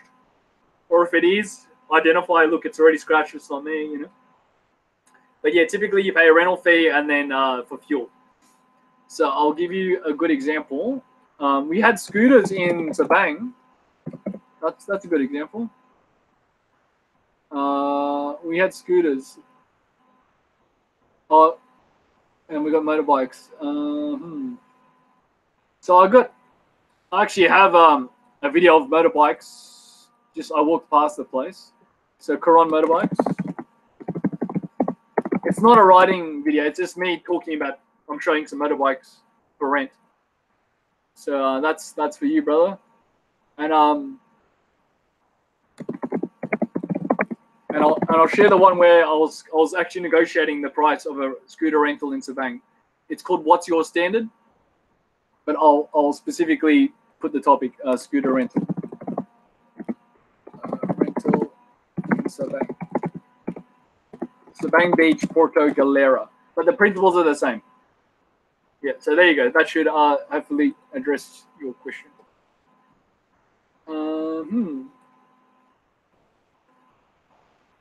See, this is cool. So we're learning so much about everyone now. Dave, the N is from Norway, 39 male. Hey, cool. You're not that old. But you made it sound like you retired, like military pension. But I see. You left the military and now you're civilian life. But cool. Awesome. You should change your account name to Dave. Dave N or something. Or Dave from Norway or something like that. That's cool. Michael Strong, one thing I learned is that you don't win a woman's heart. Win their stomach. Well, they say that about men too. They say you should win a man's stomach. Yeah. To learn to cook, yeah. No, well, I mean, yeah, women are impressed by that. They get insecure though. Like, oh, if you cook and clean, then maybe you don't need a girlfriend. Like Filipinos, they, oh, then maybe you won't marry me. It's like, no, I'll still marry you, but just we can both cook and clean and survive. And yeah, it's just funny. It's just funny how some people react. Western girls often get impressed. Like Australian girls will be like, oh wow, or whatever. And it's a great way to impress them. But yeah, survival skills, guys. It's not just to impress a girl on a date. You need to survive. I know guys who can't even make ramen noodles, for God's sake. It's like, yeah, you won't survive if you get into trouble, or if you're doing it tough. It happens. Everyone goes through a tough time at some point in their life, whether economically or emotionally or whatever. I've already got friends who divorced.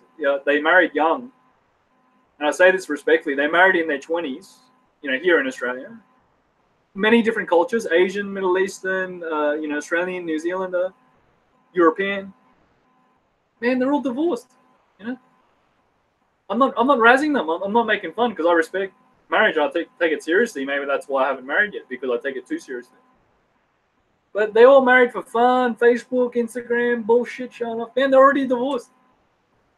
Yeah. And and I would like to treat it more seriously than that, more responsibly. So what do you think happened? Even in their marriages, they married young. They were struggling. They didn't know how to cook. They didn't know how to clean. They were just struggling, and they were fighting all the time. Yeah, so it's a thing. Not just cooking. I'm just saying they didn't really know each other. They didn't marry for the right reasons. They didn't talk about it. It was just, oh, let's get a photo for Instagram and Facebook, and now let's break up. Anyway, I'm getting loose. So let's keep going. No, well, actually, I'm not getting loose. That's true. All right, this stuff is happening. But anyway, yeah, you don't win a woman's heart, you win a stomach. No, I think it's the other way around. I think you win a man's stomach, and you don't win a woman's heart. You win her shoe collection. You win her shoe addiction. You have to buy shoes for them. Peter Polter, do you still keep contact with Says Style? No, not. I haven't spoken to him in a while, man. I'm enjoying your live chat. Hey, thanks, Peter. Yeah, I was covering that earlier. You can, I believe his Facebook page, Says Style Facebook, is still open. So I encourage you guys, don't be shy. Try and message him. What's going to happen? He says no, or he doesn't reply. So if you want to know, just message him directly. You don't need to be embarrassed. But no, I haven't kept in touch with him.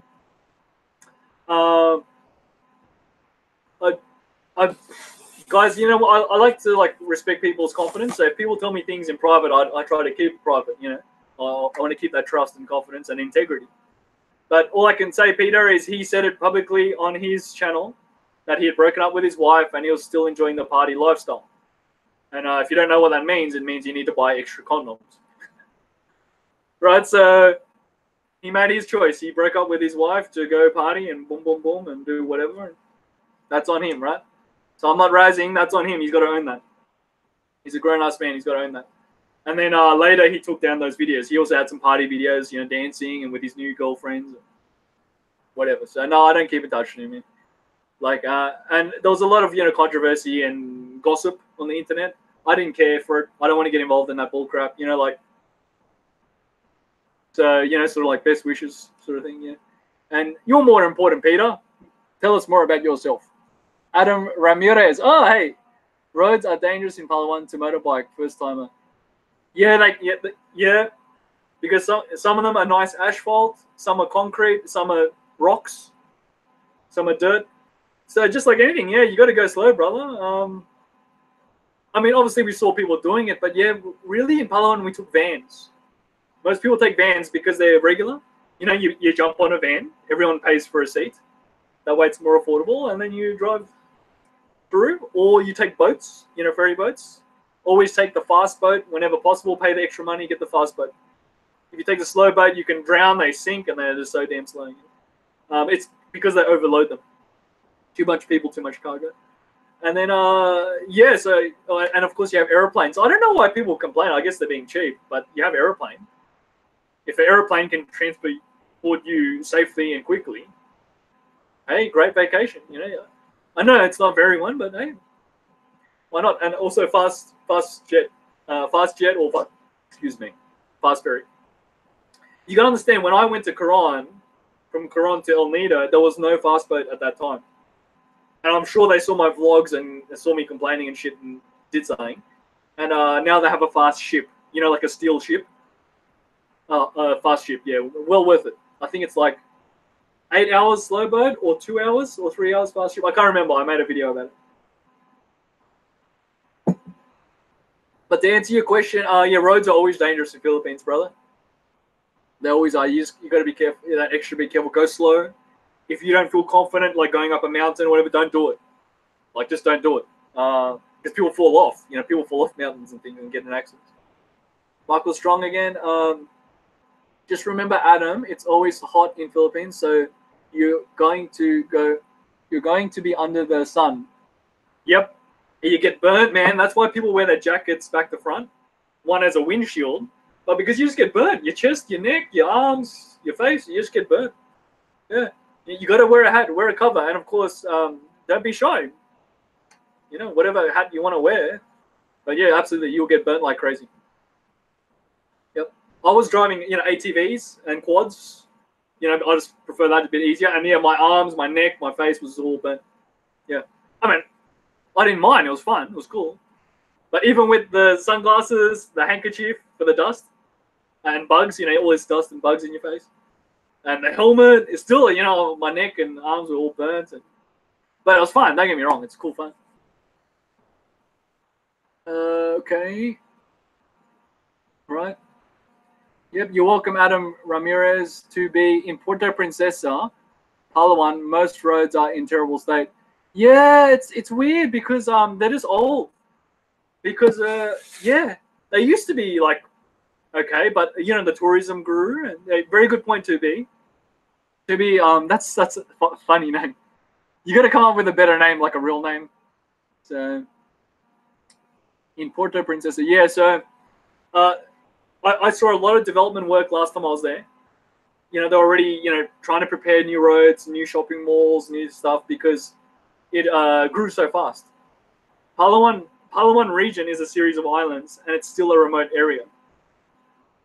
So being a quiet, sleepy, remote area, there's not much going on, not much development. Don't get me wrong, very beautiful. So yeah, they still need to develop further. But don't get me wrong, it's very beautiful.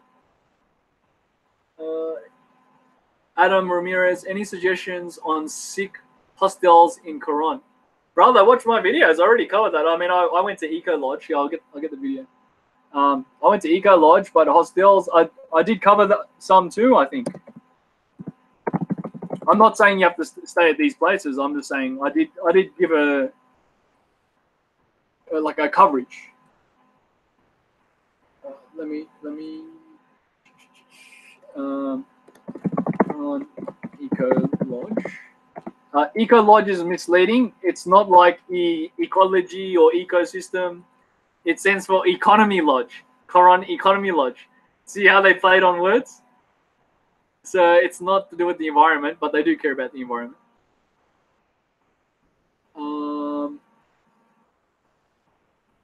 And Casa Quran as well. I covered Casa Quran. So yeah, look at my Quran videos, brother. Like you can go to my channel and search it, but I'll try to make it easy for you. Quran hostel. I think I did cover a Quran hostel. I think I did cover it. What was it? Zurich. Oh yeah, Zurich. Yeah, that was ghetto, man. That was ghetto. Oh, that was okay, but that was ghetto. Don't get me wrong, that was a great trip. But Zurich was a bit ghetto, and they did try and scam me a little bit because the manager was not there. If the manager was there, it would have been fine, but the staff were being a bit naughty. Zurich pension house in Toronto. Yeah, but that's just one example. There's many affordable. They call them pension houses. I'm just saying culturally, they call affordable places pension houses because motel means sex. When you say hotel, it means a sex motel. That's just what they call it. And there's short stay motels, like you can stay 2 hours, 3 hours, 4 hours, short stay, boom, boom, boom. So usually people are having their love affairs or students, students just want to quickly go with their girlfriend. And whatever. So that's why I just kind of weird whenever I say, are there any cheap motels? Are there any motels? Oh, sir, very bad. Why you go to a motel? You are a bad boy. I said, what? I just need a cheap motel. You know, like they thought I'm doing something bad. And they say, no, sir, we have pension house. I go, oh, I know. Oh, okay. So you get pension house. But like, whatever is happening, you know. So anyway, funny stories. I've got plenty of colorful stories. So let's keep going. You're traveling solo. Okay, I see what you mean. Try Airbnb, guys. I know I haven't covered it on my channel, but try Airbnb because I wanted to trial it and start using it, but I've just been using other vendors. You know. Yeah, so Airbnb are pretty cool because, you know, you're just using someone else's apartment or house or whatever, and it can be very affordable, especially in bigger cities. Yeah, but hey, don't get me wrong. There's still great options for traditional hotels. They're very affordable in Southeast Asia. So let's keep going. Okay, so see you, Michael Strong. Thanks for joining us, brother. I appreciate you sharing, and I'll have to look in the Bali now. And good luck with the shooting. And get an AR-15, Michael Strong. I'm not sure if you have an AR. Get an AR-15. Message me. Because we can't even have them in Australia. So, okay, let's keep going. So yeah, thanks, Michael Strong. To be, yeah, it's a waste of time and money to get married in your early 20s. Well, not necessarily. I'm not hating on marriage, and it's because I grew up in a very traditional, you know, Asian family. I think it's very important, but people really, they don't have the courage and confidence to have the real chat. Like, what do you really want out of this marriage? And be honest. And that's both parties. Like, are you just after money, or do you want to have kids? Do you want to raise kids? Do you want to travel together? You know, people don't have the confidence. So in your early 20s, you usually just don't have the confidence to have that chat. So what do? You lie to each other. You bullshit. Oh, yeah, I like that. And oh, yeah, sure, let's live happily ever after. You see what I mean? And then, yeah, excuse me, guys, I'm just dealing with myself. Excuse me, pardon me. But yeah, so it's not to say that marriage in your 20s is bad. It's that most people don't have the chat. And then they don't go chat to the parents and work it out properly. You know, so all manner of lies and bullcrap and sneaking around, and what happens? When now the parents aren't happy and they're fighting, and now the couple's fighting, and and the mother-in-law doesn't like them, and you see, because they didn't have the chat. They were meant to chat about all that stuff, like in time. So if it took them 2 years to have those chats, like just slowly dating, you know, if it took them 5 years to have those chats, that's what they were supposed to do. Have those awkward chats. That way you can work it out, and even if it doesn't work out, better you break up instead of having a messy divorce. You know, you know what I mean? Breaking up while dating, rather than breaking up when you're married and you're supposed to be together, and then you have a messy divorce. And I've seen that, and it's nasty when you see a messy divorce. You know, it hurts, because especially when you're friends with them too. So yeah, so the whole point is communicate. I know it sounds very cliche, but most people need the courage. They need the strength. You know, the confidence to, okay, have that chat. Have that damn chat. And you know what, I'm going to tell a story because I'm getting carried away and I've got to own this. A friend of mine, he's a hairdresser. He's a silent achiever. Good looking guy, and he always dresses well, like always wears a shirt and trousers. And he's a hairdresser and whatever. And you could tell he had a very strong confidence, but very, very reserved. You know, just, hey, how you going, guys? Good to see you. And what can I do? Yep, do a haircut today. And he's telling me this story. He was with his girlfriend, and he's a silent achiever. Do you understand? He's a very hardworking guy, but the silent achiever. He's not interested in showing off. He just wants to do his work, go home. He just wants to take care of his people, go home. You know, this is in Australia, right? And then he went with his fiance. So they're married, yeah. I mean, engaged. Baby, I love you. I want to marry you. Yeah. You know. They went on a retreat to a cabin, you know, like a resort cabin. You can go bike riding, and in snow time, in winter, you can go skiing. But they went in the springtime, beautiful, you know. So you can go canoeing and ride bicycles, all that shit. The whole idea of the weekend was to spend time with her friends. They were her girlfriends. And the whole weekend they razzed him. They disrespected him. Oh, he's an idiot. He's a dickhead. He's such a dork, you know. He's like, I'm right here, girls. He goes, I'm having a beer. I'm right here. whoa, what's happening? They razzed him the whole weekend, right? And he, remember, he's like he's a quiet type. He's very reserved, but he's confident. And he just couldn't believe it. He goes, whoa, easy, girls, come on, play nice, huh? We're meant to get to know each other, Obviously, you're my fiance's best friends. Please be nice. They're razzing him. You're this, you're that, blah blah blah. What the heck? Hey, 2B, thank you for the peso 150 tip. I guess you gave me a tip. Hey, look, I appreciate it. It's not about the money. I mean, the US friends should be giving me a tip in $1, but hey, thank you. I really appreciate it. No, you're most welcome. That's the whole point. I enjoy doing it. I enjoy helping people out. That's the whole point of me doing this stuff. So, yeah. So anyway, I'm going to keep sharing the story, and I'll try to be brief. So this continues, and they're laughing. They're enjoying this. They're not that drunk. They're just sipping their wine.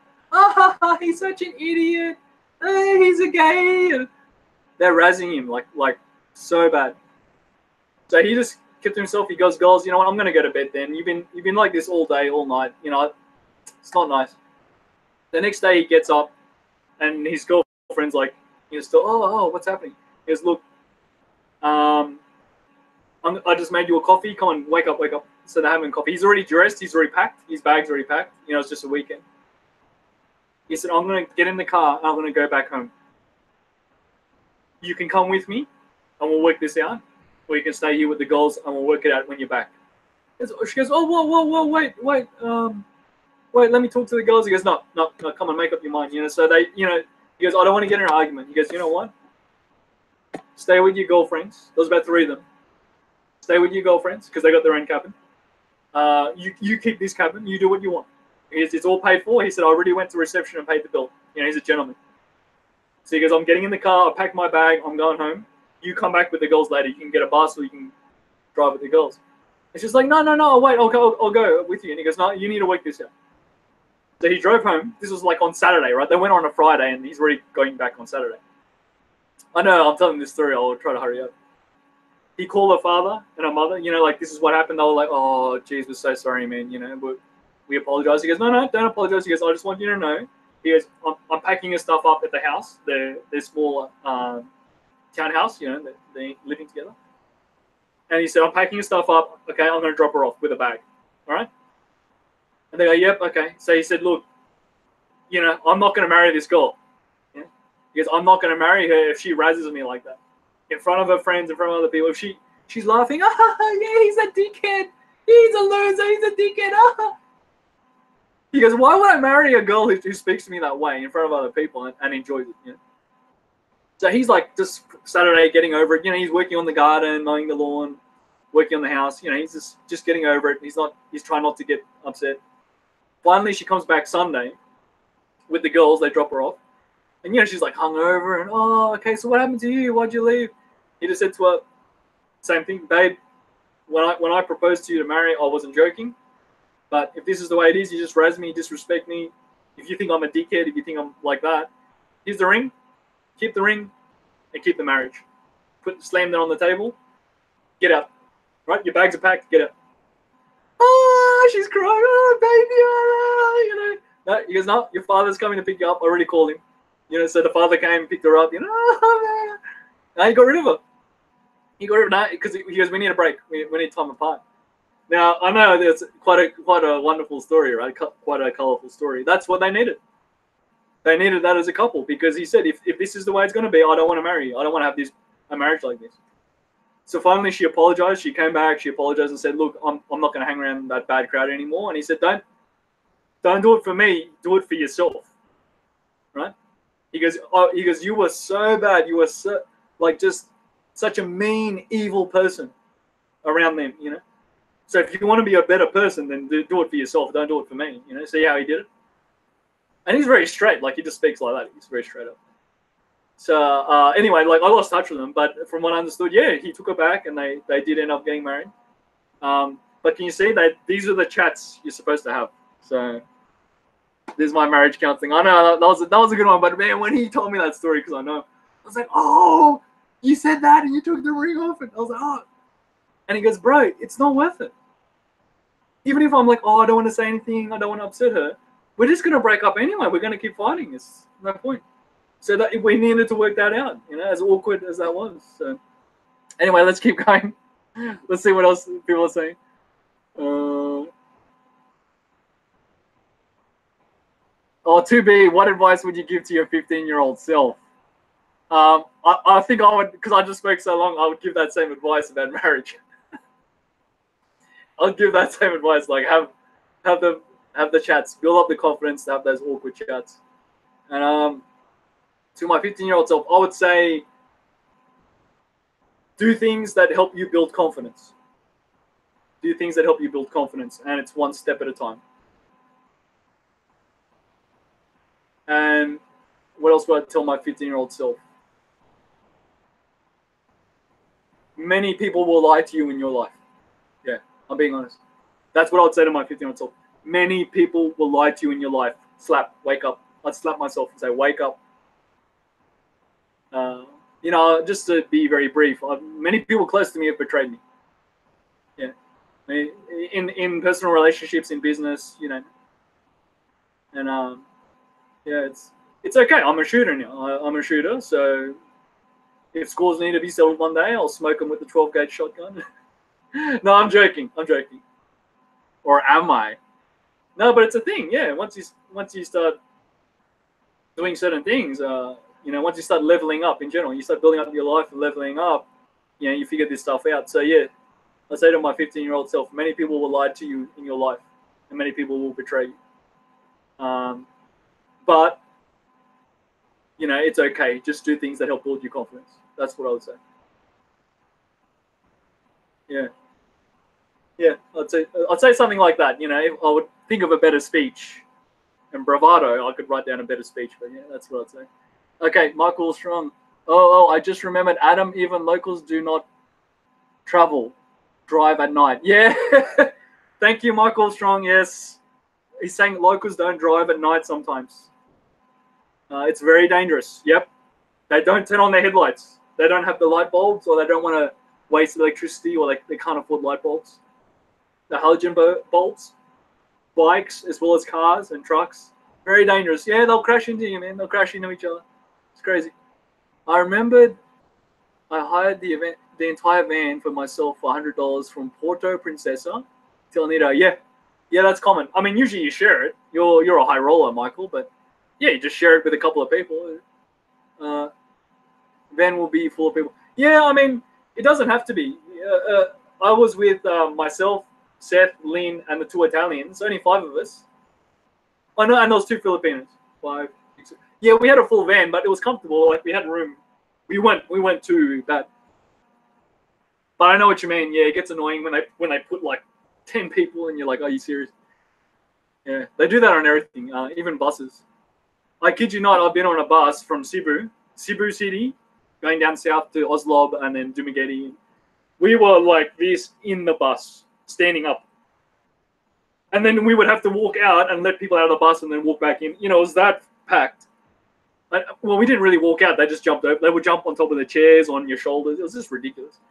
So, yeah, as the bus continued, more people got off, and eventually we could sit down, but it was just ridiculous. That was too much. That was really too much.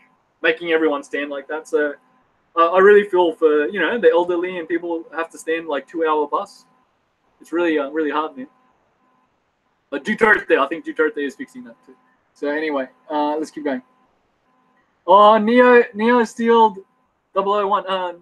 Neo Steeled, I guess Neo. I'll just go with Neo. Hey Neo, good to hear from you, brother. Yeah, he's a regular, long-time subscriber. He says, I grew up driving in Philippine roads in vehicles without seatbelts. When you don't wear them, you have a tendency to not drive at speeds which throw you around. Yeah, cornering. When you turn corners, you really got to, slow down. So Neo's got a good point. You got to build up experience and know how to drive slowly. It's a thing. In the West, we actually crash a lot. We drive too fast and we crash. It's a fact. So many people crash. It's on the news. Stupid. So that is a good point. They do learn to drive slowly and carefully. Michael is saying the drive will not be fast since the roads are undeveloped. So it will take 4 hours to arrive in El Nido. Yeah, that's true. Yeah, it's very true. And the driver is going to stop to eat. Yep. So you might want to take a toilet break, CR, get something to eat. Yep. Adam Ramirez, hey, thanks for the $2 tip, bro. Hey, I appreciate it, man. That's very nice of you. Gosh, thanks, guys. Yeah, sorry, I'm still babbling on and going through all the comments. David Bond got a new name. Hey, David Bond, hey, like James Bond, huh?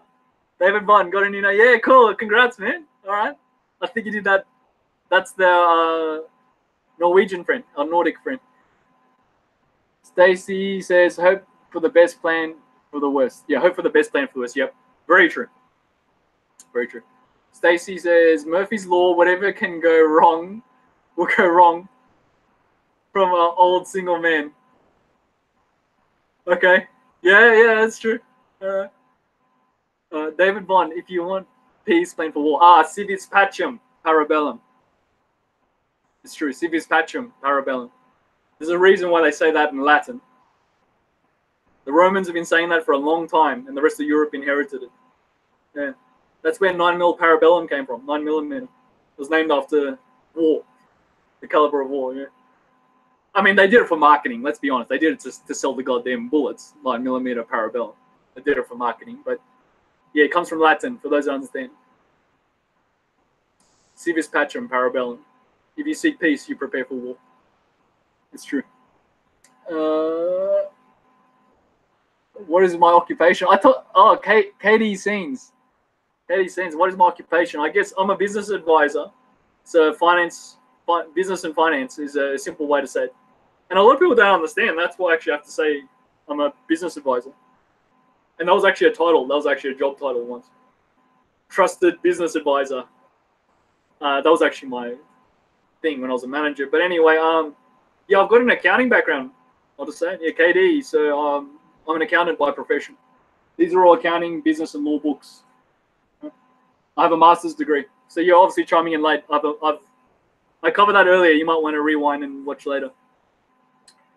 Yes, like James Bond. Got my Wolf at P99. Yeah, well, yeah, correct. Well done, David. I like it. David Bond. Yeah, I like it. I like it, seriously. That's a good one. And hey, look, you're what, 39? 39's still young, brother. Even 40s is still young, really. Even 50s, because it's only half your age. Like middle age, because people are living longer. People are living past 100 because of medical technology and, you know, new things, new science and techniques. So, yeah. Awesome. Good on you. I think I've gotten through most of the comments now. I've been babbling on. Yeah, any more questions, guys?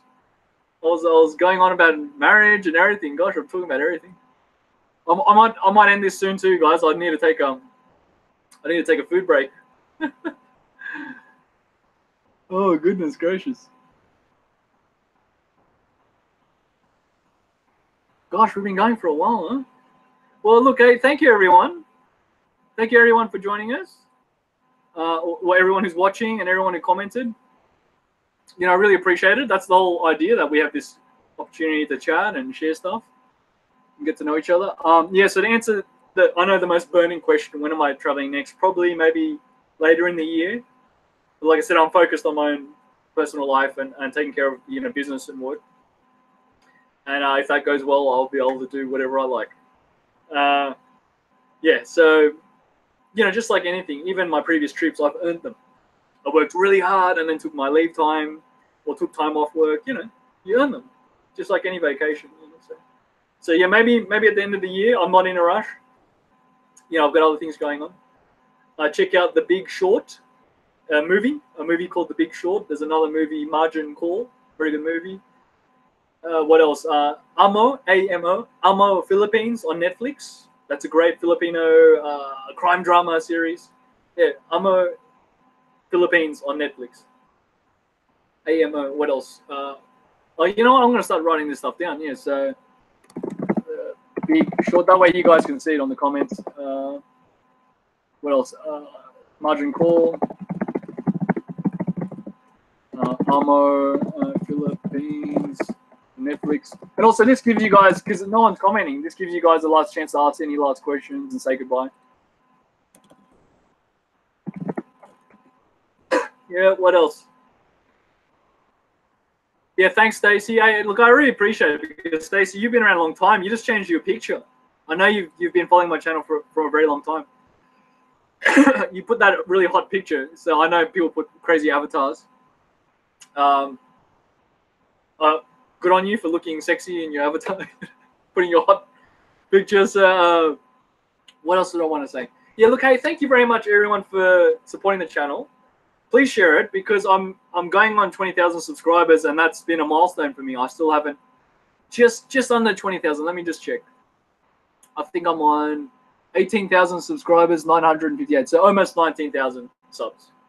So it'd mean a lot to me, guys. If you can, share the channel or the Facebook page, both, and hopefully we can keep growing the channel, and that way, yeah, it's also a bit more motivation for me to keep making videos and travel series.